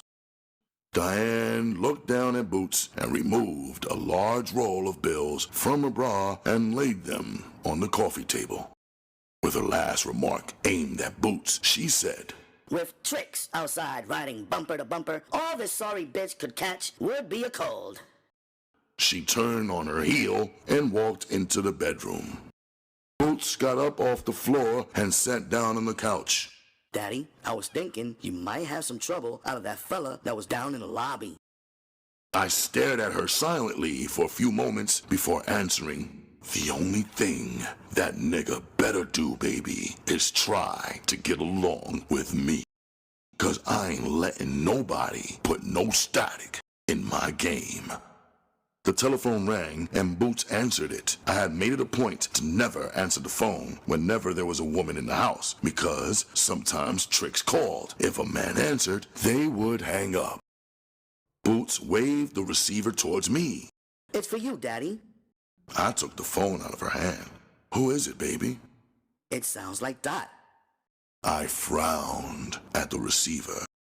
Dot was one of my most recent cops. Ever since I'd had her, she seemed always to get into difficulties. "What is it, honey?" I asked into the phone. Her voice came over the line, shaking and scared. "Whoreson, I'm sorry about not being on the track, but my brother seen me standing on the corner and made me go home with him." I shouted into the phone. "Bitch! You mean to tell me that your brother is the reason that my trap money gonna be shitty?" "But Whoreson, he seen me on the corner and made me go home with him." I snarled. "Tell the real, whore. I don't hear no baby screaming in the background, so I know you ain't over to his house now. So just what is the reason? The real deal, bitch! Just why are you presenting this weak shit to me? Is your money funny, whore? Or have you been out yarding somewhere?" She started to cry into the receiver. "Daddy, I'm not lying. I had to climb out of the bedroom window to get away." "Bitch!" I exploded. "I should make you go back to his house and walk out the front door, dumbass bitch. Don't you realize that when you're out there on the corner, you're representing me, and what you do reflects on me? Now, how do you think I'm going to feel if people get to talking about my woman had to climb out of a window because her brother didn't like what she was doing?" "But Whoreson, didn't nobody see me come out no window?" "Shut up, bitch, and listen.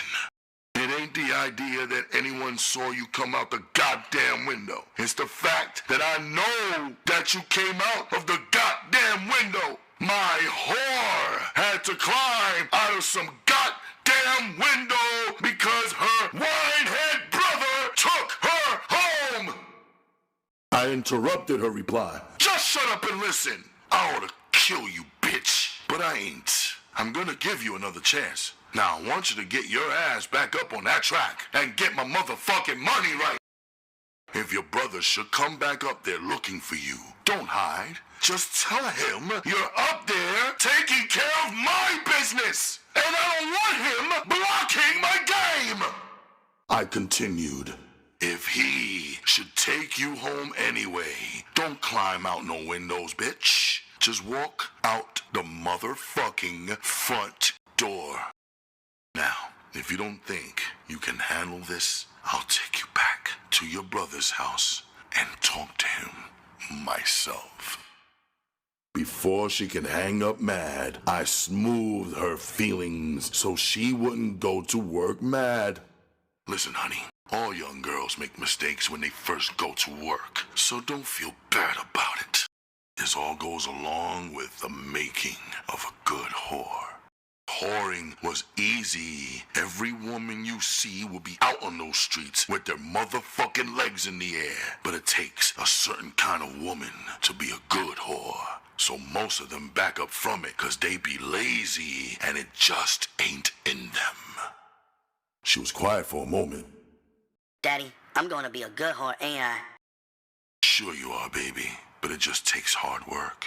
Now, don't forget, I don't want to see you getting in your father's car if he ain't spending no motherfucking money. Do you understand?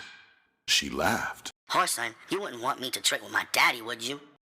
Not really, honey. I grinned, then added, Unless he was going to spend a sure enough big buck, then I think you can handle it. She was still laughing when I hung the phone up.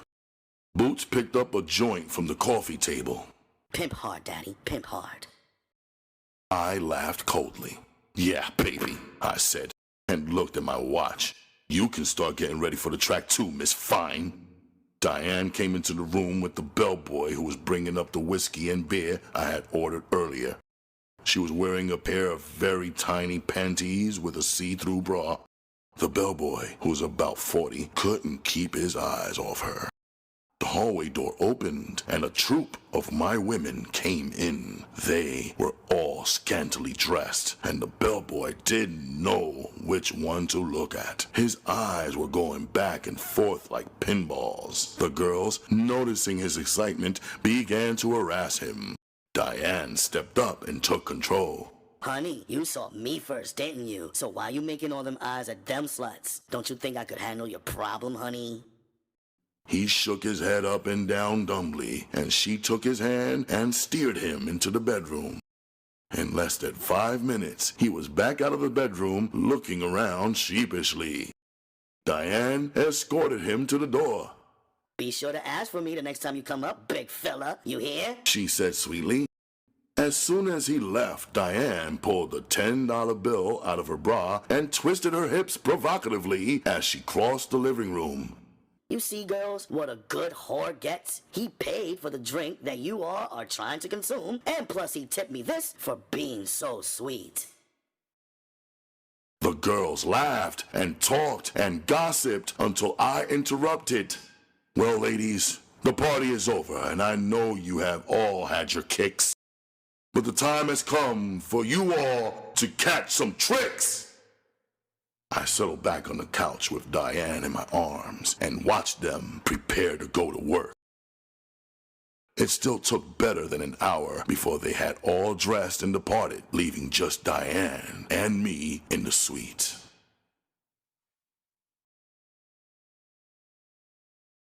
Chapter 17. Diane helped me out of my car, and the early morning chill wind helped to sober me up. She had come down to Carl's after-hours club and waited patiently until I had finished gambling and drinking. The sun was just coming out as we staggered down the street. By the time we reached the hotel, I had got control of myself enough so that I could walk without any help. The lobby was deserted at this time of the morning except for the night clerk and a couple of fags. When the elevator went up, I had to fight to hold down the hamburgers I had eaten earlier. The sound of loud music reached us before we could even get the apartment door open. Sounds like somebody else is up besides us, Daddy, she said. I pushed open the door, and the sound of loud jazz blasted me in the face. For a few moments, the women's faces in the room were a blur, but I finally managed to focus in on them, and what I saw came as a surprise. Boots and a tall white blonde were dancing together.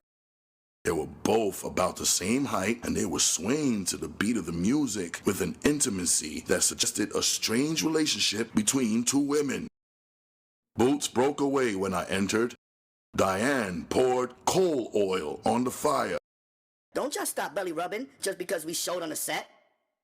It ain't what you think it is, bitch, Boots said. Whoreson, this is Jerry, She explained. I met her downstairs, and she wanted to know who you were. So I told her to come on up and meet you. Oh yeah, I also told her that you didn't have any girlfriends, only whores. So she brung her clothes. Oh yeah, She added. she belonged to that damn nigga that's always downstairs bothering us whenever we come in. You know, the one you had some words with yesterday. So out of spite, I let her stay. Jerry was 24 years old and the first white girl I ever had. Not really having any connections for a white girl, I allowed her to lie around the pad for about a week before deciding to let Boots take her down to my whorehouse on Hastings. The colored tricks went mad over her. It lasted exactly 1 week before the police caved the door in, taking all the whores in the house to jail. I knew that my whorehouse was busted before the police came out the door with the girls. I joined the crowd like a fool and watched the police load the cursing women into police cars. Before I could leave the crowd, 2 tall white vice officers walked up from the rear of the crowd and arrested me. Another group of my girls were in the crowd and they caused one hell of a commotion before some more police busted them. They put me in the car with 3 of my girls from the crowd. I yelled out of the car window to some friends, "One of y'all get in touch with Big Mama and have her get the bondsman on the case." This was the beginning of the end. From here on out, my luck changed. I had been enjoying the sweet without the bitter. Now my turn had come to start paying dues. Everybody made bond except the white girl. They held her as a witness for the state. The rest of my girls were fined $50 for loitering in a house of ill repute, while they charged me with pandering and Boots with aiding and abetting. My bond was set at $5,000, while Boots was set at $3,000. We both came out on bond at the same time. The lawyer socked it to me for a big fee, and my bankroll began to dwindle at a shocking pace. It turned out that this was Jerry's first arrest. Because of this, the police contacted her parents out in Bloomfield Township. When they found out that their precious little daughter had been staying with a black man, they went through the roof of the police station. With the police browbeating her and her parents screaming at her, she became a cooperating witness for the police. We stayed out on bond for 2 months before going back to court and being found guilty. 1 week later, we went back to court for sentencing. My lawyer promised me probation because of my age. "Don't worry about a thing, Mr. Jones," he said. "How could a 17-year-old kid possibly corrupt a 24-year-old woman? If anything," he told me jokingly, "the judge should give her 90 days for teaching a young boy bad habits." So the day of my sentencing, I went to my court snug as a bug. Between me and my lawyer, we had a tacit agreement. Boots was in the cross. I figured she would get about 6 months, but she could stand it better than me. The first one the judge passed sentence on was Boots. He looked down from his bench at us as though we had crawled out from under a rock. He gave her 3 to 5 years in the Detroit Women's House of Correction. Before he could announce mine, I knew the cross had gone down, with me caught in the middle. He had said something about my behavior and also mentioned the cutting I had done on the girl's face last year. Then he finally lowered the bomb. He he sentenced me from 6 to 7 years instead of probation. I had got prison, and I hadn't known that white girl 2 weeks. I was in a state of shock when they led me from the courtroom. I stayed at the county jail for 2 weeks, waiting to be shipped out to Jackson Prison. This was to make me be glad to get to prison, because couldn't nothing be worse than the county jail. We had to sleep on mattresses on the floor because there wasn't enough bunks to go around. The food was just enough to get by on, and the weak didn't get theirs. Bowls were fought over just because some men wanted another piece of meat. The weak, the scared, the timid made it a point to give their meat to one of the stronger inmates. This way, they had someone to protect them on the ward, not only because of the food, but because rape was a way of life when the lights went out at night. On my first day in the county jail, I had 3 fights before the night was over. After that, the wild young boys on the ward gathered around me and we started a wolf pack. If one fought, we all fought. In less than 1 week, we ruled that yard. My day finally arrived. With 2 other prisoners, we were handcuffed together and loaded into the rear seat of an auto.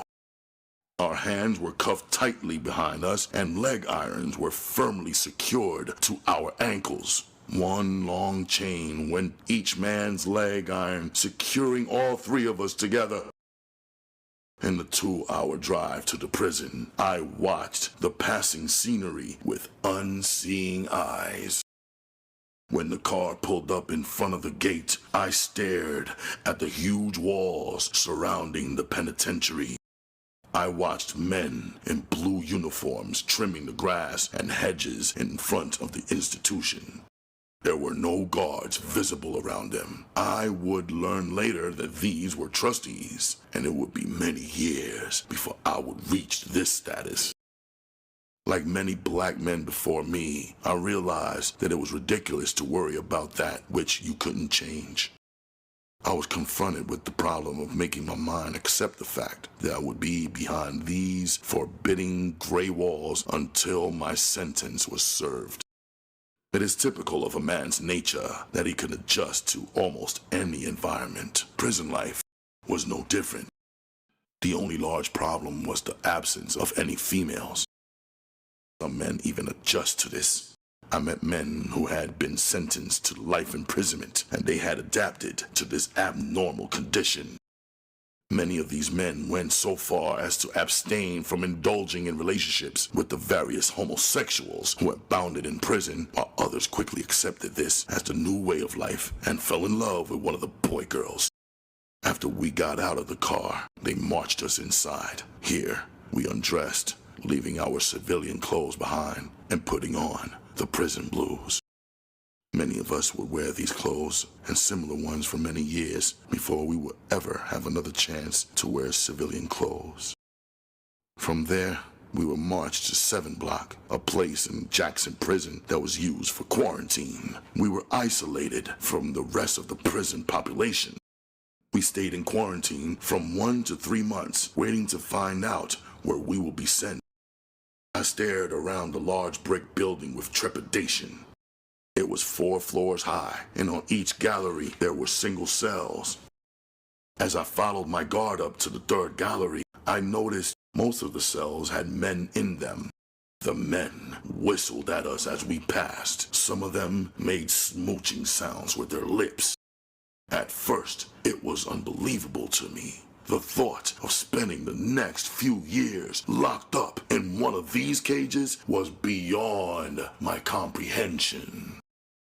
The guard stopped and opened one of the cages with his key. He waited impatiently until I walked in. Then he slammed the door behind me. As I sat down on the small cot in the cell, I realized for the first time what prison meant. This was the big house, and I had made it at the ripe old age of 17. As I lay there on my bunk, staring up at the ceiling, I counted on my fingers how many years I would have to do. Since it was then 1957, I figured the soonest I could get out will be sometime in the early 60s. Since there was no getting around it, and I would have to serve that time, I made up my mind at the moment that I wouldn't take any shit from anyone. I knew there was only two kinds of people in prison. Either you were a man, or you were a punk, or too old to have to worry about it.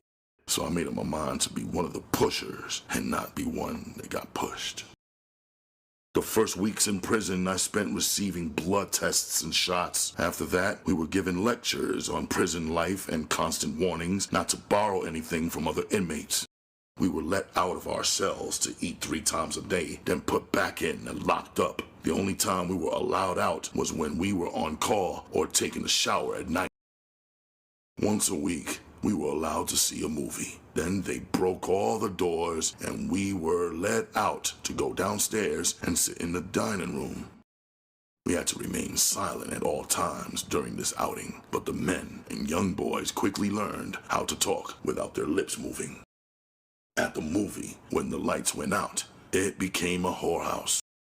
Punks went to work with their hands and lips. The men who stood on the side because of lack of seating would have sissies stand in front of them with slits in the seams of their pants. Before the morning chow line will begin, all the slit pants would have been repaired. After I had been in quarantine a month, my first problem came up. While we were lined up to take a shower, the man behind me patted me on my ass. I knew it wasn't an accident because a light giggle went up and down the line. I ignored it. He did it again. I waited until after I had taken my shower, and when we lined up to march back to our cells, I got behind the joker who had thought he was doing something clever. He was an older man who had done time before. At night, I had heard him talking across the cells. I was next door to him. He had made a few remarks earlier about me, but I ignored them. Now, he was pushing his luck. As we walked down the gallery, I rolled my towel up so that I could use it to choke with. It was still bulky, but I knew it would damn well serve my purpose. I caught him from behind and put my knee in his back with both hands. I twisted the towel tighter and tighter. When the guards came running up and started to force me to turn him loose, in the last attempt to finish what I had started, I tried to kick him off the 3rd gallery. For fighting, I was put in the hole. I spent 2 weeks there, and when I came out, I was assigned to the main prison. They thought I was too violent-natured to be allowed to serve my time around boys my age. Once inside the population, away from the restrictions of quarantine, I began to settle down.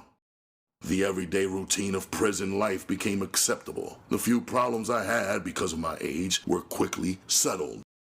The rumor that I would not only fight, but kill if necessary, gave the dogs room for thought.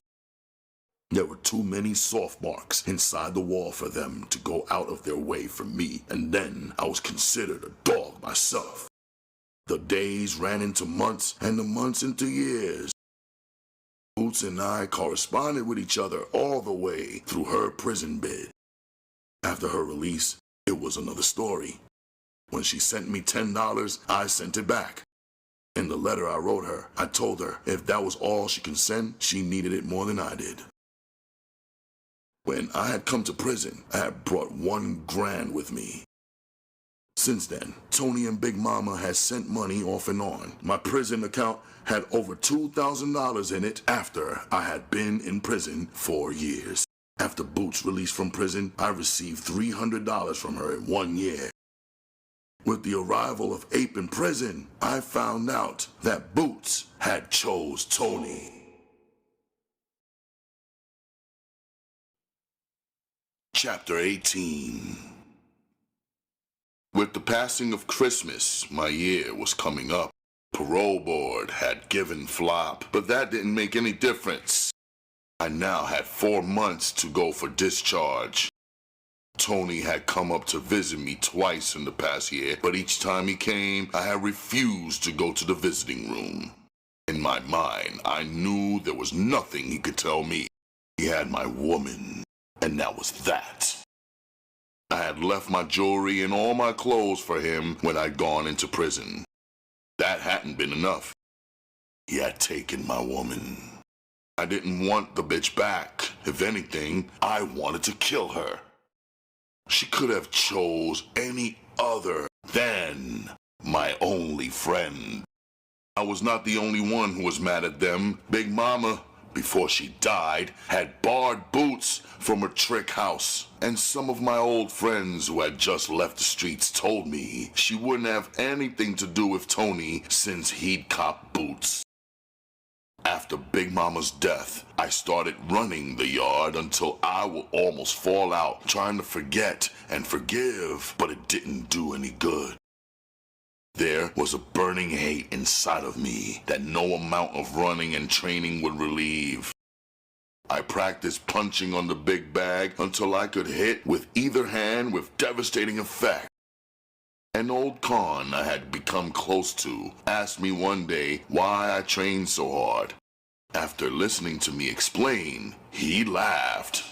"Listen, Whoreson," he said, "you got too much on the ball, boy, to go out and resort to violence. If you're gonna be a player, you got to act like one. If Tony stole your woman, fighting him about it ain't the answer.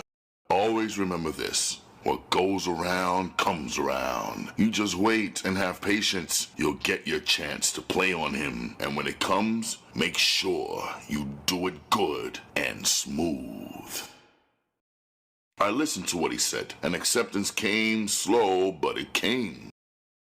Prison had taught me patience, and with calm endurance, I knew that one day my chance would come to fix Boots and Tony. Some of my bitterness vanished, so when they called my number to report to the front office for a visit, I hesitated for only a moment. Since I didn't have any kinfolks, it couldn't be anybody else but Tony. When Big Mama passed away, a lawyer came to inform me she had left $5,000 in his care for me, so there was no reason for him to come and see me again. Our business was finished until I was released. Leaving the gymnasium, I cut across the yard and reached the hall office. 30 minutes later, I was standing in the visiting room waiting for my visit.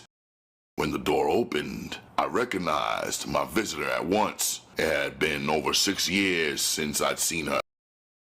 Before, she had been a cute young girl. Now, she was a very attractive young lady. I opened my arms, and she stepped into them as though it were the most natural act between us. When she tried to speak, I smothered her words with another kiss.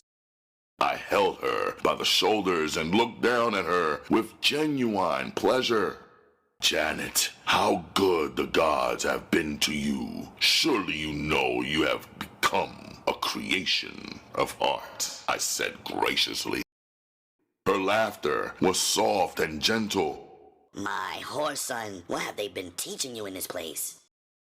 It was like the opening of a floodgate. Given the opportunity to talk to a female after 6 years, released a torrent of words. My vocabulary had become quite extraordinary from a boy from the slums because of my eagerness to read. I had just about read everything in the prison library, plus completely finished all of the courses in the prison school. For the past 2 years, I have been taking college courses, and it had become noticeable in my writing and speech. We stared at each other across the visiting table. "I'm really proud of you, Whoreson," she said. "You have got so big since you've been here." And then she smiled at me. And you never seen such a smile. "Why, your shoulders would make 2 of me." She was just about right. She wasn't exactly tiny, but she was a thin, small-built woman with delicate features, while her skin had a smooth texture that reminded one of a fine, dark mahogany. After I finally ran down, I looked at her in embarrassment. "Damn, Janet, here I've been telling you about my schoolwork and all that junk and haven't even complimented you on all the records you keep putting out. Why, I lie awake at night sometimes just to hear them play some of your songs." She smiled, pleased. It ain't really nothing. We just been kinda lucky. We got a good songwriter, and the breaks have been coming our way. She remained silent for a moment, then continued. Tony asked me to give you a message for him. Her eyes scanned my face for any sign of anger before she continued. He said to tell you that he thought you was too much of a player not to recognize game when it went down, and that it was part of the dues that all players had to play. However disagreeable what she said may have been to me, I had no intention of allowing her to see that I was irritated. She studied my expression closely. To avoid an awkward situation, I began to give her a snow job with plenty of bullshit on top. You know, Janet, have you ever stopped and tried to figure out why so many of us from our environment, boys that is, don't try to be anything else but parasites, pimps, and just plain dope fiends? Her mouth was wide open now, and I knew I had her. She stared at me in wonder. I could see her brain racing a mile a minute. Many people think we're sick, I continued, but it's not really a sickness as I now see it. It is not the eccentricity of a single individual, but the sickness of the times themselves, the neurosis of our generation. Not because we are worthless individuals either, rather because we are products of the slums. Faced with poverty on one side, ignorance on the other, we exploit those who are nearest to us. Her eyes were big now. She was so enthused over my words that I wanted to reach over and feel her leg to see if she had had a climax. Oh, Whoreson, this prison term has really done you good. I wouldn't have thought that I'd ever hear you talk like this. What you're saying really makes sense. This had been the first time I'd been able to try out my new vocabulary on anyone other than the cons or guards, and I could see what some of the other smarter prisoners had said was true. If you use good diction, you could con a bee out of honey. She was so naive that I couldn't help but amuse myself a little more. Yes, I do have a much broader outlook on life than I had when I entered this institution. But now, back to my original line of reasoning. Now, don't misunderstand me, Janet. This is not an attempt to disguise or to palliate this widespread sickness that pervades the black ghettos, but rather an attempt to try and understand why is it that so many of the youth of our generation have no higher goal in life than to be pimps. Oh, Whoreson, I'm so proud of you. She hesitated for a moment, then went on. When I first came to this visiting room, I had decided not to tell you something, but now, after listening to you talk, I feel as if I could tell you without being frightened of what you'll say. The smile that I forced was fictitious. The last thing I wanted to do was smile. I had a premonition that whatever she had to say would remove the amiable mood between us and leave a breach that would be hard to repair. She hadn't seemed to notice because she announced, You heard of the pop singer Johnny Ringo, haven't you? I stared at her coldly. You talking about the blue-eyed soul, the white boy with the #1 record out right now. Her eyes lit up. Uh-huh, that's him. We haven't announced it yet, but we're supposed to be engaged and... She froze in mid-sentence. My stare was so chilling, it paralyzed her. There was a burning rage inside of me that defied description. I'd rather see you on your deathbed first, bitch. Whoreson, I didn't know you were prejudiced. She said in a shocked voice. Prejudice hell, bitch. Every time one of you black bitches get some kind of recognition with a little money to go with it, black men ain't good enough for you. Then you ask us why we want to pimp. That's all one of you funky bitches is good for, to be used. My voice dropped low, and it was full of scorn. And to think, bitch, that you had enough nerve to tell me once about finishing school so that I could be something. She started to speak, but I interrupted. Shut up! You once told me you wouldn't have a pimp. Well, dumb bitch, just what do you think you're getting engaged to? It's for goddamn sure he wouldn't look at your black ass if you didn't have all that money in the bank from your records. I continued, not giving her a chance to speak. I just wish it was possible I could see you when he took you home to introduce you to his people. They'd look at you like you just crawled out from under some rock. If it wasn't for your money, bitch, they'd probably ask you to empty the goddamn ashtrays. There were tears in her eyes as she stared at me. I thought you had changed, Whoreson, but I see a better education didn't really help you. You're still rotten underneath it all. I grabbed her arm and almost pulled her across the visiting table. Don't no black man want to see no black woman get played on, tramp. So if that's rotten, I'm rotten clean, though. With the back of my hand, I wiped my lips. I have 10 times more respect for a whore than what I have for you, tramp. At least they are getting paid when they associate with a peckerwood, but you, pig, you don't have any excuse. And to think that you had the audacity to offer your lips to me. Again, I wiped my lips with the back of my hand. Then I leaned across the table and spit in her face. I pushed back my chair and got up. The guard had seen my action and was bearing down on me. Get me out of here, peckerwood, I growled at him. As I walked towards the door, I could hear her sobs behind me. Before I left the visiting room, the last sight I saw was Janet with her head down on the table, crying. For my behavior in the visiting room, I was given 7 days in the hole. Upon my release from the hole, I ran into my buddy, the old con. He shook his head in disgust. Man, oh man, he began. Whoreson, I don't really know what to say other than that you're a damn fool.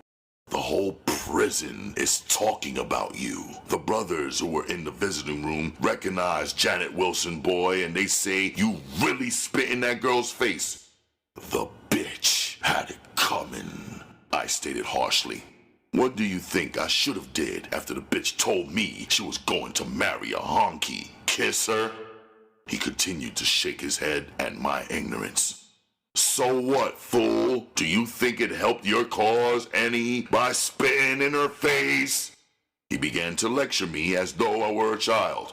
First of all, the girl had to like you or she wouldn't have wasted her time coming up here. Second, ignorant ass nigga, the girl got big stuff. I mean big stuff. Her cash is so long that the whiteys are playing for it. So what do? Instead of smoothing her feelings out and talking her into changing her mind, you spit in her face like some damn kid. And to think I thought you might one day be a player. No wonder your partner stole your main woman. You ain't got no style about you. It occurred to me to knock him down, but in my heart, I knew what he was telling me was true. I gritted my teeth and listened. He studied me solemnly. Here, everybody in the prison is dreaming of the opportunity that presented itself to you. All they hoping for is the opportunity to just meet a woman in her position, and here you is with one in love with you, and you don't know how to handle it. His scorn was blistering. The only reason I took an interest in you when you came into this prison was because me and your mama used to be good friends. But if I had known you was this much of a fool, I'd never have spoke to you. Anytime a nigga and a whitey are shooting at the same woman and she's black, the whitey has to have big money to win. In your case, sucker, the honky ain't got big stuff. He's just another poor-ass singer with one record out. For several moments, he remained silent. I stared at him, and suddenly it dawned on me that he was taking this personally. Looking at him from his viewpoint, I could understand his anger. For him, such a woman would be a precious possession, an opportunity of a lifetime. Naturally, he resented my blunder. To him, it seemed as if I were tossing away something he had searched for all his life without ever attaining. With me, it was different. I was 20 years younger than him, and I didn't have a doubt in my mind that I wouldn't get over big when I got out of prison. There wasn't any one bitch in the world that I felt I had to bend over backwards for. What the other niggas in the penitentiary thought about me didn't mean nothing. I was going home in less than 4 months. What they didn't realize was that the bitch got away lucky. If we had been anywhere else, I would have done much more than spit on her. I grinned. I began to picture myself peeing on top of her head. The old con scowled at me. I don't know what you find to grin about. I guess you think you've done something cute. Well, you sure in the hell didn't, young-ass, bitch-ass mother. That's as far as he got. I caught him upside the head with a hard right hook, then put 2 sharp left hooks in his stomach. That folded him up. Before he could get himself together, I hit him on the chin with a straight right-hand shot that laid him out cold. For fighting in the yard, they put me in isolation until I was discharged. That was all right with me, because I knew if they put me back in population, I was going to have a lot of trouble out of that con. He wouldn't forget that sneak punch I hit him with no time soon. And then to get knocked out by a younger con like me, even though I fought on the boxing squad, wouldn't make matters any easier. He would have to retaliate, or his name would become Pussy. That's the way it was in prison. Either a man fought and proved he was a man, or he played the passive role and got fucked. To lose a fight in prison didn't mean anything. To lose without fighting back spelled trouble. They had a saying in prison that all cons heard sooner or later. Fuck, fight, or wash clothes. If you wash clothes to get out of fighting, you would just about end up being fucked before the week was out. Sodomy rape was a way of life in the penitentiary, not something that occurred on occasion.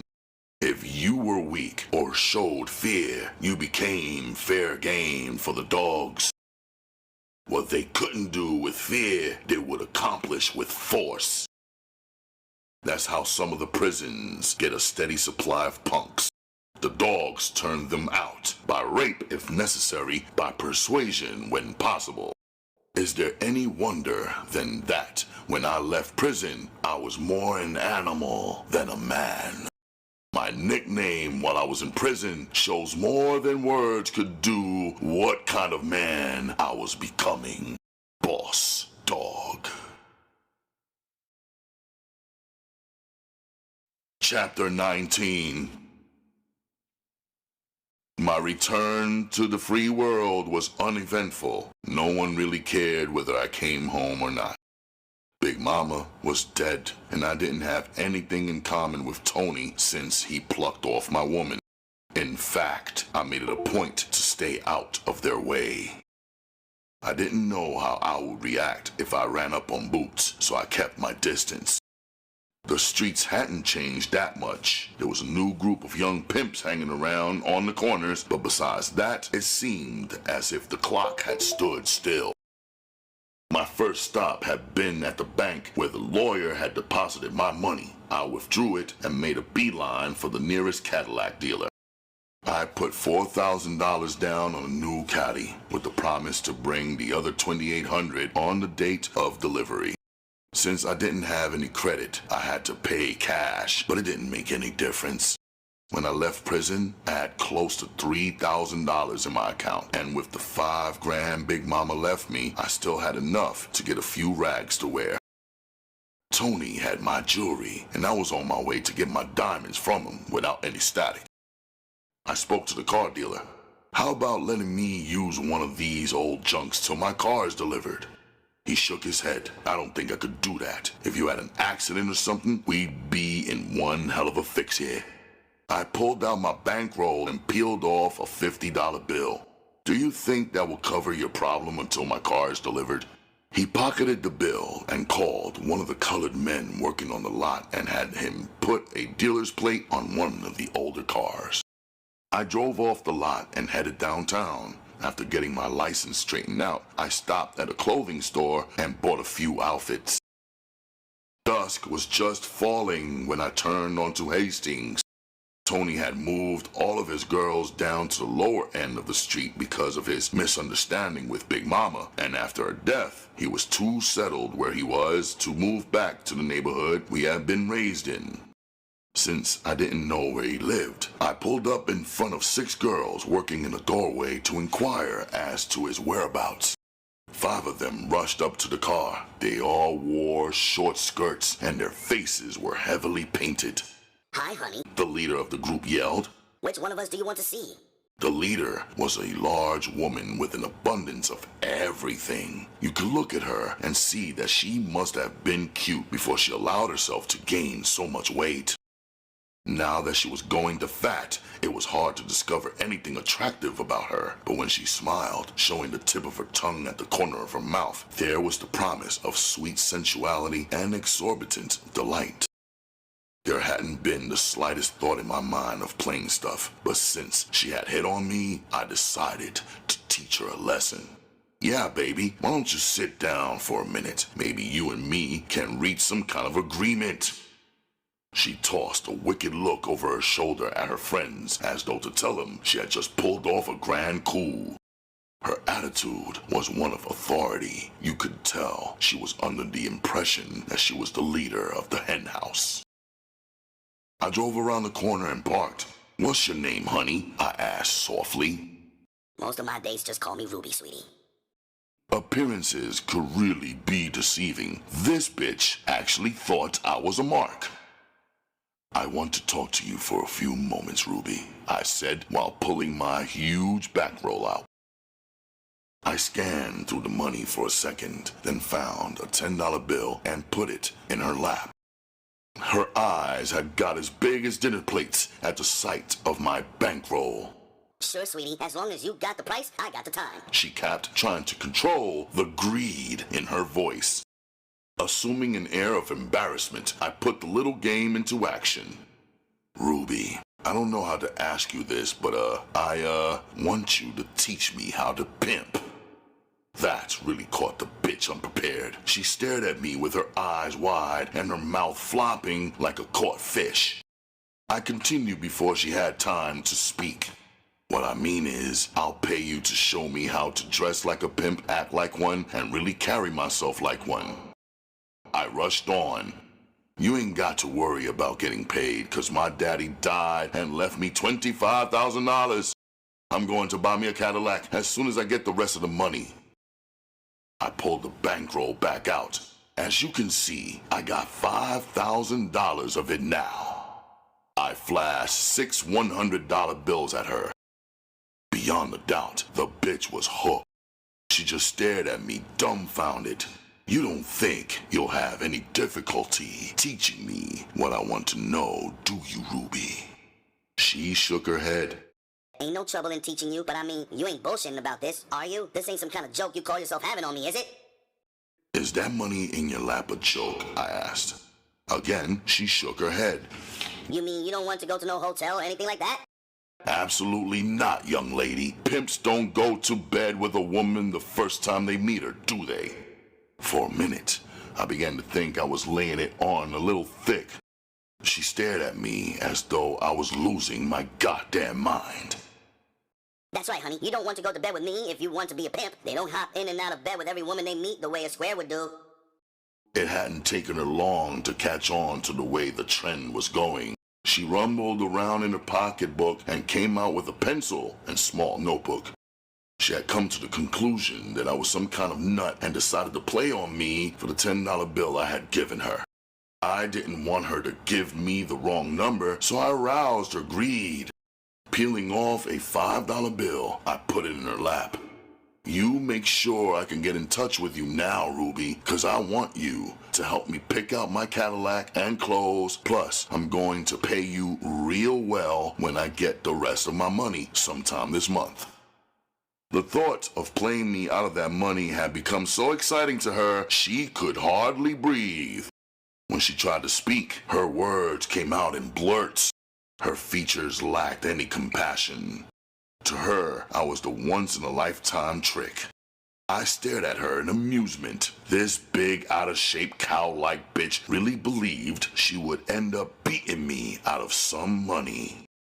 After I took the address she had written out, she staggered away from the car as though she was drunk.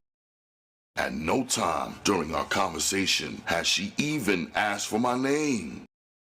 I pulled away from the curb full of confidence. This was one bitch that was getting ready to get faked completely out of her whore boots. Now my immediate problem was to find Tony so I could get my diamonds.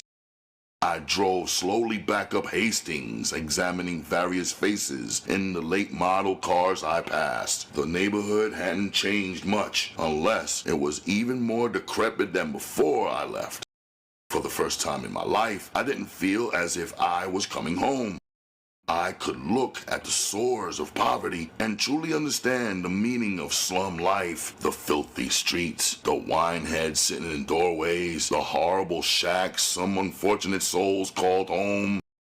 I realized that there had to be something better in life for me. On the opposite corner, I saw a blood-red Cadillac parked at the curb. I pulled over and found the parking place. I had got the wire in prison that Tony owned a red caddy, and I didn't think there were that many red caddies on this side of town. I stopped in 2 restaurants first, without any luck, then crossed the street and entered Ed's bar. Just about the first thing I saw was Tony sitting at a table with 2 white girls. He saw me and waved a hand in my direction. I walked slowly over to his table. "Whoreson, I heard you was out, baby. How come you didn't look me up so I could give you a coming home party?" The people in the bar had become silent as students in a deaf and dumb school. I stared around at some of the familiar faces. Whores sat on bar stools staring at us curiously, while behind the bar, the white owner watched us closely for trouble. The cracked bar mirror revealed alcohol-flushed faces waiting in anticipation. I stared coldly at Tony. "The only thing I want you to give me, nigga, is what you got that belongs to me." For a moment, he didn't quite understand what I was talking about. He stared around undecided for a second, then his face brightened. "Oh yeah, you mean your jewelry, don't you?" His voice had taken on a chilling note. His 2 girls stared at us with frightened eyes. There was no doubt about it. If I pushed it, Tony wouldn't back up an inch. He would meet me on any terms I wanted. I knew in my heart that all I had to do was pull up a chair and we would resume our friendship as though nothing happened. I wanted to, for a fact, but something inside me wouldn't allow me to bend and grasp the outstretched hand of friendship. Again, he tried to bridge the gap between us. Removing my watch from his arm, he spoke quietly. "Dig, Whoreson, ain't no whore in the world worth the friendship between 2 men. He slid the watch across the table towards me. "If you think I'm bullshitting, dig this. I've had these 2 whores with me for the last 2 days looking for you. These are 2 of the best whores in my stable, Whoreson, and you can have either one of them you want. She's yours, man. I'll send her clothes over to your joint if you'll just say the word. Plus, you can take her on with you." Both women started to complain, but he silenced them immediately. He removed my ring and shoved it across the table at me. I stared at the women. One was a blonde, while the other one had dyed her hair bright red. Both were still in their early 20s. From his point of view, he probably thought he was offering me a damn good substitute for Boots. But when I looked at the two pale-faced white girls, I knew that neither of them could ever take the place of the black queen he had taken from me. I shook my head, rejecting the offer. Even if he had offered Boots, I would have turned it down. What goes around comes around, Tony, I said, slipping my ring on. I just hope you can recognize game when it comes your way. He sighed, deep and slowly. My open refusal of his offer had hurt him. One of his white girls, the blonde, had been watching me closely. She gave me the impression that if I had chosen her, she wouldn't have objected to the trade. I turned on my heel and walked away. I hadn't had a woman since I'd been home, and it had been well over 6 years since I'd slept with one, so I didn't want my weakness to show. The women he had offered were very beautiful, not tramps. It wasn't hard to believe him when he said they were the best of his stable. My conscience was starting to act up. Should I have accepted his offer of renewing our friendship? I couldn't see where it benefited me to ruin our relationship, but my pride had been hurt. I meant to repay Tony for what he had done, whether I was right or wrong. Some way, somehow, the day would come when he would experience payback. As I crossed the street, I could hear the sound of high-heeled shoes running behind me. When I got to the car door, she caught up with me. I looked over my shoulder at the fine blonde. She smiled up at me. She was small with large legs. Her skin was smooth, milky white with no blemishes. Hi, honey. I hope you don't mind me following you. It was my idea, not Tony's. I didn't appreciate the way you rejected me in the damn bar, so I asked Tony if it would be alright if I came out here with you. That's all you wanted to do? I asked coldly. Is come out here in the street and watch me drive away? Her laughter rang out merrily. She was the first woman I had heard laugh in quite a while. The sound was more pleasing than I could have ever anticipated. After a man has been locked up for a long time, he will appreciate the small things a woman does, things that he probably wouldn't have noticed before. No, Whoreson, I want to do a little more than just watch you drive away, but it's your decision.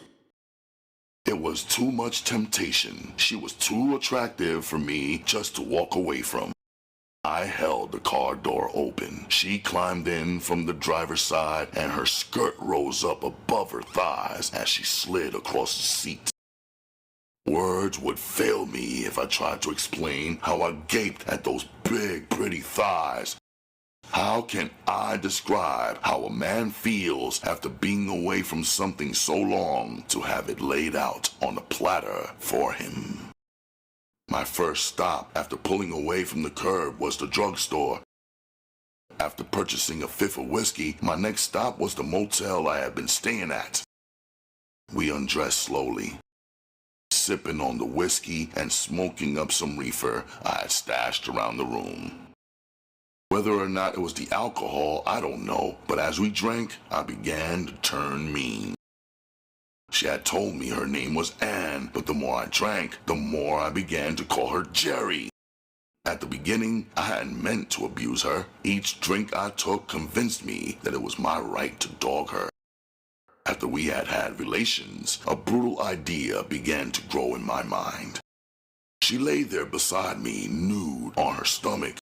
I rolled over on top of her and started to squirm. Not too soon, Whoreson. Damn, you'll wear me out at this pace. Shut up, bitch, I said. I'm getting ready to teach you something new. Uh-huh, She said. Ain't nothing new about doing it like that, and it hurts besides. She began to try and squirm from under me, but I had all my weight on top of her, and she was still on her stomach. Using my feet, I put them between her legs and began to spread them open. Hastily, I fumbled around until I got the spot I wanted. With my finger as a guide, I pushed deeply into her rectum. Her scream shattered the stillness of the room, but it didn't interfere with the act of violence I was committing on her body. Taking the towel from off the backboard of the bed, I wrapped it around her head, covering her mouth, then continued to force my desire on her helpless body. She cried and moaned, but the towel muffled her attempts to call for help. With each succeeding lawless act I forced on her, I moved that much closer to the edge of madness. For the next 3 days, I kept her with me, not allowing her out of my sight. The only place she went was to the toilet, then back to bed. When we got hungry, I called out and had food delivered. Whenever someone knocked on the door, I made her go into the shower and turn the water on. At times when I was raping her, I could hardly recognize my own voice, cursing and muttering incoherently. On a rare occasion, I would commit a normal act of intercourse with her, but my preference was for the abnormal. When the morning came that I grew tired of her, or rather, returned to sanity, she was a poor specimen of the opposite sex. Her face was tear-stained from constant crying, while her body was a mess of blue bruises. Discoloration had set in around her nipples from my treatment. When she realized that I was really going to let her go, she jumped into her clothes. She waited until she was standing in the doorway before speaking. "You dirty son of a bitch," she snarled. "You ain't no man. You're an animal, and a dog at that, you bastard, you." There was nothing attractive about her face now. Fatigue and hate had distorted her features into a mask of hatred. Without makeup, there was nothing left of the cute blonde I had entered the motel with. Her face was a blueprint of hell. My booming laughter beat at her in the empty doorway. "When you see your man, bitch, tell him my only regret is that it was you I fucked in the ass instead of him. Tell him not to worry though, 'cause he got his coming." Before she could slam the door, I added, "Don't go away, mad bitch. Just go away." She slammed the door so hard, I thought for a moment the glass would break. After that, the room became silent as a tomb. I found my wallet and pulled out Ruby's phone number. Here was another smart bitch that had one hell of a sunrise coming her way. Chapter 20. The phone by the side of the bed began to ring. I rolled over and sat up slowly. My head was throbbing from too much liquor and too many pills. Those red devils I had been taking gave me violent headaches the following morning. For a brief moment, I held my head between my hands, then glanced around for my temporary bed partner. The bed was empty. She had departed sometime that morning without my knowledge. Damn, I swore. It was no surprise she was gone. I began to remember flashes of my behavior. No wonder she had left the first opportunity she got. I was beginning to develop an obsession. Some people were hooked on drugs, others had alcohol to worry about. My problem was starting to be an obsession to commit sodomy. I knew I had developed the desire while spending those 6 celibate years in prison without a woman, but it was one problem I was going to have to overcome. The shrill ringing of the telephone ended my brief attempt to analyze my strange preference. "Hi, Ruby," I said into the receiver. "No, woman, I wasn't lying when I told you today was the day to pick up my Cadillac." "What? I was supposed to call you at 2 o'clock? What time is it now?" "Damn, Ruby. I just overslept. I'll pick you up on the corner of Hancock and Woodward. Give me about 20 minutes to get dressed." As an afterthought, I added, "Don't forget, I'm going to take you downtown and get you a hell of a new coat today." I hung up, then took a quick shower. After that, I proceeded to dress with leisure. I knew she would be waiting because she thought she had a genuine trick in me. Well, today would be the day of enlightenment for her. My attire was immaculate. A cold black silk mohair suit with white-on-white long-colored dress shirt and pure silk midnight black tie. I slipped my jewelry on and stared in the mirror. A man's face stared back at me now, not the features of a boy. Golden complexion, not one gained by lying in the sun, but one of nature's gifts, topped off with coal black eyes and jet black hair. A mischievous smile came to my lips, but not to my eyes, when I thought about the game getting ready to go off. Ruby's pimp didn't know it, but he was getting ready to be played right out of a good whore. When I slowed my car down at the corner of Hancock, she was standing right on the corner, waiting impatiently. "I didn't mean to inconvenience you, Ruby," I said when she got in the car, "but I had one hell of a party last night and just couldn't get up." She was studying me closely. "That's all right, Billy," she said. It had been over 3 weeks since I met her, and she still hadn't found out what my real name is. Well, today would be the end of all that. Before tomorrow this time, she would have a new outlook on life, and also a new program to work out of. All that damn fat she was carrying around wouldn't be on her a month from now either, I thought ruthlessly. I put her at wearing a size 16 dress, and that was giving her the benefit of the doubt. Our short journey quickly came to an end as I drove up to the car dealer's lot. It didn't take long to complete our transaction. When I paid the dealer the rest of his money, Ruby's eyes almost popped out at the sight of my large roll. One of the porters drove my new Cadillac up, powder blue with a white convertible top and sky blue upholstery. Whatever doubts she may have had harbored in the back of her mind were gone as we settled back against the luxurious seats on our way downtown. "This is really a beautiful car," she said for the 10th time as we drove slowly on, accompanied by the murmur of soft music. I parked in front of Detroit's finest furrier. As I entered the store, Ruby was right on my heels, staring around in fascination. Up until this moment, I don't think she ever really believed I was going to buy her a coat, let alone a fur. I sat back in a large, soft chair while she tried on a dozen different furs. She found a mixed stole she liked and brought it over for me to look at. I nodded in agreement and stood up. "Will this be enough to put in your layaway?" I asked the sales lady, removing 3 $100 bills from my pocket. The saleswoman took the money and made out a slip for me. When we left the store, Ruby's eyes were shining, and she had a tight grip on my arm. She had been played on just that quick. My next stop was at my motel.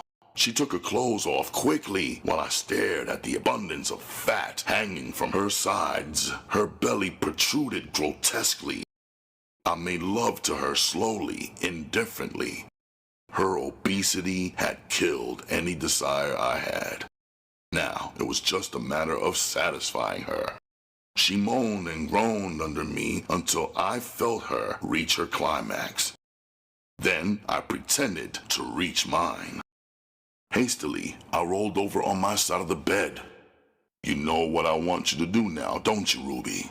"What you want me to do, Billy?" she asked innocently. For one moment, I was about to send her on her way and forget about playing on her, but I needed a whore, and since I started to play on her, I decided to see it on out. "Take this money and go back to your apartment and get your clothes. I need a whore now, not a girlfriend." She stared at me in surprise. It seemed for a minute that she wouldn't go for it, but her greed got the better of her. She stared at my big roll lying on the dresser and at the $5 bill I had pulled off of it. "Sure, Billy," she said and started to get dressed. "I won't be long. You'll be here when I get back, won't you?" I didn't bother to answer. I just lit a cigarette and watched her squirm as she tried to wriggle all that fat down into her tight dress. It was a sight to behold, and I watched her curiously, wondering if she would make it or not. After she left, I waited 5 minutes, then rushed back downtown and got a refund from the furrier. The saleswoman didn't like it. In fact, she called the manager, but after fat-mouthing for a while, he returned my money. I drove back to the motel thoughtfully. It was going just like I planned, except I hadn't realized she was that fat. Well, there was one remedy for that. She would just have to lose the extra weight, and I was going to see she lost it damn fast. When Ruby returned carrying her suitcases, I was ready for her. Oh, Bill, she said, you should have heard my ex-pimp yell when I started to pack my bags. He swore he couldn't live without me. I stared at her coldly. He should have did more than just run his mouth, I said harshly. My words only amused her. Shit, she said fiercely. If that nigga had tried to do something to me, you had to have called an ambulance for him. Her attitude towards her last pimp was no news to me. It was common knowledge up on the track that her pimp had been scared of her. She had a reputation for being quick and good with a knife and had been known to cut a few people of both sexes. But you ain't gotta worry about nothing, Billy, honey. I like you, and I know with all that money you got, we ain't gonna have no problem at all getting along. I waited until she had finished speaking before coming off the bed in one smooth motion. The way a man started off pimping a whore was generally the way he ended up. If you didn't make a whore realize that you were the man, she'd end up in the driver's seat, while you'd be more of a bitch in her eyes than a man. My fist landed upside her head in one solid thump. She fell up against the dresser, then slid to the floor cursing. You son of a bitch, don't no bastard hit me like that? She came up off the floor, eyes blazing. When she made her move, it wasn't fast. It was unchained lightning. Her hand dipped down inside her bra in a blur of motion. Before I could move, she had popped the button and a long blade shot out the end of her knife. For a woman her size, she moved with blinding speed. She came in towards me, not in a stabbing stance, but with the knife held low so she could gut me with one vicious swing. Without hesitating, she stepped in and swung the blade upward. It was the moment I had been waiting for. I turned sideways and chopped down with the side of my hand, catching her wrist with a solid blow. The knife fell to the floor, and before she could stoop to reach it, I slammed a brutal combination of blows to her head. I have to give credit where credit is due. She didn't go down. She hit the wall and came right back up at me with her nails. She was swinging her arms like a windmill. I went under her wild swings and stuck a left and a right to her stomach as hard as I could. She folded up like a big bag. Grabbing her hair, I pulled her to me. With slow deliberation, I ripped her dress off. When she was down to her panties and bra, I grabbed the front of the bra and snatched it so hard that it popped loose in the back. Tossing her on the bed, I began to pull her panties down around her legs. When she raised up, I backhanded her in the mouth. When I got her pants off one leg, she opened her legs wide and stared up at me. Her eyes were full of scorn as she coldly revealed herself to me. But I had one hell of a surprise for her. Cunt was the last thing in my mind. I moved to the head of the bed and reached under the pillow. When my hand came out, it was holding my pimp sticks, 2 coat hangers twisted together. She lay as though paralyzed, her eyes getting big with fear. Bitch, I said coldly, there's a few things you got to know and you got to learn. The first one is that my name ain't Billy. It's Whoreson, if that means anything to you. The second thing you should know, bitch, is that you can't teach me nothing about pimping, whore. I was born to pimp. Now, we'll start with the things you got to learn. And first on the program is respect. A good whore always has respect for her man, and you definitely are going to be a good whore. Before the words were out of my mouth, I had lit into her with the coat hangers. Her screams fell on deaf ears as I continued to beat her. She fell off the bed and tried to squirm under it. I grabbed her leg and pulled her out to the middle of the floor and continued to beat her. When I got tired, I took her in the bathroom and made her take a bath, then snatched her out of the tub and beat her again. I beat her until her voice became hoarse, then tossed her on the bed and stuck my Jones in her big white butt. Later that same evening, I took her down on the track. When I saw her standing in the doorway talking to two other girls, I walked over and knocked her down. She stared up at me from the ground. There was stark fear in her eyes, and when I saw that, I knew half my battle was won. Now, all I had to do was stop her from stabbing me while I slept. This problem I went to work on at once. I ran down the pill man and bought out his supply of beans. I made her stand in the corner and work for 3 days and 3 nights without a drop of sleep. I kept her full of beans and black coffee. The morning I pulled her up and took her home to sleep, she was out on her feet. She walked into the side of the motel, mistaking it for the door. I kept Ruby going at this pace for 1 month. In that time, she came down from a size 16 dress to a size 12. When I saw her with her clothes off, now there was nothing repulsive about the sight. She had always been tall, now she was graceful too. Her skin was smooth, and her face had always been cute. Now, with the loss of her double chin, she had turned into an attractive young woman. I still took her up on the school grounds some mornings and made her run till she became exhausted. Whether or not she disliked the treatment I put her through, she was proud of the end results. I constantly caught her looking in the mirror, smiling at herself. We sat in the motel sipping wine. You know, Whoreson, if you didn't get mad so quick and beat me so hard, I'd really like you. She rushed on before I could speak. I mean, I like you now, honey, but if you just wouldn't fight me so much, I'd be so happy. I ain't never had no man like you before, and it just takes a little time for me to get used to your ways.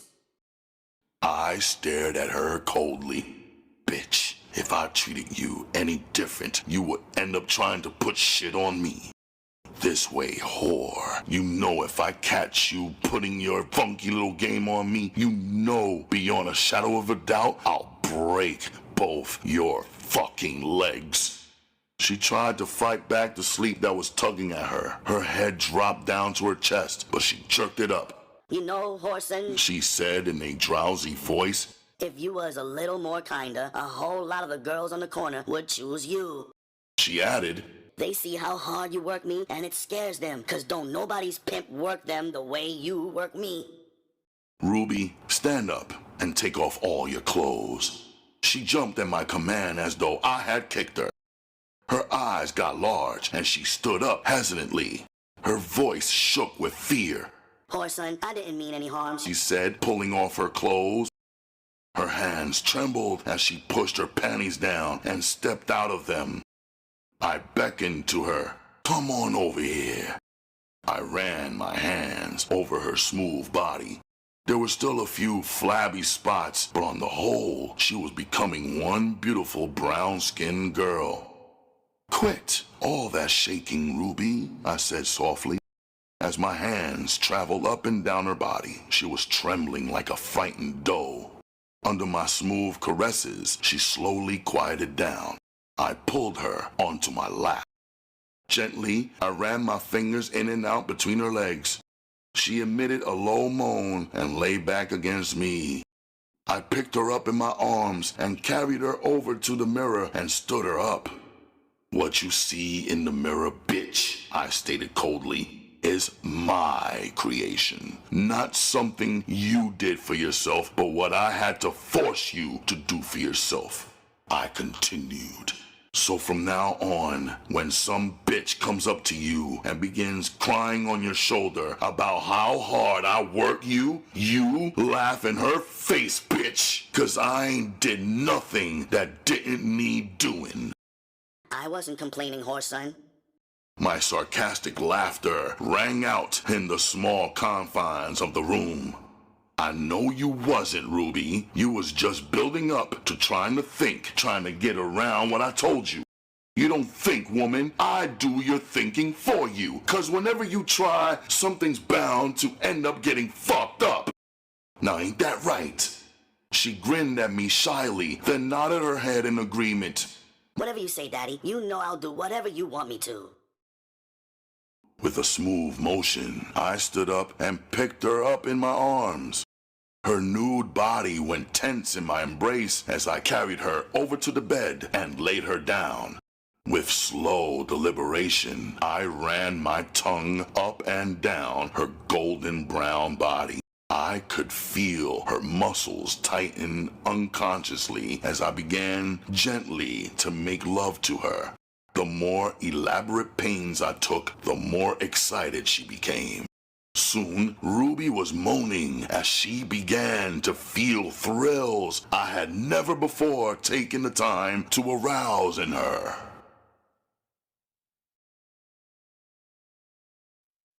Chapter 21. The street was still wet from the early evening rain. I watched the people scurrying around downtown, some rushing to catch the late buses, others just rushing home, hoping to get inside before it rained again. I parked in front of an Ofe bar and wondered if it would be interracial. Quite a few pimps from my side of town were coming downtown, cruising around the bars and copping white prostitutes that they couldn't have gotten next to before the bars integrated. Actually, I wasn't looking for a white girl to cop. What I wanted was for a white whore to hit on me to spend some money with her. That way, I'd have a chance to Georgia her out of some cock. I had 2 envelopes in my pocket, one a dummy, the other empty. If her man hadn't tightened her game up for her, she would be an easy mark to switch envelopes on. The Devil's Den was the name of the bar I finally decided to enter. It was dark inside, so I stood at the bottom of the stairs until my eyes became accustomed to the darkness. The bar curved like a half moon with a tiny stage set right off from it. I walked to the end of the bar so as to get away from the blaring noise the mixed group was playing. Apparently, the musicians thought the louder they played, the better it sounded. I took the very last stool at the end of the bar. I glanced around casually. The club was semi-crowded. Most of the customers were coupled off. The only single people at the bar were males. Before I could get up and leave, a woman stopped beside me and asked for my order. I ran my eyes up and down her body until she started blushing. She must have been all of 40 years old. A little under 5'4", a little over 120, with a body that God had built for one purpose and one purpose only, encased in a form-fitting knit dress. Her heart-shaped face with carmine mouth and huge black eyes was topped by jet black hair parted at the side, hanging long over her shoulders. Even though she was getting old, she still looked like a movie queen to me. As I stared at her, I knew that this was one white lady I was going to stick the golden rod in soon. May I take your order, please? She asked, still blushing. Do you always turn that pretty pink when you wait on a customer? I asked politely. Well, she stated frankly. I'm used to men looking at me, but for some reason, you have a very disconcerting stare, young man. I hadn't meant for it to be disconcerting, miss. But when I saw you, I wondered if in this lifetime I would ever be allowed to pluck the fruit from a woman in the autumn of her years as beautiful as you are. Her eyes lit up. Before she could lower her glance, I saw the hunger in them. She wanted a young man, and I meant to find out just how much loving her capacity can stand. When she brought me back my drink, I held her hand longer than necessary. She blushed again, then looked around to see if it was noticeable.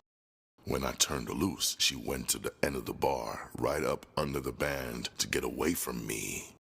Several times I caught her looking back down the bar at me. Two could play at that game as well as one. When I finished my drink, I got up and left. I knew there wouldn't be any chance of ripping her off tonight, but it would go down anyway. I was willing to bet cash money on it. After the loud music in the bar, I really didn't want any more noise. I found the station playing soft music and left it on as I drove through the downtown district.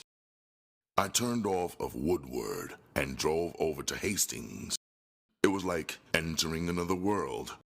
The crowded street, whores working on each corner, drunk staggering up and down the street, filth and poverty staring you in the face no matter where you looked. Once I had loved this neighborhood. Now I only tolerated it as a means to an end. One day I would drive away and never look back. At the moment, I didn't know how, but I knew that one day I would. I pulled up and parked in front of the trick house Ruby worked out of. Two girls standing in the doorway stared at me coldly. I didn't give a fuck about what they thought about me. To me, they were just something to be used. I walked past them without a glance and went up the stairs. The houseman opened the door and let me in. The dining room was full of people. A card game was going on the dining room table. Ruby, with her back to me, was pulling on a white trick's arm, trying to pull him away from the gambling and take him into a bedroom. The card dealer snarled at her. Bitch, I done told you to leave that man alone. Don't you see he's playing blackjack? There was something familiar about his voice. I stepped up to Ruby and put my hand on her shoulder and stared at the dealer. It was New York. After all these years, here was New York in a trick house in Detroit. There seemed to be a change about him, and as I stared at him, it hit me. His clothes. Before he had been immaculate in his dress, now there was a difference, not too noticeable, but still there. As I stared, I noticed tiny dark spots on his gold high-low shirt. Blood. Well, well, if it ain't Whoreson, Fatima, baby. He spoke slowly with a slur in his voice. Do you see who I see, girl? Grown tall as a tree. Man, you done come right on up there, ain't you? Immediately after he spoke, I noticed Fatima standing behind him. If he hadn't called her name, I don't think I would have recognized her. Damn, I thought sourly. 6 years of whoring couldn't have done all that to her. She looked like a bag of bones stuck down inside a dress. Her hair was dry, while her skin had a dead color to it. As I examined her closer, I could see sores on her arm. When she looked at me, she barely opened her eyes. There was the same revealing stains on her dress. Blood spots. It dawned on me all at once. Both of them were dope fiends. Junkies. I stepped in front of Ruby. I see you still got the same habit, telling other pimps, whores, what to do. Oh, so you're a pimp now, huh? He said sarcastically. Well, I sure the fuck ain't no dope fiend. I replied coldly. His eyes narrowed, and he shuffled the cards quickly. I removed my large bankroll and pulled off a $10 bill. His hungry eyes followed the roll. I held the bill out to Ruby. "Go get us both a drink, baby." She took the money from me and walked back to the kitchen. I edged over to the card table. I watched New York as he dealt the cards around to the black and white tricks. When the player in front of him asked for a hit, he pulled seconds from the deck. I knew then that the cards were marked. "Why don't you take a hand, Whoreson? Give me a chance to win some of that good whore money you're so proud of," he sneered. Some of the prostitutes looked at him oddly. It was seldom that a pimp got in the game that was already rigged to rip off the tricks, unless he was a fool. I stared at the pile of money in front of New York. He had over $200 in the bank. He hit his hand and turned up 21. The other players cursed and tossed their hands on the table. I saw an ace in the discarded hands, so I reached over and began to shuffle the deck. The cards were a new bicycle deck with the fan on the back, and someone had taken a red pencil and darkened certain lines on the fan. You could see the mark all the way across the table, but you had to know what you were looking for. When I set the deck down in front of New York, I swung out with the ace and 3 other cards. While he reshuffled the deck, I palmed the 4 cards. When he set the deck down for me to cut, I reached over and split the deck in half. I set the 4 cards on top. The top card was an ace, the second was a face card, the third was another face card, and the fourth was an 8. I removed my bankroll and knocked on the table. "Deal me all that money in the bank. Just 4 cards, New York. You and me. Big time." He spotted the ace on top and grinned. "Okay, baby boy, just 4 cards between you and me," he said, dealing me the second card off the top of the deck. All the girls who didn't have customers crowded around the table, watching the game silently. New York tried to get the most out of the moment. "Seems as if I'm always teaching you something new, boy. This time, I'm gonna teach you never to buck a hustler's game." His lips turned down in a sneer. Ruby set my drink down in front of me, then stepped back from the table. Soon as he finished dealing, I reached over and turned up his hand without bothering to look at my cards. "You got 19, boss game," I said harshly. "Are you hitting it or sticking?" A look of surprise came into his eyes and his expression changed. Before he could move, I reached over and picked up the money in front of him. "Well, that's what I got, slick daddy," I said, and stepped back from the table. My cards were still face down on the table. He reached over and snatched them up. Then slowly, it began to dawn on him that he had been played on. "You never even looked at them," he stated.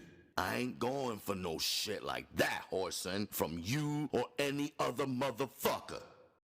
Before I could reach him, he kicked over his chair and snatched up Fatima's pocketbook from the end of the table. His hand darted inside the half-open purse. As fast as he moved, Ruby had moved even faster. Her voice was chilling in the suddenly silent room. "Should I stick him, Daddy? Should I stick him?" There was no doubt in anyone's mind about whether or not she would stab him. They were both frozen in position. New York, with his hand half in and out of the purse. Ruby, one step behind him, with her long switchblade pressed to the side of his neck. As I watched in fascination, she pushed the knife deeper into his throat. A small stream of blood began to trickle down his neck. He stared up at me with his eyes pleading. "Push that purse over here," I growled. He complied. I removed a snub-nosed 38 police special from the pocketbook, then stepped up and cracked him in the head with the handle. He fell out of the chair on the floor. His face was so full of fear as I walked up to him. "Nigga," I said, "I ain't gonna do nothing to you for the simple reason that ain't nothing I could do to you as bad as what you're doing to yourself. All I want you to do is make sure that whenever, wherever you happen to see me or my woman, you put some distance between us." As I stood there staring down on him, the years flashed back and the humiliation of what he had done to me filled my soul with shame. You might get the impression that I don't mean what I'm saying, New York, so this is just to give you the message.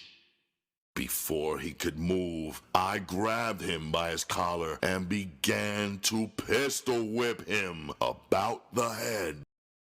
When I released him, he slipped back to the floor unconscious, his face and head covered with blood. Everybody in the room was staring at me in shock. It had been a brutal act, but I wasn't ashamed. He would have shot me if it hadn't been for my woman. "Come on, Ruby," I said, and started for the door. I had the door open when Fatima caught up with us. "Whoreson," she said, "take me with you, please. I'll do whatever you want me to do, please. I'll work hard. Just let me go with you." Her pleading didn't move me at all, 'cause I didn't give a fuck about her. But the thought of slick-ass New York waking up and finding out I had taken his whore too was too good an opportunity to pass up. I nodded as she solemnly fell in behind us and followed me out to our waiting Cadillac. It had taken more than 7 years before the chance had presented itself for me to strike back in New York. But as they say, what goes around comes around, and goddamn, I felt good after getting the chance to play payback. And after glancing out of the side of my eye and seeing Fatima sitting so unconcerned against the car door, I had an idea I was going to feel a hell of a lot better after I fixed this dirty bitch's wagon. I saw the Bean Man walking down the street, so I blew at him and parked. When he got to the car window, I bought all the pills he had on him, Red Devils and Seccos and a few Dexies. Next, I stopped on Canfield and sent Ruby in to buy me a can of reefer. While she was in the house, I sent Fatima to the drugstore to purchase 2/5 of Johnny Walker Red. I watched her wave to somebody across the street, then Benny the dope pusher crossed over and followed her into the store. The bitch was getting a fix to take with her. Well, she would sure in the hell need it before I was finished with her this day. Fatima beat Ruby back to the car. When she got in, I said, "Bitch, get your ass in the back seat next to a window and keep that dope you bought in your hand. If the police break down on us, I want you to eat that shit or throw it away before they stop us." In the ghetto, any black man or woman driving a Cadillac is fair game for every policeman with a badge in his pocket. Tickets were the least of your worries. What you had to do was make sure they didn't catch you dirty. Sometimes they would stop you on just GP or to give you a bullshit ticket just so they could try and tear up your car on the pretext of searching for drugs. I had a speeding ticket in my glove compartment that I had received while sitting in front of the trick house waiting for Ruby to finish with a trick. Ruby came out of the building and ran down the stairs. She jumped in the front seat and put the window halfway down. I started the car and pulled out into traffic. I looked up and down the street closely for any police cars. If one hopped out behind me, he would have one hell of a race before he caught me, because I wouldn't stop until I gave the women time to clean up. We made it to the motel without any difficulty, and everybody relaxed. An hour later, with the 1/5 of whiskey gone, we started getting down to the nitty-gritty. Both women had removed all their clothes, while I was down to just my pants. My jewelry and bankroll were lying on the dresser beside what was left of the reefer. I staggered up from the bed and walked over to the dresser to roll another joint. In the dresser mirror, I saw Fatima run her hand up and down Ruby's body intimately. Ruby didn't seem embarrassed by the caress. I didn't allow my expression to change when I walked back towards the bed.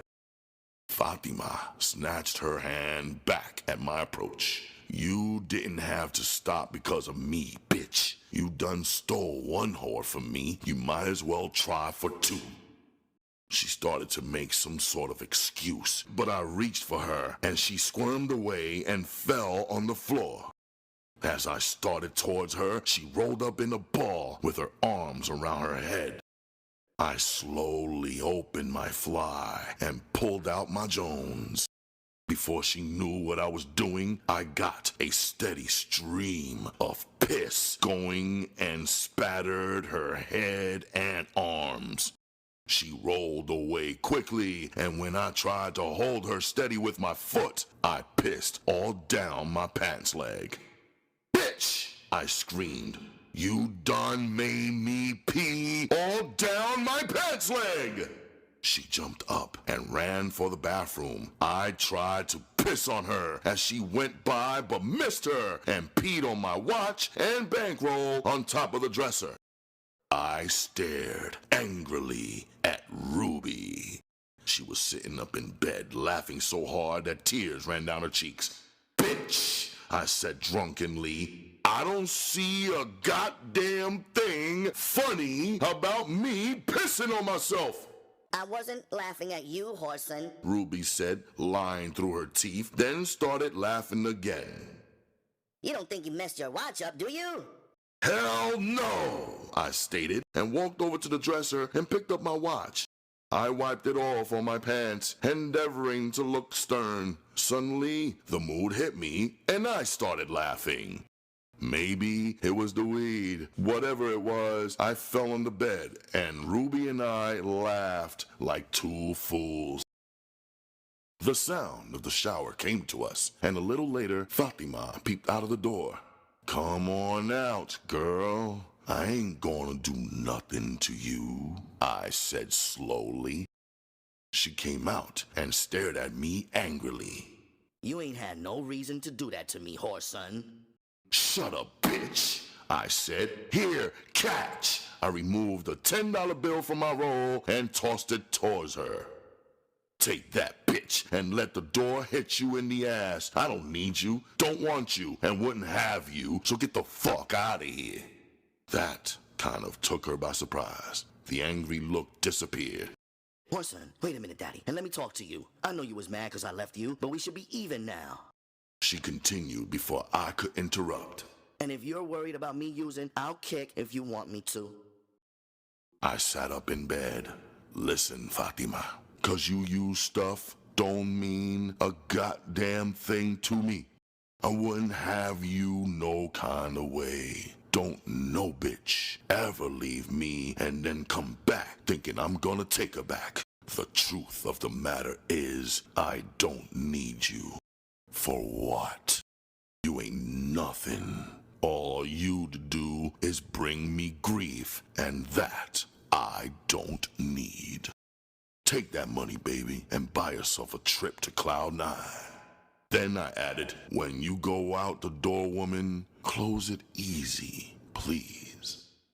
"You dirty son of a bitch, you!" she yelled and ran out the door, leaving it wide open. Chapter 22. I pulled up in front of the Devil's Den and stared at the bar moodily. I have been trying for over a month now to cop Stella, the owner of the bar. It hadn't taken me long to find out she wasn't just another barmaid. I knew that she wanted me, but for some reason she held back. I meant to break through the wall of reserve she kept putting up, and I had reason to believe I just might break luck tonight. Generally, she didn't come to the bar except on weekends. She wouldn't commit herself to a real date, but she had decided to come downtown tonight just to see me. Stella was sitting on the corner stool when I entered. Hi. She yelled and waved in my direction. I smiled to myself. It was apparent that she had been drinking. I felt sure that half the battle was won. Hi yourself, I said as I sat down beside her. Did you save enough for me? She smiled and stared at me mischievously. Yeah, Johnny, but let's not waste our time around here drinking. Then she added as an afterthought, You did say your name was Johnny, didn't you? There was something about the way she said it that made me glance up immediately. She was staring at me in a peculiar manner. All at once, it came to me. She was damn near out on her feet. I felt taken aback. It wouldn't help my plan if she was too intoxicated to realize what was happening. She leaned over towards me. Come on, honey, let's get the hell out of here. That was just down my line. I stood up and took her arm so she wouldn't stagger. The bartender gave me a cold look as we walked out, but the hell with him. He was the least of my worries. I steered her towards my car and helped her in, then got in the other side. She pushed the armrest up and slid across the seat so she could be under me. The street was nearly deserted as I drove through the downtown area. I started to stop and put the top down, then decided against it. It would sober her up too quick. I could feel her hand rubbing my leg up and down until she got up the nerve and began to massage me intimately. As far as I was concerned, that clinched things. I wouldn't have to wonder about her reactions when I pulled up in front of a motel. I stopped and bought a pint of whiskey, then headed for a motel on the outskirts of town. I wanted to make sure we weren't seen by anyone. She sat in the car and sipped on a cup of whiskey while I checked us in. Come on, baby, I said lightly, jingling the motel key in my hand. Her skirt rose about her thighs as she got out on the driver's side. Again, I marveled at her ripened perfection. We entered the room holding each other tightly. I closed the door and kissed her passionately, then picked her up and carried her to the bed. When she returned my kiss, her tongue darted in and out of my mouth like a burning spear. Hot, stabbing jolts of sensation ran through me as I lowered her gently to the bed. I undressed her and kissed her feverishly on her neck, shoulders, and beautiful white breasts. Her nipples became so hard under my probing lips. When I went down lower and kissed her on her navel, she shuddered and her stomach grew tight. She began to murmur words of endearment as I worked down lower and lower. I proceeded to make love to her with slow deliberation, tantalizing her with the promise of joys she had never before known. Before she could become too accustomed to my love-making that way, I raised up and penetrated her at just the right time. She was tightly built, and a small scream escaped from her. I took her tiny waist in my hands and pulled her to me firmly, yet gently. Irresistibly, she clung to me in frenzied, delirious madness. Please, Johnny, please, don't stop. I've never before had an orgasm. The words came out of her in a gasp. She tossed her head from side to side, then dug her nails into my back, screamed, and shook violently. Much later, I lay back and examined her nude body as she slept beside me. I grinned to myself. I had even surpassed my own expectations while making love to her. I had evoked sensations I didn't know women had. We got up the next day, late in the afternoon. When she first awoke, I played with her until she became aroused, then made love to her again, once more, making her reach orgasm. Her eyes lit up from the fires I kindled in her. My skillful handling had given her astronomical pleasures and sexual sensations never before imagined. She was hooked. She couldn't keep her hands off me. I planned on waiting before I started to press her for money, but her behavior gave me an immediate opening. "Stella, it might be 3 or 4 weeks before I see you again," I said, starting to get a good lie together on the spur of the moment. She snatched at the bait. Why, Johnny? Here we are just really getting acquainted and now you're telling me you've got to go? Her hands kept rubbing intimately until I stood up and walked to the dresser. I knew then that she would become a nuisance. Whether or not it was a flaw in my makeup, I didn't know. But after I'd made love with a woman, I didn't like to be bothered. In fact, I became downright annoyed if my bed partner didn't take the hint and give me some distance. It's not that I want to go, Stella, but I got a car note due, and my rent's been overdue for the past month. I need something like $400 to get myself together. Where are you gonna go get the money at when you leave here? She asked point blank. My father owns a store in Cincinnati. If I go back home and hang around for a few weeks or months, he'll loan me the money, I added. She hesitated for a moment, then said just what I knew she would say. If you stay here, I'll loan you the money. My first reaction should have won me an Academy Award. First, I pretended shock, then became indignant. My technique was beauty in motion. I allowed her to persuade me to accept the money against my better judgment. Her face lit up with happiness. Johnny, you stop by the bar tonight and I'll have it for you. Better yet, why don't you just let me rent this room? That way, the people down at the club won't have any idea what's happening. She continued, not giving me the time to answer. Suppose we just meet here, say around 8 o'clock. I'll have the money ready for you. 8 o'clock, hell. I could read the bitch's mind. She meant to wear me out for that $400. I'll tell you what, I got some business to take care of, so make it 10 o'clock. Before she could answer, I leaned down and kissed her. That closed the deal better than words could ever have. When she started to breathe heavy, I pulled her from the bed and slapped her on her rump. Get dressed so I can drop you off downtown in your car. If I let you, we'll still be here at 10 tonight. She grinned and ran into the shower. I relaxed a little. I don't think I could have stood another bout with her so soon. A while later, I dropped her off and continued on home. For the past weeks, I had been neglecting Ruby. I would have to give her a little attention before she got out of hand. For the next month, I played both ends against the middle.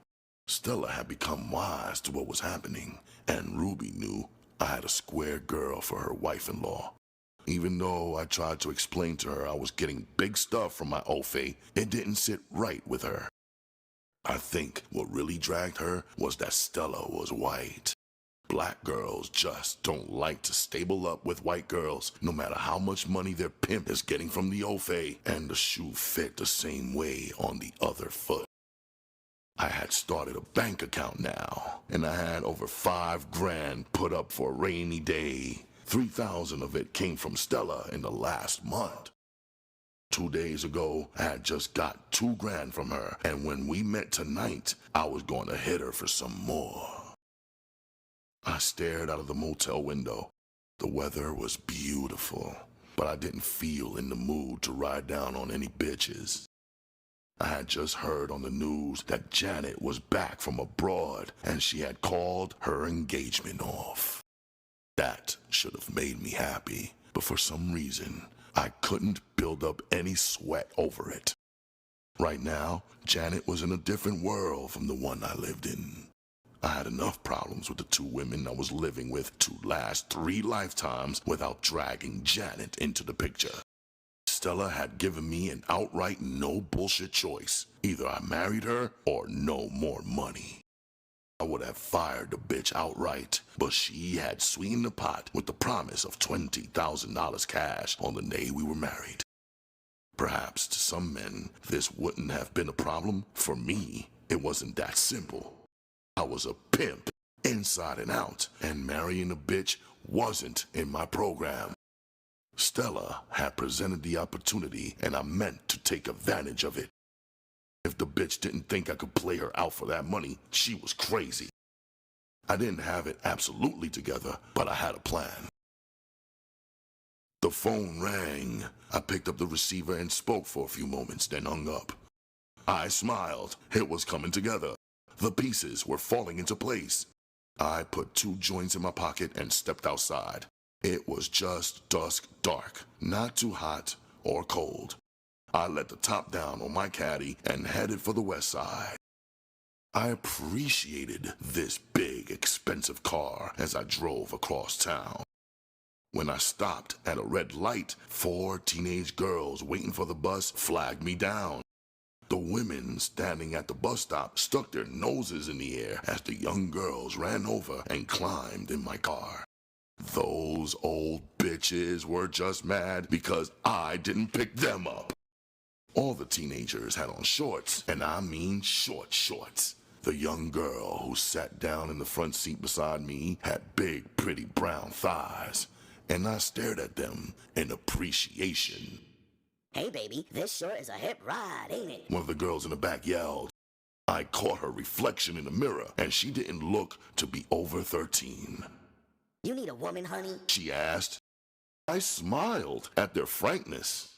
No, honey, you might be too old for me, I capped right back. She grinned. If you was to get some of this hot stuff I got, I bet you wouldn't think that. I laughed out loud. You probably got a point there. One of the girls in the front seat began to turn the knob until she found a soul music station. They all began to dance in their seats and pop their fingers to the music. When I got to 12th and Warren, both of the girls in the back seat got out. 4 blocks later, the one sitting by the door in front yelled out it was her stop.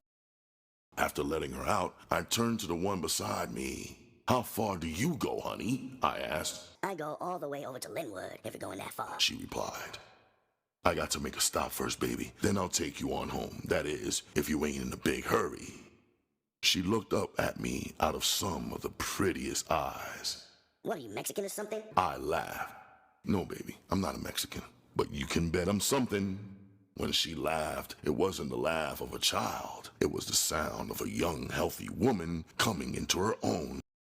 She hadn't bothered to move over to the vacant spot by the door either. She sat right up under me as though she belonged to me. Her behavior led me to believe we might make one hell of an evening out of it yet. One way or another, it would amount to pure delight to lay up with this young devil, cute and tender. I pulled up in front of a pool room on Warren and stopped. One of the loafers in the doorway walked over to the car. Before he reached it, I got out and met him on the sidewalk. Preacher, baby, I seen them white folks finally let you out. Preacher grinned. He was a short, fat, dark-skinned Negro with a deep, booming voice. Yeah, baby, them honkies damn near got the nitty from the gritty before they let me out. Man, 5 years in that place without nothing but some fags to help you pass the time ain't my kind of cup of tea. I took him by the arm and walked him away from the car and pool room. Dig, baby, I said. I got a thing on the fire, and if you help me take it off, I'll give you $1 grand. He stopped and looked at me closely. You know I'm still on parole, Whoreson, so I can't stand no stick-ups, baby. But other than putting that candy stick in my hand, you got your man. It ain't no stick-up, I said and grinned. And you ain't got to crack no heads. I studied him for a moment. You know, I got to thinking about you, preacher, and about how you used to carry that Bible around up there in the joint and went to wondering if you brought it home with you. He smiled. Man, when I got out, I gave it to the screw at dress out. I told that honky he should try reading it. He might find something in it to help him. What about all that bullshit you used to talk up there in the yard, preacher? What happened to all your plans on starting you a church and trimming all them sisters out of their money? You done forgot about it already, huh? He scratched his nose. No, baby, I ain't forgot. I just ain't got no green to get started. I sent all the way to California to get me some bullshit license stating I'm an ordained preacher, man. But it ain't doing me no good, Whoreson. I ain't got no money to get started with. 2 old women passed us. Just look, man, all them sisters just waiting for me to trim them, and I can't get my goddamn church off the ground. Well, dig this, preacher. I've got good news for you. I put my arm around his shoulder. How much would it take for us to rent a storefront, put a secondhand organ in it, and a few chairs so we could get by for a few days? What's this few days shit, Whoreson? If we get up, we might as well go for the long gallop. That part of it is impossible, baby, and I want you to realize it, I said sharply. I'm getting ready to play stuff on an old white bitch, and as soon as I take off the cash, she gonna run to the man. But you'll have at least 24 hours to get what you want out of the joint and get in the wind. We walked together until we came to a drugstore. Wait a minute, preacher. I might as well run in here and cop some things I'm gonna need. He followed me into the store. I walked around the counter and found some white envelopes. No one was watching except preacher, so I pulled 2 loose from the pack and put them in my inside pocket. We walked over to the stamp machine at the beer and wine counter, and I bought 2 stamps and put them on the envelopes. Preacher looked at the wine counter wistfully. You want to kill a fifth with me? I asked. Do I want to get rich? Do I want to go to heaven? Ask me that, Whoreson, but don't ask me about a bottle of wine. You know goddamn well I want some sweet red.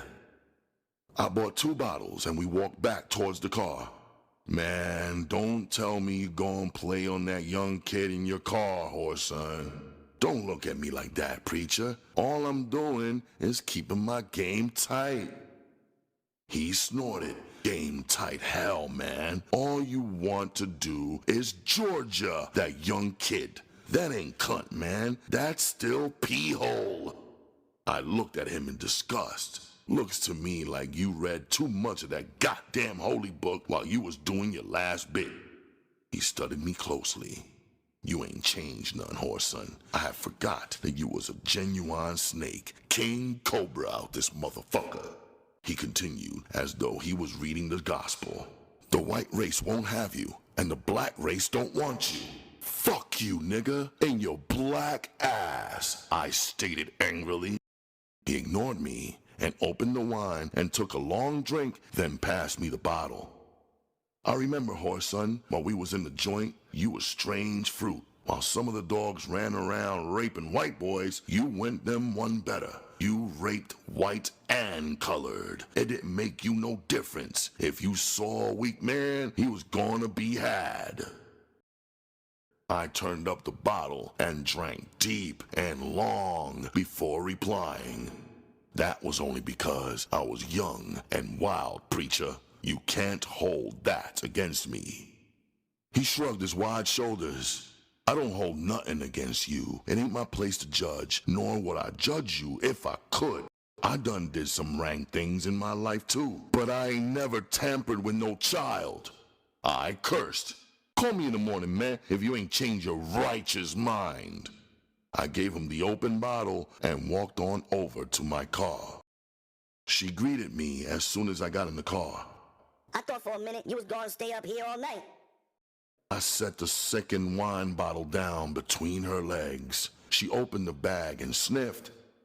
Shit, I don't drink no wine, man. I drink scotch, mister. I don't drink nobody's wine. Just pour me a cup of wine, girl. I didn't hear nobody say it was for you, did you? She poured out 2 cups full and drank hers down fast. As soon as I caught a gap in traffic, I pulled away from the curb and stared at her thighs again. Shit. Preacher had to be insane. This damn sure wasn't no child. She spoke up suddenly. We sure had some good pot yesterday. My cousin's boyfriend brought some home when he came home on leave, and it sure was good. On the left side of the street, I saw a gas station and pulled up in the driveway. "Fill it up," I yelled to the attendant. I removed my bankroll and fanned it out, making it look larger than it was. Her eyes grew big. Damn, I ain't never seen so much money. What you do for a living? Stick up people? Slowly, I removed a $100 bill from the roll and dropped it in her lap. "How would you like to have that for your very own?" I asked lightly. Surprise and greed leapt from her eyes. You wouldn't give that to me, would you? She asked in a husky voice. "It's all yours if you want it," I replied softly.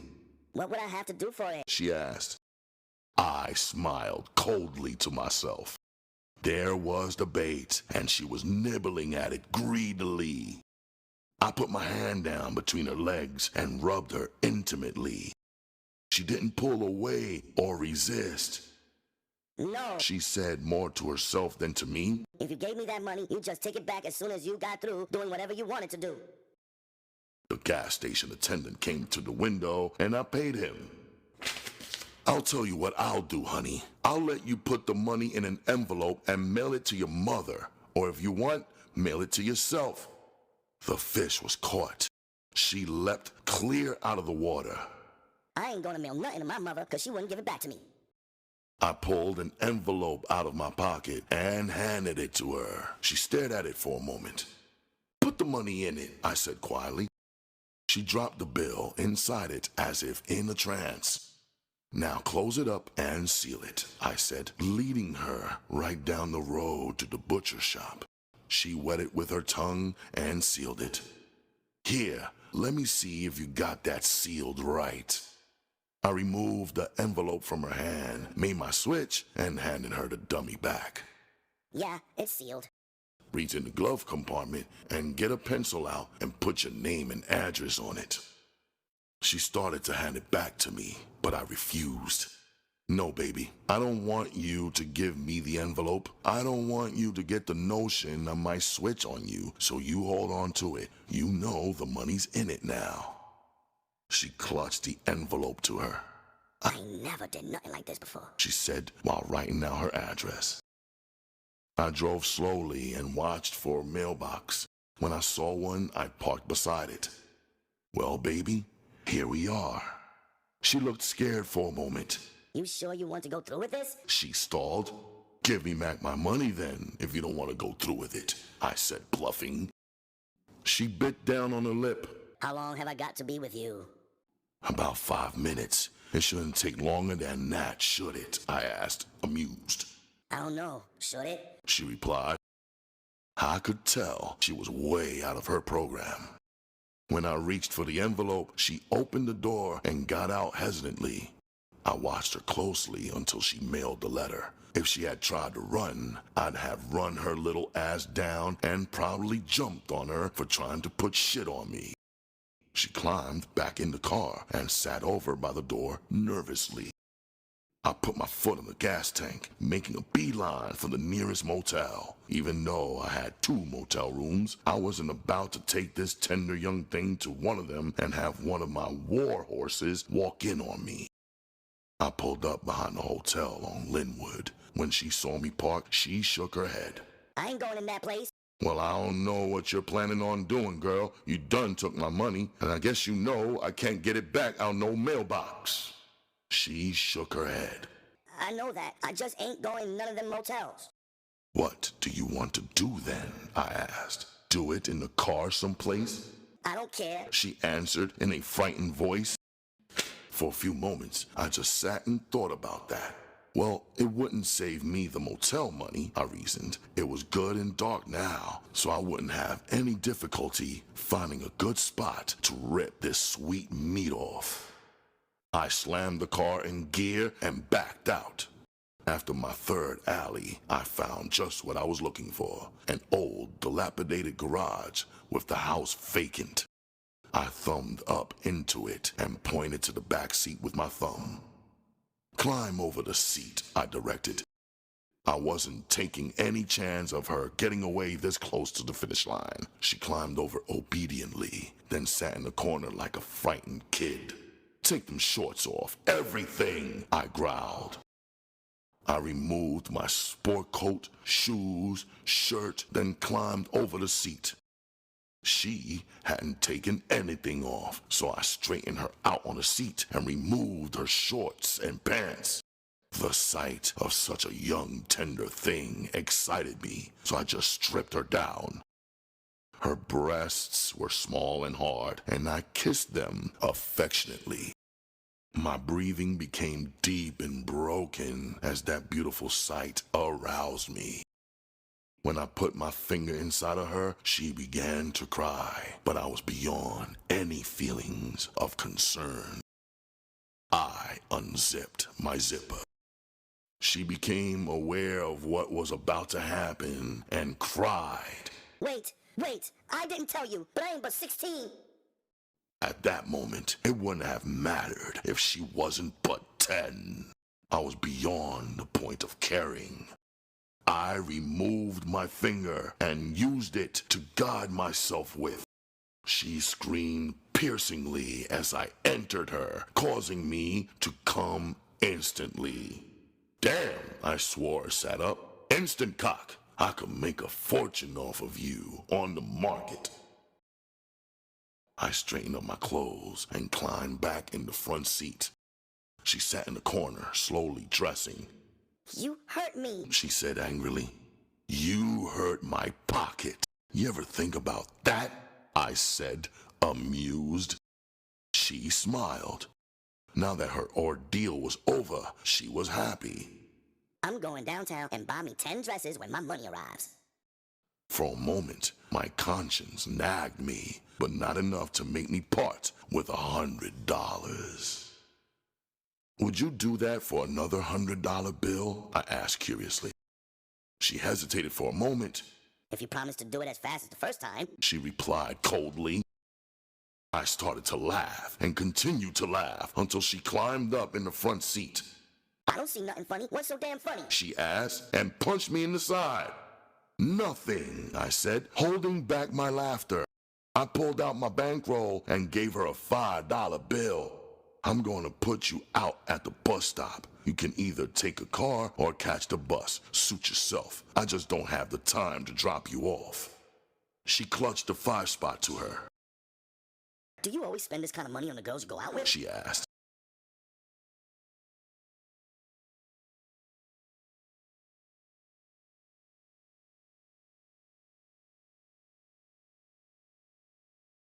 "If you want my address, I'll write it down for you." When I didn't answer, she continued. I looked at her and smiled. "No, thank you, honey. When you get old enough, I might run into you somewhere." When I pulled up in front of the bus stop, I looked at her and said, "Instant cock," and began to laugh until my sides hurt. She looked at me and shook her head. When she got out of the car, she was smiling to herself. Chapter 23. The waitress brought my dinner and walked away, her hips moving provokingly. Her walk had the same effect on the men sitting around the restaurant as a snake swaying back and forth would have on a bird. I glanced at my watch again. 3 more hours. Stella had met Preacher twice now. This evening was the night for the big play. She had been to the false church we had tossed up and accepted it without too much fuss. After she saw his license, she had been almost convinced. And when I took her by his church one evening and she walked in on a fake marriage, all doubt left her mind. She was more than ready to have him marry us. And when he put her off, causing us to postpone it another day, she started sleeping the sleep of the contented. Getting a young man almost half her age was a middle-aged woman's dream. Impatiently, I glanced at my watch again. The door opened and Boots walked in. I stared at her coldly as she spotted me and started to walk over to my table. She hesitated for a minute. Do you mind if I sit down with you? Her carriage was as proud as ever. She walked as though she possessed something other women didn't have. She was the floating dream of many a man. If you're not afraid of someone telling your old man about us being together, knock yourself out and sit down. I watched her closely as she pulled out a chair. There was something on her mind. She wouldn't dare arouse Tony's displeasure unless she had something important worrying her. I remained silent, waiting for her to speak. Well, Whoreson, I heard about your bad luck. I'm sorry to hear that Ruby ran off. Yeah, I can just look at you and see it, I said sarcastically. The sleepless morning a week before when I awoke to find that Ruby hadn't come home. My frantic telephone calls, first to women's division at the police station, then the hospital, the fear that something had happened to her. All this and more rushed back to me because of her comment. But to hell with Ruby, I thought. It was good riddance. I had bigger plans. Perhaps I didn't say that quite right. Boots began again. What I really wanted to know, Whoreson, is what you plan on doing now that you ain't got nobody. For some reason, bitch, I can't seem to figure out where you're coming from. You know without my telling you that ain't none of your business. But you still wouldn't put yourself on Front Street for that reason. What's the real deal? You done got fed up with the large stable you're living in? Or is it that Tony wouldn't dare make a black bitch his main woman over all them white girls he got, huh? She stared around the restaurant with unseeing eyes. I knew I had hit the tender spot. Since you're so curious, I went on, I'll tell you my plans. Sometime in the morning, I'm going to pack my bags and hit the highway. I haven't made up my mind yet to where I'm going, but Detroit will be 300 miles behind me this time tomorrow. It would have been impossible for a blind man not to see that my words hit home. She let out her breath slowly. Take me with you, Whoreson. If you do, I'll be yours for life. Why? I asked her point blank. The question caught her by surprise. She looked up at me sincerely. Why? I'll tell you why. Tony don't need me. All he needs is a banker. That's all I am to him. Somewhere in the back of my mind, her words rang a bell. Banker? What you talking about, Boots? With a sigh, she began to talk, and I listened close. You know you and Tony got a lot of ways alike. Maybe that's why I picked him while you was gone. Anyway, he's always gambling, so he don't put all of his money in the bank. He gives it to me to put up for him in case he runs into a crap game or something out in the street. That seems to be all I can do for him nowadays. Just hold his money. How much? I asked softly. She hesitated for just a second. $6,000. He said he was going to buy his new Cadillac with it. Where is it? Her eyes met mine for a moment. Then she looked away. I got it put up at my apartment. She caught her breath and asked, Are you really leaving in the morning, Whoreson? The jukebox began to play the number by John Coltrane, These Foolish Things.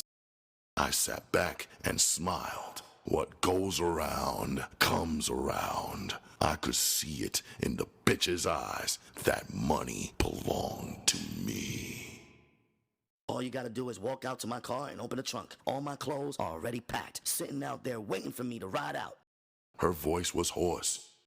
Let's get up and walk out and make one stop. I'll run in and get the money, and then we can hit the highway right now, Whoreson.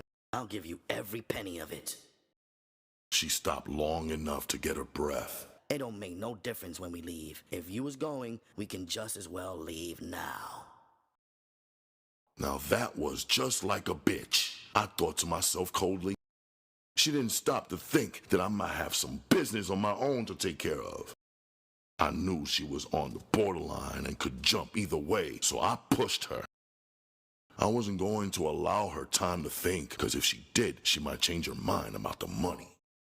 She knew as well as I did that once she took that money, Tony would break her back, wherever he found her.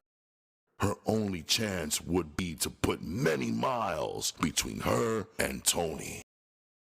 I manipulated her like a puppy on a leash. "Let's go," I said sharply, not giving her time to reason. She stood up bewildered. "Where?" she asked in a shocked voice. The people at the tables and the counter watched us closely as we left.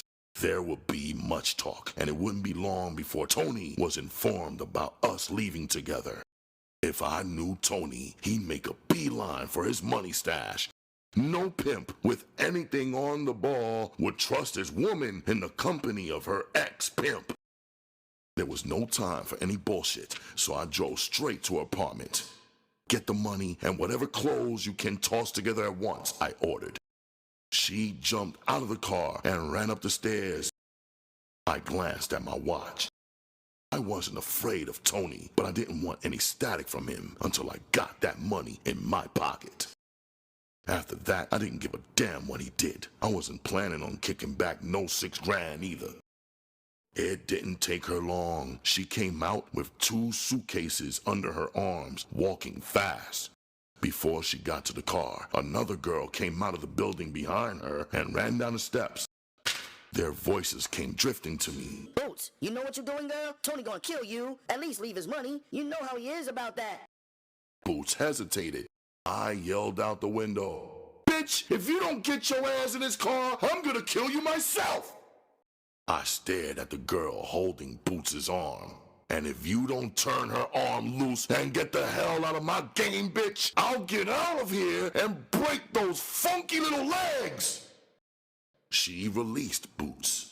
I know you, Whoreson. I'm going to tell Tony just what you said.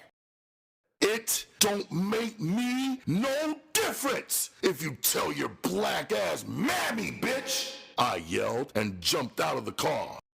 Boots ran over and pushed her suitcases into the back seat. I climbed back in and started the car up. "Set it out, woman," I said, and held my hand out for the money. If you have never had a woman give you $6,000, it will be hard to understand what I felt at that moment. When she set that money in my hand, it was like I had just taken a heavy drug. The blood raced to my head, and I believed I owned the world. "How sweet it is!" "Where we going, Whoreson?" she asked. She had tried to sound cheerful, but I could feel the fear gnawing at her. I couldn't blame her. I knew that I was the only thing between her and a broken back. If she had had a hint of what I was thinking, she would have jumped out and run for dear life. I hadn't made up my mind yet on what to do with her, but one thing was sure. Whenever I told a whore they couldn't leave me and come back, I meant every word of it. I wasn't a bus driver. A bitch couldn't catch a ride with me whenever she made up her mind to do it.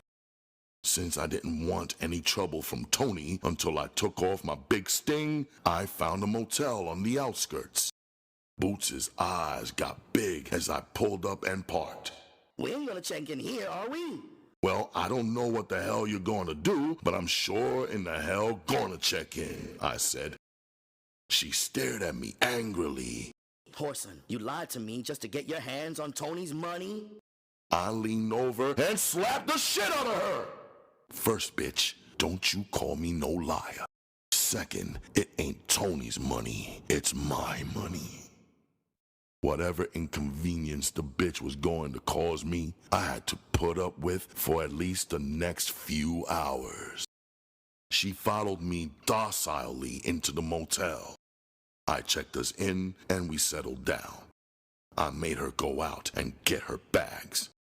When she returned, I was counting my money. She glared at me. Listen, whore, I ain't about to have you walking around me rolling your eyes, so just keep all them goddamn funny looks to yourself. Being cruel to her was really unnecessary. This was the first time in my life I had ever seen her broken. There was no doubt in my mind about that. She was completely lost. Her head hung down and she looked at me sadly. Why, Whoreson? Why? What did I ever do to you to make you want to do this to me? When I was with you, I gave you every penny I ever made. Don't that mean something to you? Her voice broke. She started crying silently. What is it, Whoreson? What is it? Do you hate women or something like that? A man just don't be cruel like you're being for no reason at all. Bitch, let me tell you something. Your tears, your name calling, it ain't nothing but humorous to me. You can talk from now on. It ain't gonna mean a thing. Cause as far as one of you funky bitches is concerned, my understanding is completely zero. For several minutes, she just stared at me. I guess you can be tough when a woman's concerned, but I wonder how you'll act if Tony rides down on you. If you trying to make me mad, Boots, forget it. I got Tony's money in my pocket, and if he rides down on me, it's gonna still stay in my pocket. She swore bitterly. God damn it, you Detroit niggas ain't no earthly good. With a jerk, she pulled her blouse off, then loosened her bra. I watched her coldly as she wiggled out of her skirt and panties. Without a backward look, she marched off towards the shower. The sound of running water filled the room. I stretched out on the bed. I still had 2 hours to go before picking up Stella. We will have to arrive at the church at the exact minute. I went over my plan again. Everything depended on the timing. Preacher had a bunch of wineheads lined up. He promised them $10 each just to sit in the church so I could figure on it being full when we arrived. Boots came out of the bathroom and laid down on the bed beside me. I had taken my shirt off to get comfortable. She twisted around so that her head was on my chest. Her hands began to wander up and down, promising temporary pleasure. Her body was too tempting, even after so many years. I got up and went in and took a shower. When I returned, she stared at me strangely. I didn't mind. I dressed slowly, putting on a midnight blue silk suit with a powder blue shirt.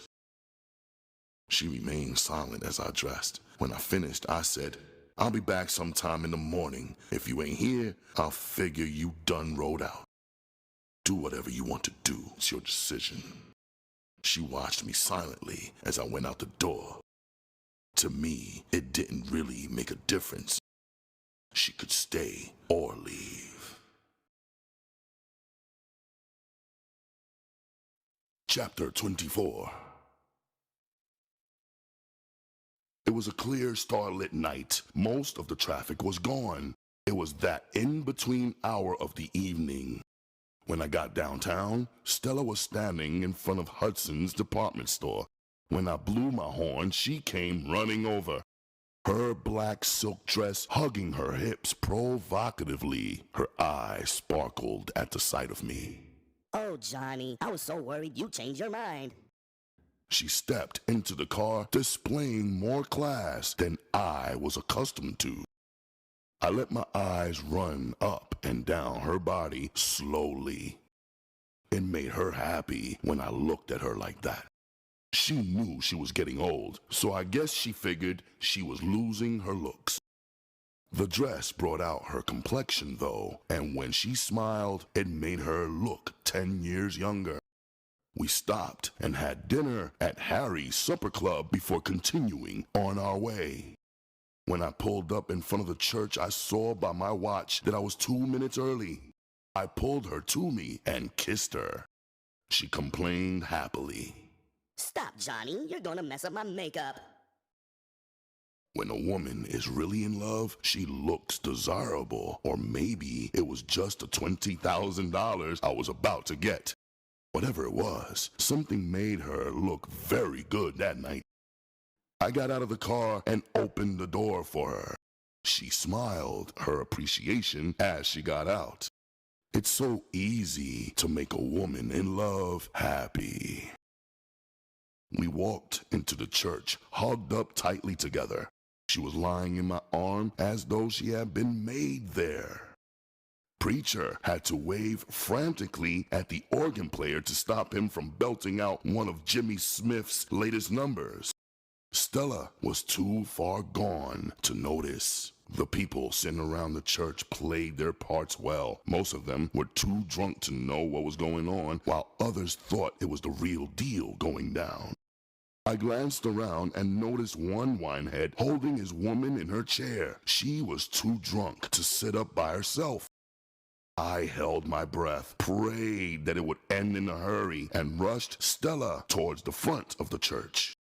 If Stella had been black, she would have been hip immediately. But she had never been in a black church before, so whatever she saw was bound to look strange. The organ player began to play "Here Comes the Bride." I stared at Preacher, hoping like hell he would hurry.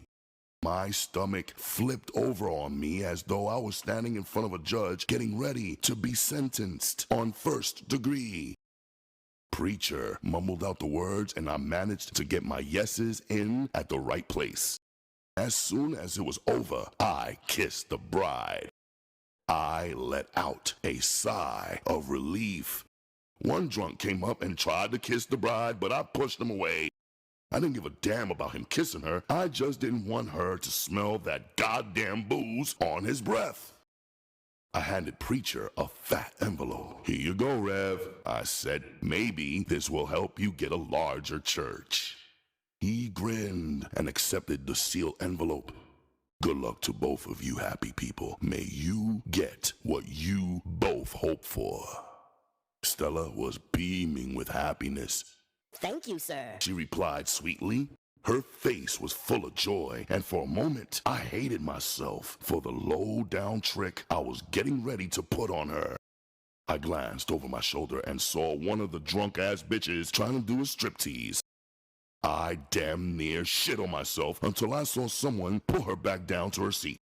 After that, I didn't waste any time getting the hell out of there with Stella. She seemed to enjoy my dilemma. When we got outside, she acted like she wanted to go back in.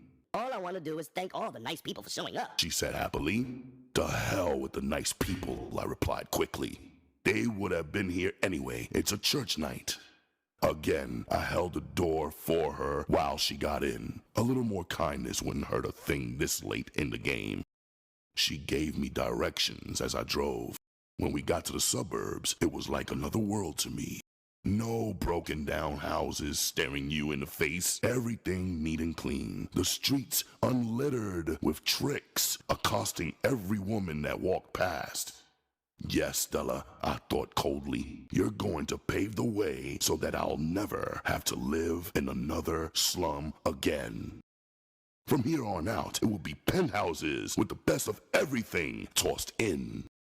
I had experienced enough filth and poverty to last me 4 lifetimes. When I pulled up in her driveway, I could see that her house was in the $50,000 bracket. It was far more than just a modern ranch-type home with a beautiful lawn. There was enough room on her property to hold 10 inner-city homes with room to spare.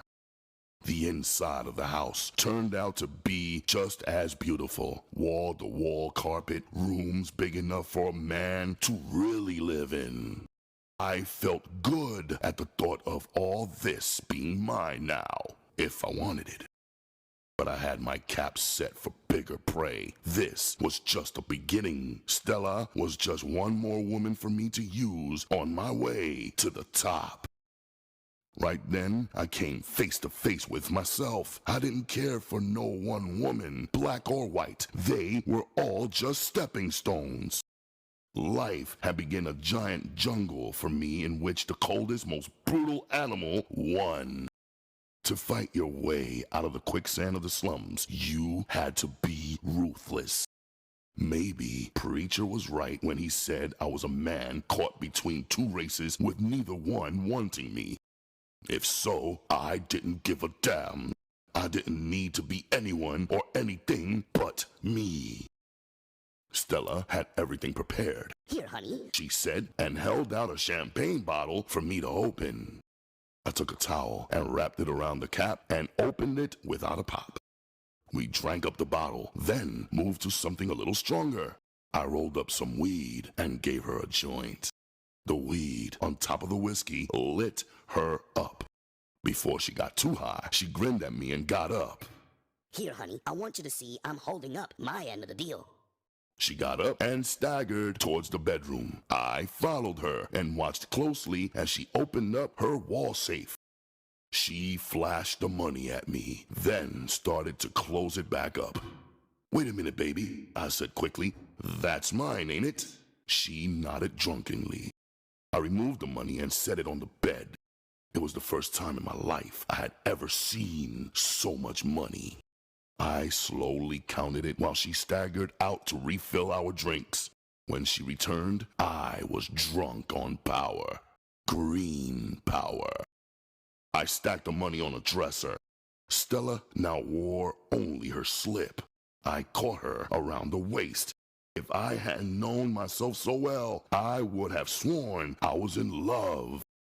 I pushed her down on the bed and pulled one of her straps loose, revealing one of her beautiful pink tits. I put my mouth over it and slowly ran my tongue up and down on the nipple until it became hard. I could feel my penis rearing like it was about to bust out of my pants. The money had excited me more than anything else in my life. I mounted her with my pants still on and rammed myself down into her. She caught her breath quickly, but loved it all at the same time. I took her roughly, pounding up and down in her until she moaned. When she reached up for me, I clutched her tightly in my arms and gave her the best $20,000 fuck I had ever given.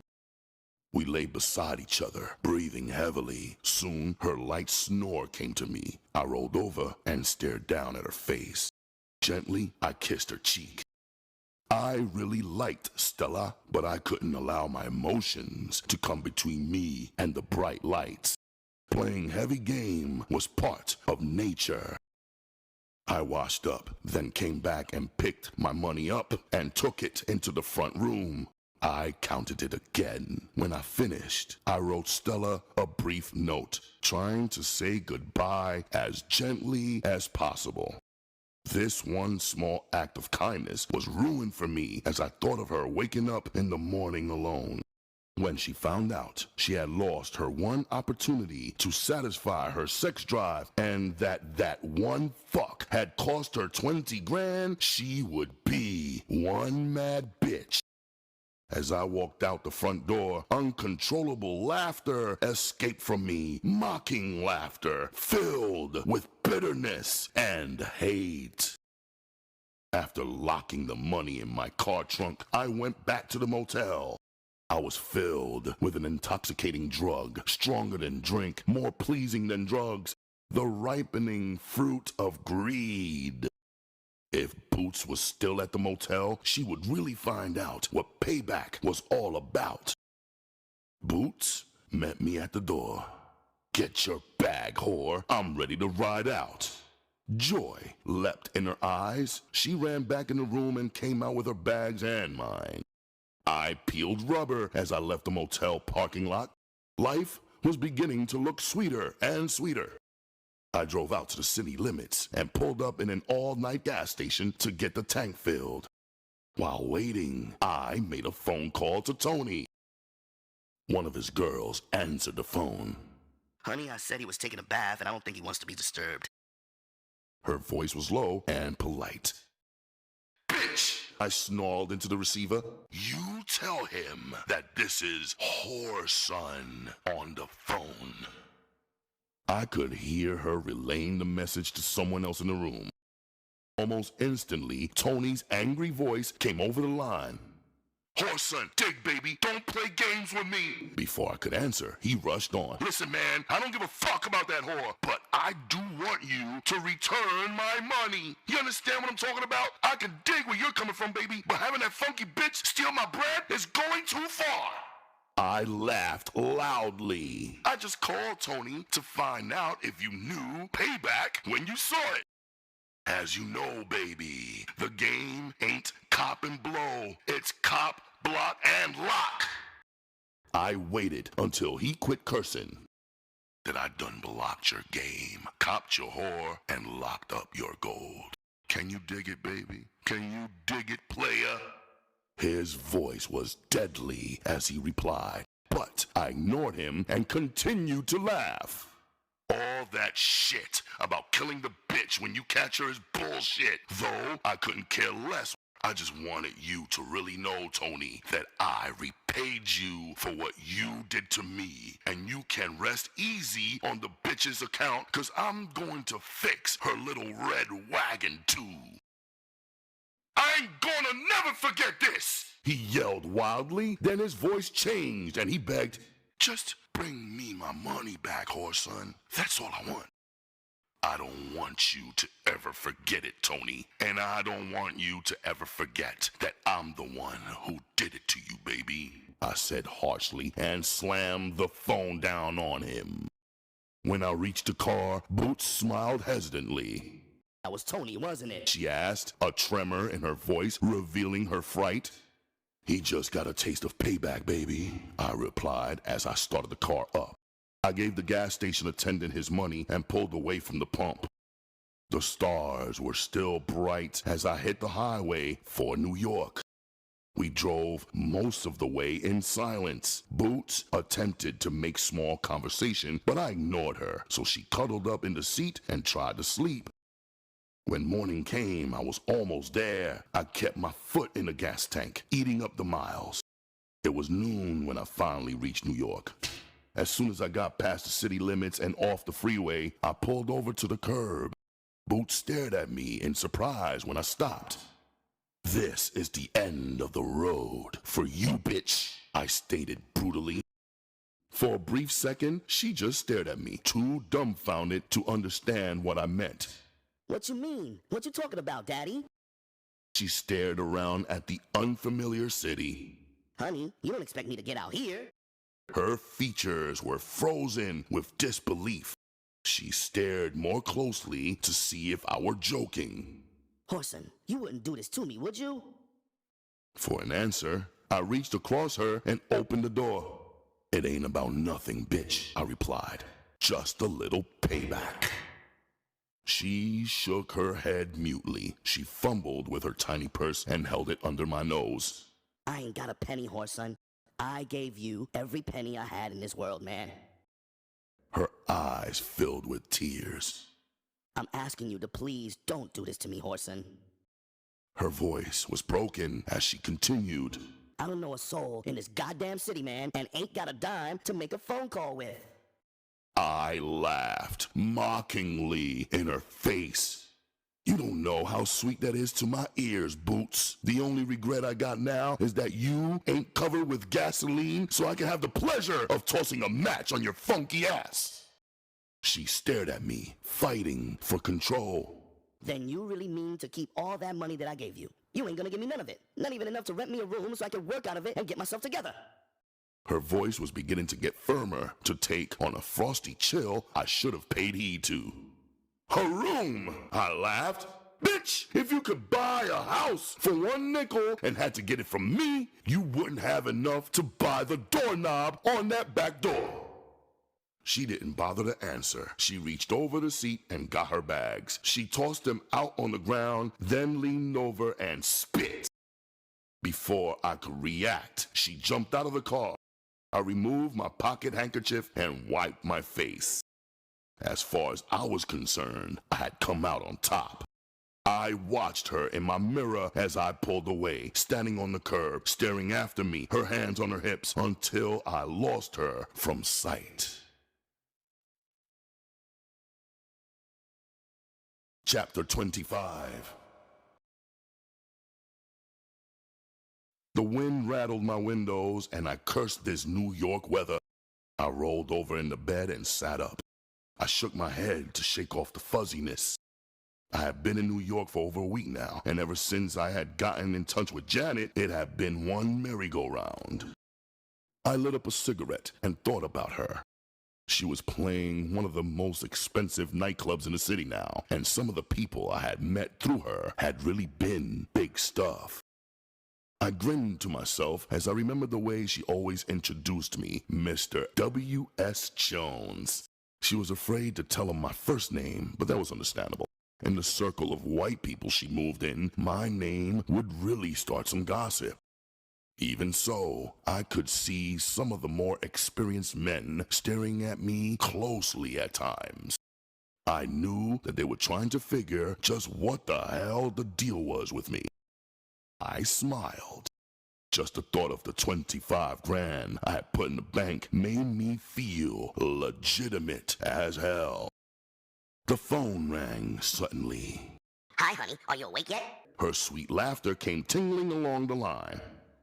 Hell no! I'm dreaming that Janet just called me and wanted to know if she could come up to my apartment and wake me up properly. Whoreson, dear, I really do wish I could come up, but I know that once you get me into that apartment, you never will behave yourself. So I think I'll take a few precautions, like having you meet me uptown for lunch. Can you make it? It depends on what time you're having lunch, I replied, glancing at my watch. Since it's after 2 o'clock now, wouldn't it have been better to just say supper? Her rich laughter came through the phone again. I was beginning to really enjoy myself with her. Janet was the first woman I had ever dated without having in the back of my mind to beat her out of something. Since I had reached her after arriving in New York, I had experienced some truly shocking changes in my life. I didn't have to worry about my phone calls in the middle of the night telling me my woman was in jail or the hospital, so I had begun to relax. For the past few days, I have been wondering more and more what I could invest my money in, something legitimate for a change. Say, in about a half hour, honey. Wouldn't that give you enough time to get up and get ready? She asked sweetly. More than enough, Janet. I hesitated briefly. Listen, sugar, can't we go somewhere besides those expensive places you like to go to? No, it isn't the money I'm worried about, I said quickly, cutting off her question. I just don't feel comfortable when I'm sitting in Sardi's. That was really an understatement. When I went to places like that with her, I felt like a lackey. I felt everyone could look through me and see I didn't belong. I'll tell you what, Whoreson. I'll meet you in the lobby of your hotel in a half an hour. Then you can choose wherever you like. Honey, I said, trying one more time. If you're coming this far, you might as well come upstairs and help me dress. Don't forget, half an hour, she said and hung up, not even bothering to answer my question. Again, I wondered if it could be possible for Janet to be a virgin. I would have known if she was fucking when we grew up. There had never been any wire out on her making it with anyone, but you never could tell about those things. Since she was in show business, I couldn't imagine all the men she came in contact with not being able to get her pants off. No, someone somewhere had to have copped. I'd find out in the near future, I promised myself. I took a quick shower and dressed carefully, putting on a sky blue silk suit with dark blue matching suede shoes. It was chilly out, so I draped my fall coat over the arm of a chair while I lit up a joint. I had just about finished smoking it when she called from the lobby. I didn't even bother to try to get her to come upstairs. Everything would come to the man with patience. I grabbed my coat and hurried down the lobby. She was standing against the desk when I got there. She was still thin, with large, lovely eyes. I looked at her with affection. Two young ladies sitting in the lobby stared at her openly. I believe they recognized her, but hadn't made up their minds if it was Janet or not. I rushed her out of the hotel and into my car. I removed the ticket from off the windshield. If I don't start paying these goddamn things soon, I said as we got in the car, I'll have enough of them to start a motherfucking collection. She turned to me and smiled. I know you don't like to eat at some of the places I go, Whoreson, but I've got an appointment with some people at Harry's Supper Lounge. I couldn't keep the irritation out of my voice. I guess it doesn't make too much difference, Janet. Honey, I didn't mean for this to happen, but before I left my place, they called, and since it was important, I decided to have them meet us. She continued to explain. One of the men we're meeting happens to own a booking agency, so I thought you might want to meet him. She added quickly, You know these are the kind of people you're going to have to know, Whoreson, if you want to make it in any part of show business. For a while, I remained silent, thinking over what she had said. You know, all I'm really thinking about opening is a small record company, Janet. To these people you talk to, that's small peanuts. I hate to give them the impression you're wasting your time with someone who's still on the ground floor. Once again, I was filled with that feeling of insecurity. I wondered if I was that far out of my depth. She reached over and clutched my arm reassuringly. Don't worry about it, honey. They're nothing but flesh and bones. You came out of the slums, Whoreson. Here you are, not even 25 yet, with money in the bank. Why, all you have to do is pick out a field you like, and you're young enough to learn by your mistakes. By the time you reach 30, you'll have a full knowledge of what you're doing. She smiled at me and continued. Most of the people you'll meet will be men and women just like yourself. People who wouldn't believe that all life had to offer them was a small-paying job in someone else's office or plant. They had ambition and confidence in themselves, and that's why they're where they're at today. A doorman opened the car door for us when I pulled up in front of the place. My knees trembled slightly. It was another world to me, but I knew I was buying chips in the game, and I planned on playing my hand to a T. I got out, and we walked inside the club. The head waiter knew Janet on sight. He led us to a table where 3 men and 1 woman were already sitting. The men stood up as we approached. Janet introduced me to the men, and I shook hands with all of them, then nodded slightly towards the woman. One of the men pulled Janet's chair out and held it for her as we sat down. I gritted my teeth, wishing I had thought of doing it first. Once or twice, I caught the woman's eyes on me, appraising me openly. She was in her early 30s and had sharp, keen features. Her eyes were pale green that matched the flaming red hair she wore in a huge beehive. I wondered idly if it was really her hair or a dye job. Janet, dear, you're just going to have to tell me where you found this beautiful specimen of a man. Just look at him, she exclaimed as I blushed. He even blushes beautifully. The men around the table laughed. I put on my most charming smile, hoping it would cover up my embarrassment. You won't have to worry about Martha now, Mr. Jones, the young man who had been introduced as Ringo said. If she likes you, she won't write anything nasty about you in her column. I stared closely at the blond young man they called Ringo. Something about his name had rung a bell in the back of my mind, but because of my nervousness, I couldn't put a finger on it. Don't worry about anything Ringo has to say, darling, she replied, patting my arm affectionately. He's probably still carrying the grudge over the loss of Janet. You already know, don't you, darling, that Janet and Ringo were engaged to take the big jump. She smiled brightly at everyone at the table, but I hadn't missed the bright glitter in her eyes as she told the old news. She watched for my reaction, but I was beginning to get on firm ground now. I was used to the sharp claws of malicious women. Yes, I replied cheerfully. Janet told me earlier that Mr. Ringo would be here.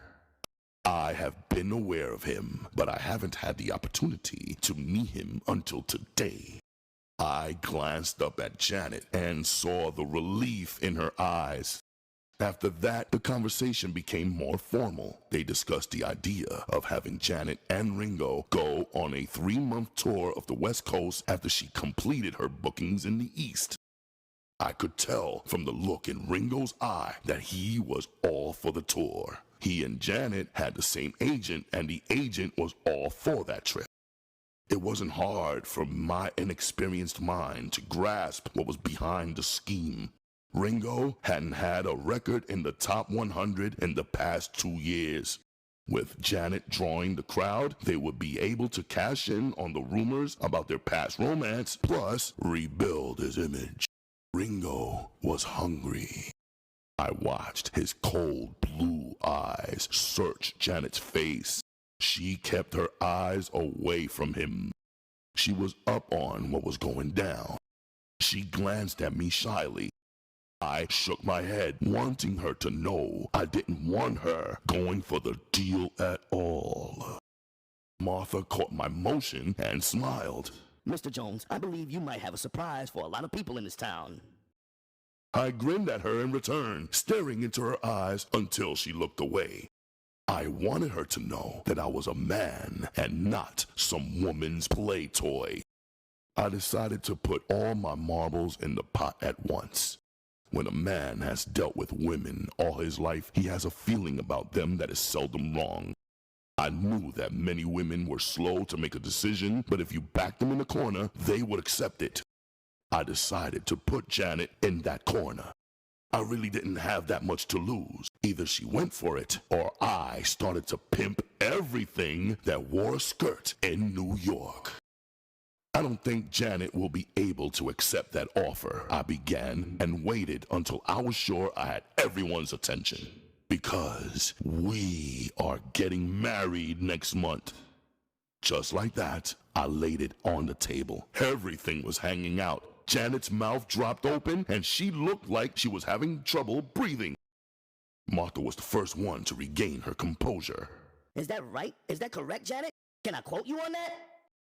Her questions were sharp and to the point. Janet nodded her head in agreement and continued to stare at me in utter shock. Martha jumped up and ran to the phone. The gray-headed agent ordered a round of drinks for everyone, while Ringo shot daggers across the table at me. I returned his stare. "Up your ass, Peckerwood," I said to myself coldly. This was one little black girl you gray boys wouldn't get a chance to play out of a million. When Martha returned, we had a few more drinks, then got ready to go. When Janet got up and came around the table, I took her arm. I began to steer her towards the door. Before I could react, a flashbulb went off in my face. I jerked my head back, but it was too late. The damage had been done. I stared angrily after the girl with the camera. What's wrong, Mr. Jones? A man as handsome as you are shouldn't mind someone taking your picture. Martha said lightly. Besides, I want Janet's fans to see the wonderful specimen she has managed to latch onto. Outside the club, we shook hands again. Then I managed to get Janet away and into my car. We rode in silence for a few blocks. Why did you do that, Whoreson? She asked slowly. Why? I don't know why you even bothered to ask me something like that, woman. Unless you were interested in making that tour with that high-paid pimp, I replied, fighting for time to get my answers together. You don't have to call Ringo any names, Whoreson, and it sure wasn't necessary for you to go and put your foot in your mouth like that, she replied. The anger was coming now. If you didn't like the idea, why didn't you just tell your lily white friends that I was lying? If I could get her on the defensive, I reasoned, I had a good chance of winning more than I had bargained for. Even though I had mentioned marriage on the spur of the moment, I was by no means a fool. I knew marriage to Janet would put me on easy street for a long time. First of all, Whoreson, I didn't want to make a fool out of you by denying it. If you had asked me about it, I would have probably agreed to marrying you anyway. But this way, you make me feel as though you're playing on me. She glanced up at me and her eyes were filled with tears. Playing on you, hell, I replied sharply. Was Pretty Ringo playing on you when they tried to get you to go on that goddamn tour? I could have handled that myself, she explained softly. Anyway, it's understandable. Ringo wanted to marry me, and still does for that matter. Why shouldn't he want to go on a tour with me? He probably thinks it will help his chances out. Marry you, my black ass. You black bitches kill me. Every time one of you gets a little bit of money and a white man looks at you, you really think he wants to marry you. Bullshit! All he wants to do is play you out of that cash. I reached over and pulled the car shade down so she could see herself in the little mirror on the back. Look in that and tell me what you see. No, that's all right. I'll tell you what you'll see. A black woman. Not the most beautiful black woman in the world either. Just a young, cute black girl. Now, not counting all the fine-ass white girls out there, let's talk about the fine-ass black ones. I stopped and caught my breath. Wherever Mr. Ringo sings at, you can bet money there's some pretty, not cute, but pretty, beautiful black girls in the audience listening. And some of them girls would jump out of a 10-story window just to be able to carry Mr. Ringo's shorts. Yet, you don't find him taking any of them home to mama, do you? You bet your goddamn ass you don't, I stated, not giving her time to answer. I pulled up in front of my hotel and parked. I want you to come upstairs for a minute. I got something I want to show you. Without waiting for her answer, I got out and walked towards the entrance. She followed meekly behind me. We remained silent until we got out of the elevator on the 4th floor and entered my apartment. I don't see any difference, Whoreson, in you or Ringo. You say he wants to marry me because of my money, but I'm supposed to believe the only reason you want me is because of my just fair looks, as you put it. Sarcasm dripped from her words. You may not know it, but Ringo happens to be Jewish, so he knows all about being discriminated against. I happen to know he came from a poor background the same as I did. You better damn well bet he did, I said harshly. Let me tell you something, little mixed-up fool. When I was in prison, I learned something about white folks, and Jews in particular. Dig this first, baby, I said, waving her quiet. Out of all of the Ophes in prison, the only ones I wouldn't mess with were the Jews, baby. And you know why? Well, I'll tell you. A poor Jew catches damn near as much hell as a black man in this country, honey. You hear me? If he goes south, they might beat his goddamn ass if them hillbillies feel like it. You know what I mean? I stared at her closely, then continued. That's why I say this. When the poor Jew starts climbing, baby, he knows he has one strike against him already. You dig? Just because he's a Jew. Now, I want you to look me in the eye and tell me, do you really believe a young Jew boy who was raised in a cold water flat, rats running all over the motherfucking place, will intentionally go all out of his way to marry a woman with 2 strikes against her? Not 1, like he got, but 2. Do you really believe he would? I stared at her as though she was losing her mind. She held her head and staggered over to the couch and sat down. I just don't know, Whoreson. I really don't. What you say may be true, and then again it may not. She dropped her head. Okay then, baby. Just think about this and try to answer it for me. I went on, realizing I had her going. If you think I'm lying, why don't you go with me this evening and I'll show you damn near every white boy we see who's really pimping. And I mean pimping with white girls and black ones is Jewish.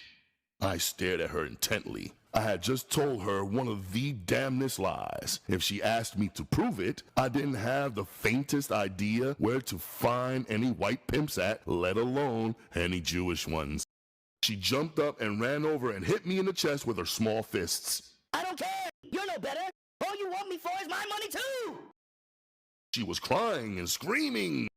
I grabbed her arm and pulled her into the bedroom. I held her as I opened up the dresser drawer and removed my bank book. I pushed her on the bed and tossed it in her lap. She stared at it dumbly. Open it, goddamn you! I screamed. I should have got an Oscar for my acting ability. I grabbed her and opened the book, making her see where I had close to $25,000 in the bank. She stared at the figures, not really believing her own eyes. The tears stopped flowing as she tried to understand what she was seeing.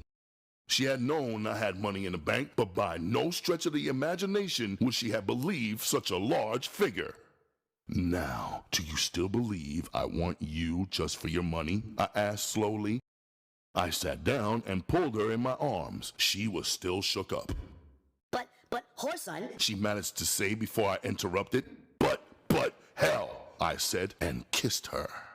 It's your choice now, baby. Either you want a black man, or it's really true that you done got color struck and you won't be satisfied until you get your own white owl. I was dealing them at her now from the bottom of the deck, and I didn't believe she was fast enough to catch on. She tried to deny it. Whoreson, you know that ain't true. Prove it, baby, I said flatly, and pushed her back on the bed. Before she realized it, I had her out of her blouse and was working on her skirt. I kissed her around the neck as she tried to stop my searching hands. Please, Whoreson, please, not like this, she managed to say. I found the zipper on her skirt and opened the button over it. With one smooth motion, I removed skirt and half slip.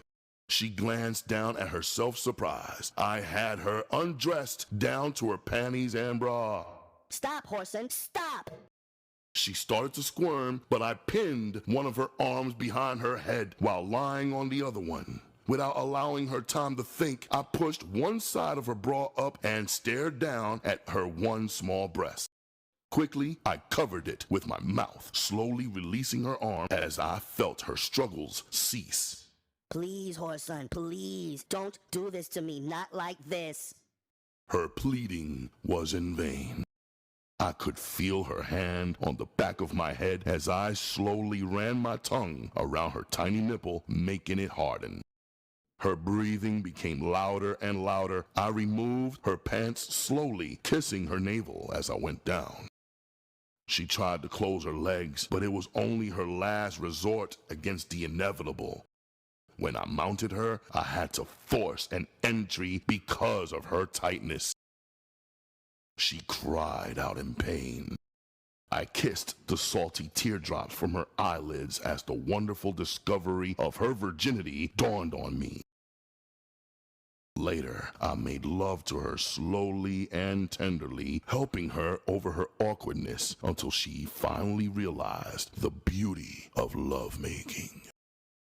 As I lay back and stared at the ceiling, a feeling of tenderness came over me. She lay in my arms, cuddled up tightly, happy and satisfied. For once in my life, I knew the meaning of the word love. Chapter 26. Across town in a small, dingy hotel room, Boots stared at the ceiling too, but her thoughts were not of love and tenderness. She was remembering the harshness of the treatment she had received when she arrived in the big city. It had become like a growing cancer in her mind. No matter how much she drank, her mind came back to that morning. Never in her life had she felt so rejected. No man had ever managed to make her feel so low. Only one thing kept her in this cold city, and that was the thought of revenge. At no time did she ever doubt her ability to revenge the wrong done to her. The only problem was how.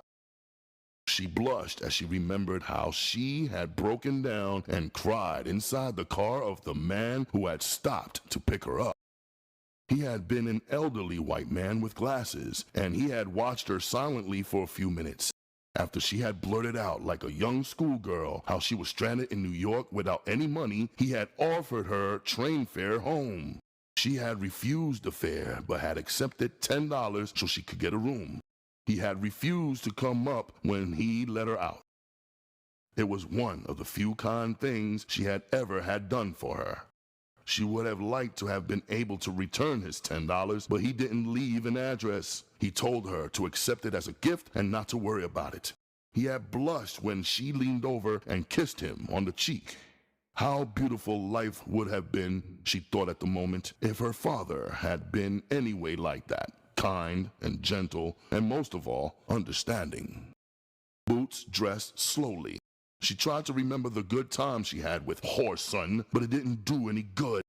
Her mind was firmly made up. She stared at the open newspaper again. There he was, big as life, holding Janet. Well, Mr. Whoreson, she said loudly to the empty room. You have a few surprises coming to you, my friend. Quite a few surprises. The bar was dimly lit when she entered it. She stared at the few male customers sitting around on the bar stools. Only one of the men had taken any interest in her as she walked across the floor. The rest continued to stare in their drinks. She walked past the bar and joined two women sitting in the rear at a table. They glanced up at her as she approached. She smiled at the two young black prostitutes as she joined their table. One of them was a lesbian, and the other one belonged to the lesbian. The lesbian stared at Boots coldly. Ever since Boots had started working out of their bar, she had been trying to figure her out. The first night she had come in, the lesbian had spent $10 with her, hoping to cop another girl. But to her surprise, she quickly found out that Boots was just as experienced in the art of making love to another woman as she was. Boots could take either the top or bottom without the least show of emotion. She could sense something hard about this young hustler out of Detroit, and she didn't want to bring it to the surface. Most of the other women who worked out of the bar gave her plenty room. They didn't care to become involved in any arguments with her, but Boots, on the other hand, would quickly come out and tell her she was full of shit, then laugh at her harshly. Boots sat down without waiting for anyone to invite her. Hi, Billy dear, she said, smiling at the lesbian. Billy managed to smile back and glanced out of the corner of her eye at her girl, Anne, who was staring at Boots in fascination. She was quick to notice the byplay that always started between Billy and Boots. She remembered the night when Billy was busy. She had approached Boots and let her know that she might be interested in changing pimps. Boots had laughed at her and told her she wasn't a lesbian. Anne stared openly at the tall, dark-skinned woman who aroused her so much. Her avid interest was not missed by Billy. Anne? She said sharply. You run down to Lee's bar and see if any tricks are there. Anne started to object, but Billy reached across the table and slapped her. The sound was like a shot going off in a small place. People turned and stared as Anne jumped up and ran out of the bar. Billy stared coldly at Boots. There was a look in her eyes that said, If you have any objection, spit it out. She's young yet, Billy said quietly. She has a lot to learn. Don't blow your whore over me, Billy, Boots said coldly. I wouldn't have her if you gave her to me, so don't push it. I just don't understand you, Billy said, laughing to cover up her confusion. Boots, I ain't never seen no bitch in my life that acted like you do. What do you want? I want a yellow nigga's ass locked up so long he'll have cobwebs on his dick by the time he gets out. Boots answered. Her voice trembled.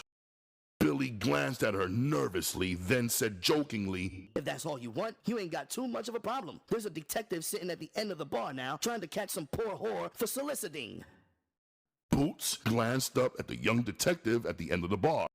Something clicked in her mind. She smiled coldly and got up. The chilling look in her eye made Billy even more nervous. She watched Boots make her way across the bar floor towards the policeman. Hi there, Boots said, and stopped beside the officer. He glanced up at her and smiled. His eyes were a mild brown, and he wore his short brown hair in a crew cut. What can I do for you, young lady? He asked easily. How much money you want to spend? He stared at her curiously. There was a brightness in her eyes that made him wonder whether she was on dope or something. What about $10? He asked slowly, watching her face. She glanced over his shoulder and saw the bartender shaking his head at her. That will be just fine, she answered and started walking towards the door. The policeman caught up with her, and when they reached the street, he flashed his badge. You're under arrest for accosting and soliciting, he informed her. She smiled over her shoulder at him and never broke step. That's just fine with me, she replied, then asked, Do you think I might be able to get the charges dropped if I give up my pimp? The officer's heart skipped a beat. He wondered if he had heard that correctly. It was rare for a prostitute to even admit she had a pimp, let alone propose dropping her charges if she busted her man. If we can get a case on him, I'm sure we can work something out in your favor, he answered. Boots smiled coldly. It didn't really make any difference whether they dropped the charges on her or not. The main thing was racking up Whoreson's goddamn ass. Chapter 27. I walked out of my apartment, stopped, and inhaled deeply. You could smell the coming of winter. I smiled to myself. 1965 had the outlook of being a beautiful year, I thought. If we got married before Christmas, we could spend the rest of the winter on the West Coast. The first part of next year, I'd go into the business end of show business. There was no doubt in my mind any longer as to whether I could make out. It was just a matter of playing for bigger stakes. My car was kind of slow starting, and I decided I'd have it checked the first chance I got. I drove slowly uptown. Janet would be waiting for me at her apartment. It was one of those days when I believed that I had the world in my back pocket. I parked in front of her hotel and smiled condescendingly at the doorman. He smiled politely and held the door open. This was something I was getting used to, and it was really sweet. The bell captain smiled and nodded politely at me. I was getting to be known by sight from all the times I had come in with Janet. The thick carpet sank under my feet as I crossed the lobby and entered the elevator. I rolled up to her expensive suite, my head in the clouds. My brief knock was answered immediately. When I stepped into the large apartment, I froze instantly. There were two white men standing there, and police was written all across their faces. Janet closed the door slowly behind me. Here is Mr. Jones now, she said in a low voice. I looked at her, and there was shock written all across her face. The first thing that flashed across my mind was that she had found out where I had gotten the 20,000 big ones at. How the hell had Stella found out so quick where I had gone? I cursed silently.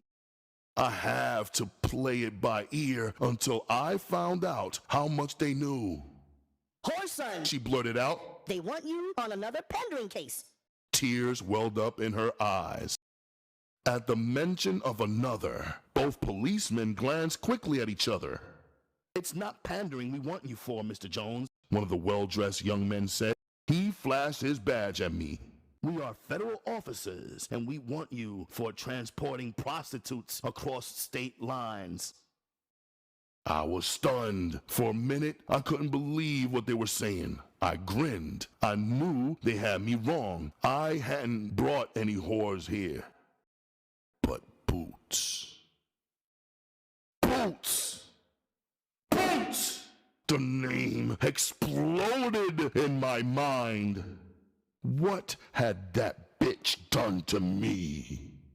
The smile slowly disappeared as I was beginning to get a glimmer of what had happened. We have the statement of a young lady who says you brought her here with you from Detroit. Is that correct? The younger of the two men asked. I could only nod my head. I just gave her a ride. That's all, I said, more for Janet's benefit than for any other reason. She was staring at me in horror. She put her hand over her mouth to hold back a sob. Oh, Whoreson, why? You didn't need the money? She screamed and ran towards her bedroom. God damn! I cursed. The bitch believed me guilty already. She hadn't even bothered to ask me if it was true or not. You better come downtown with us, Mr. Jones, one of the officers said. I must advise you that anything you say now may be used against you. I turned silently and followed them to the door. Janet, I yelled back across my shoulder. Call me up a lawyer, baby. At least wait until you know what's really happening before falling apart on me. It was a sickening ride downtown. I sat in the back seat and remained silent. When we got to the federal building, the two officers put me between them and led me inside. They took me somewhere on the third floor and put me in an office. I sat there for about 10 minutes until a fat, round-faced white man came in. He smiled at me. My name is Mr. Lopdaw, Mr. Jones, and I'm the man assigned to your case. Before you say anything, I want you to know that whatever you say might be held against you. He sat down. Now that we've got that bullshit done with, we can get down to business. He lit a cigarette and offered me one. I guess you know we have got you by your balls. I don't know a goddamn thing, I snarled angrily. You got some kind of fucking statement by some silly-ass bitch, and you think I'm supposed to confess? I glared at him. You can take that statement and shove it up that bitch's ass, for all I give a fucking fuck. The smile came off his face. His eyes glittered dangerously. Well, now that we understand each other a little better, Whoreson, he dragged the name out, we can lay all the cards on the table. I not only have you by the balls, boy, but if you give me any bullshit, I will personally see that we rack your ass up. Screw you and that bitch, I replied hotly. I didn't give a damn what he said. I wasn't planning on copping out. He took another approach. You seem like a pretty bright kid, son, so let's look at what you're up against. First of all, we do have that lady's statement. Now, I'll admit you could fight it, but here's what kills your shit. We got your record, boy, and we know for a fact that this woman was your whore. You went to prison in 1957. After doing 6 years and 3 months, you were released. He smiled at me coldly. How do you think a jury will react when they find out that this same woman who went to prison with you as your rap partner is now pressing charges on you for the Mann Act? Do you really believe they'll find you innocent? I stared at him, too shocked to speak. Up until now, I had still believed I would be able to walk out of here and return to my bright future. His last words had brought my small world tumbling down around my head. He stared at me for a few seconds, then dropped the crusher on me. Don't think this is your only problem. It seems as if this young lady really wants your ass. I stared at him in surprise. I couldn't think of anything else she could do. She didn't know anything about the 20 grand I had ripped off, thank God.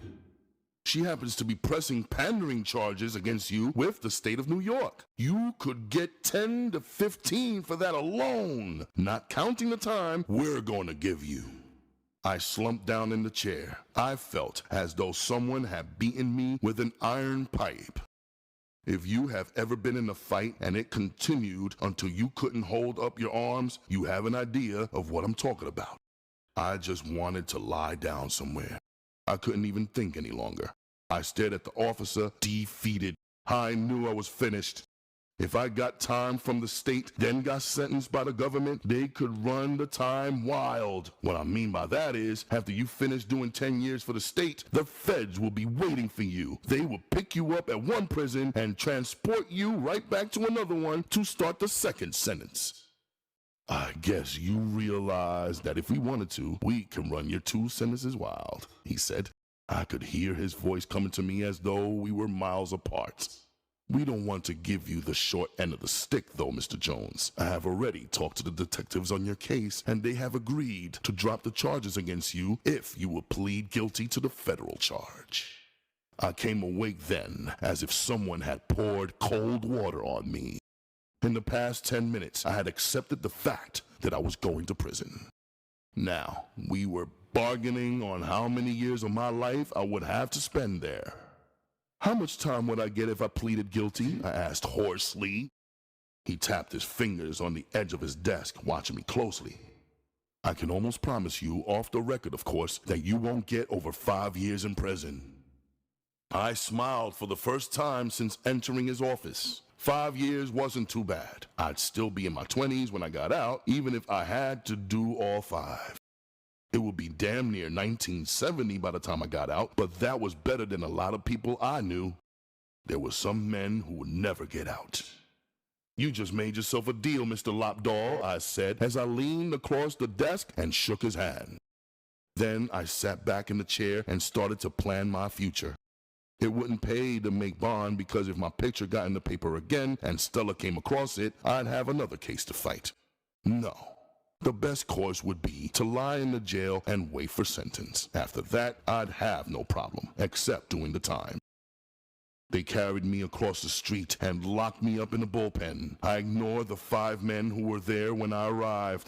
From parts of their conversation, I gathered that the 3 young Negroes had been caught up trying to hold up a bank. The 2 older men, both Italians, sat huddled together, speaking in low tones. I sat down at the end of the bench, away from the others. It was a bitter pill I had to swallow, another meatball.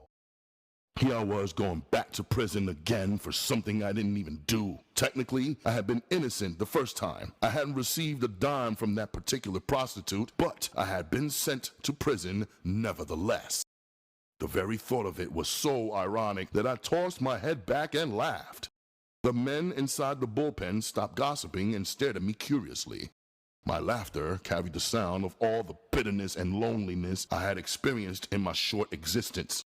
Mockery was the answer to my stupidity, for what else could I call it? Not cleverness. What could be clever about a man who wasted over 10 years of his life behind prison walls?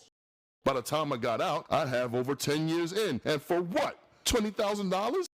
A man working at a car wash will make more than that over a 10-year span. Mr. Jones, Whoreson Jones, are you back there? The voice came from the cell door. I got up and made my way over to the door. You're Mr. Jones? The elderly man asked me as soon as I reached the bars. Before I could answer, he held out a small white card. I'm Mr. Weinstein. Miss Wilson had given me a retainer to handle your case for you. The mention of Janet's name filled me with warmth. I couldn't think of anything I need right now more than a lawyer, I replied and smiled at him. He grinned in return. Good. As soon as they take you over for arraignment, we'll have you out on bond. I shook my head. I don't want any bond, Mr. Weinstein. As far as I'm concerned, I don't think I've got a chance of beating this case. He scratched his small graying mustache. You haven't made a statement yet, have you? He asked quickly. No, I answered, then continued to explain why I believe my best chance will be to plead guilty. He remained silent for a few seconds. If that's the case, you had better work it like that. I can see how they got you. We would never be able to break down her testimony once they revealed both of your records. No doubt about it. They're going to find you guilty. He hesitated briefly. You can still make bond, though. You might as well have a few months on the street. I shook my head. For every day I do in jail waiting to go to trial, when I get sentenced, it will come off my prison sentence. Isn't that correct? I asked, not bothering to give him the real reason why I didn't want to get out. Oh, yes. You'll get every day you spend in jail. I can guarantee you that you'll get that even if you don't want me as your lawyer. Oh, yes, I want you, I replied. In fact, if you'll make the proper arrangements, I'll see to it that you get your money today. That's not necessary, he answered quickly. Miss Wilson gave me $1,000 as a retainer and informed me that money was not the problem. She said to tell you that she would handle the financial end of it. In fact, she's waiting down the hall. I'll try and see if she can get back here for a few minutes when I leave. I'll see you in court then, I said abruptly. I knew as well as he did that I didn't really need a lawyer. It was all a matter of show. You were supposed to have one. If you didn't, the courts would just appoint you one. He turned and walked away. I clutched the bars tightly as I waited for Janet's appearance. I could hear her heels clicking as she came down the hallway. I waited with my heart thumping loudly until she came into view. She covered my hands on the bars with hers. I could see the circles under her eyes from where she had been crying. Hi, she managed to say with a forced grin. Hi, baby. I couldn't think of anything to say. Just to stand there and look at her was enough for me. I talked to the lawyer, Whoreson. He says you're going to have to plead guilty. I don't understand. Listen, baby, I said and stared at her earnestly. I ain't going to try and give you no bullshit. You know that me and Boots ain't been together ever since Tony copped her while I was in prison, don't you? She shook her head in reply. I ain't got no reason to lie to you, Janet, so this is the truth, baby. I gathered up my wits and began to lie fluently. Before I left Detroit, baby, I saw Boots and told her I was leaving. Now, she wanted to get away from Tony, so I told her I would take her with me. I didn't say anything about us going back together, honey, but I will admit that we stopped on the highway and checked into a motel and had sex. I don't know if she got the idea in her head that I wanted her, but when we reached New York, I paid for her hotel room and gave her $50 to make it with. Then I stepped out of her life. I watched her closely to see if she was going for it. Her eyes were large, and she stared at me with complete sincerity. I believe you, honey. I really do. Maybe she was just mad about us getting together. She dropped her head and muttered quietly. I can't help myself anyway, Whoreson. I missed my period. For a minute, her words didn't ring a bell with me. Then it came to me like a flash. What, baby? Are you sure? I wanted to pull the bars down and take her in my arms. Two of the young brothers came up to the bars and stared over my shoulder at Janet. I could hear them talking amongst themselves as they walked back to give me some privacy. The third one walked over to make sure, and I could hear them exclaiming that it was Janet Wilson, the singer. She shook her head and smiled up at me. If I am pregnant, the baby has to have a name, Whoreson. I mean, I'm not going to bring any children into this world without a father. See the lawyer, baby, I said happily. We can arrange it so we can have a quiet marriage in the jail. We won't be able to have a honeymoon for at least 3 or 4 years, but when we do, it will be beautiful. That's all for now, miss, the guard said quietly as he walked up. We'll be taking them over to the courtroom shortly, so if you want to see him again, I advise you to wait over there. I watched her walk away. She glanced back over her shoulder, and I managed to get my hand through the bars far enough to wave. As I watched her leave, it didn't disturb me any longer that I was on my way back to prison. That was the way the cookie crumbled. I had played the game, and now I had to pay the dues. There were no more tears of frustration in the back of my eyes because I knew I would not do this time alone. I had a woman who would be there right with me, writing and visiting until I came home. And now I knew there would be a real home somewhere in my future, a house full of love. The many lonely nights that were before me wouldn't be lonely anymore. There would be no need to reach down inside myself in the darkness, seeking strength, fighting back the tears of loneliness and despair, as I told myself that a man didn't cry. The stark reality of the bars and gray walls that would be part of my life for the next few years held no fear. If Janet had me a boy child, how beautiful the world would be. He would never have to experience the poverty and vice of the slums. I bit my lip as I tried to remember the old toast an old Khan had once told me. It fitted me to a T. The jungle creed said the strong must feed on any prey at hand. I was branded a beast and sat at the feast before I was a man.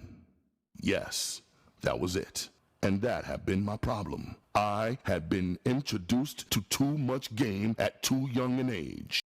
As I stared through the bars, I began to see myself more clearly. In the past 4 hours, I had finally grown up. I knew now that I'd never again put myself in the position where a woman could send me to prison on a whim. Not again in this lifetime. I knew where I was going now. Maybe I didn't know when I'd get out, but whenever I did, there would be another way of life waiting on me. One I didn't know anything about, except that there would be truthfulness between me and my woman. And deceit would be a thing of the past. I smiled at the thought. I had a lot to learn, but I had a lot of time to learn it in. I glanced at the 3 young boys huddled together on the bench. They were young and wild, and life had been unkind to them. Maybe one of them would find his way while in prison to a life from vice and corruption, and most of all, away from the streets of broken dreams.